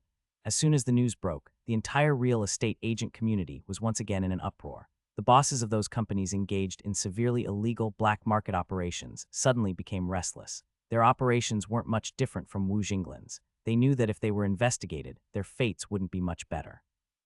The consensus was clear: we can't stay in Jin City any longer. For the sake of their own security, 7 or 8 large real estate companies began discussing relocation plans overnight, intending to leave Jin City and develop their businesses in other cities. Jin City, retirement home. Mr. Li, come on, play around with me. I won't play with Xiao Qin anymore. Zhang Qingyuan, looking grim, waved at Li Weiguo in the yard. At the same time, he shooed Qin Mu away from the table. Qin Mu awkwardly touched his nose and stepped aside. That afternoon, his mood had greatly improved after learning about the sentencing of more than 30 people from Home World. Hence, he decided to show old Zhang some respect. He once again brought out the top-level master software to play 10 games with old Zhang. In every game, he left old Zhang with only his general remaining, showing absolutely no mercy. At first, old Zhang had been able to joke and laugh, even complimenting Qin Mu's chess skills. But as the games progressed, his old face turned livid, and he ultimately flew into a rage out of shame, simply refusing to continue playing with him. After being driven away from the chess table, Qin Mu was quite content. He started browsing his phone on the side. The video he had posted the previous night had already surpassed 4 million views and was extremely popular. The comment section was also civilized and harmonious, without a single swear word or trace of negativity.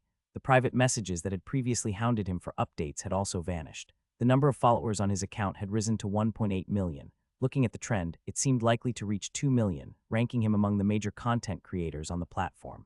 Ding! Congratulations, host. The related illicit agencies have been severely punished.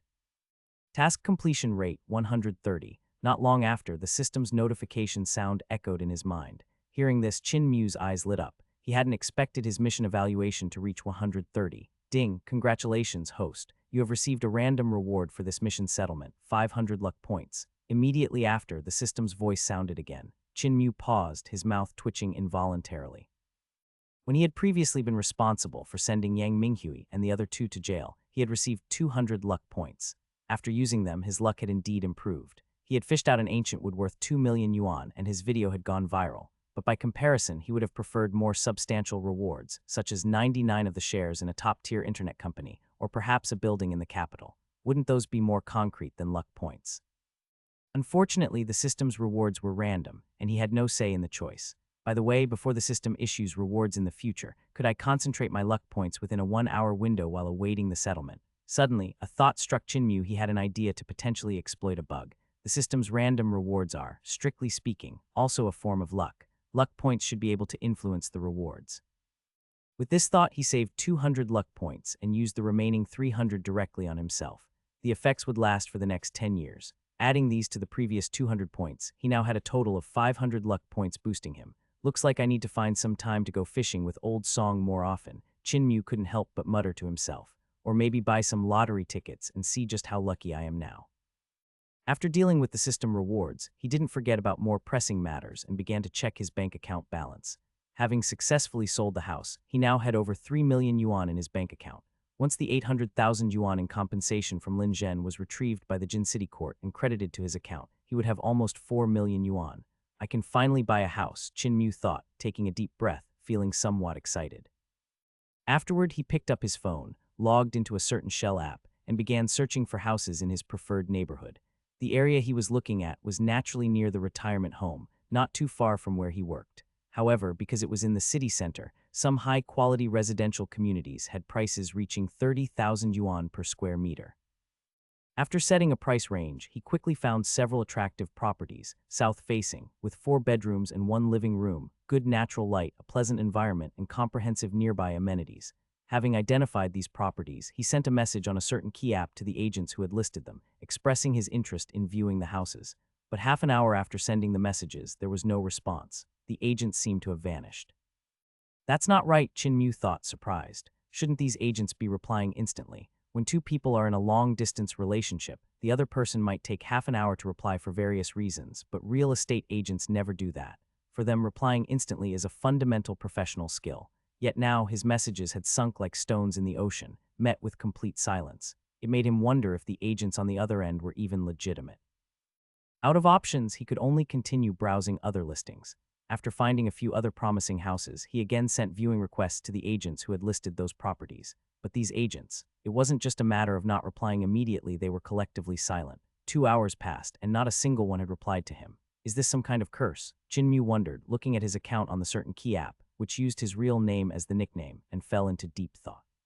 This account of mine, could it have been blacklisted by the platform? Are my messages not going through? With some doubt, he registered a new account. Since his name was already in use, he randomly chose a nickname. He then found the same houses he had been interested in before and sent the viewing requests. Ding dong, ding dong, ding dong. 2 seconds later, a reply from an agent popped up for each viewing request. Hello, are you interested in viewing the property? When would you be available for a viewing?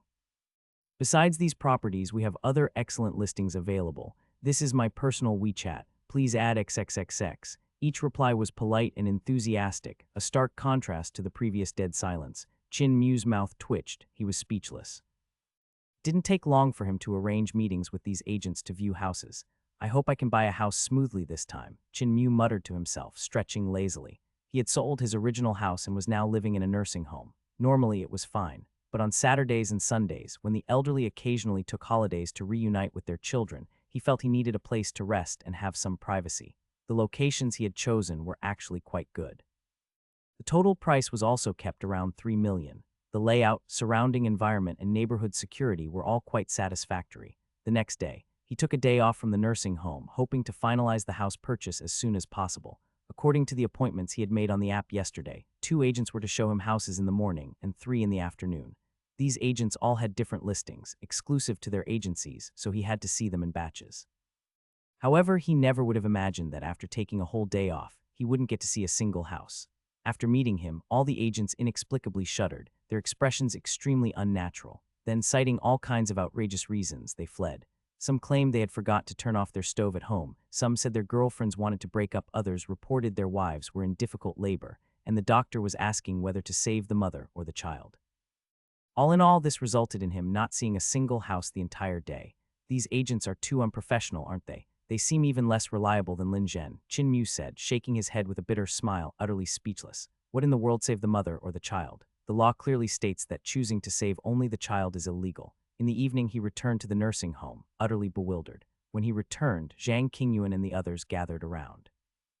Zhao Qin, how did the house viewing go? They asked with great concern. Once you buy it, you must invite us over to your place. Qin Mu's mouth twitched as he recounted the day's events. Old Zhang and the other 2 were collectively petrified. Even with their 60 to 70 years of experience, they had never heard of such outrageous incidents. After pondering for a moment, Zhang Qingyuan offered a suggestion.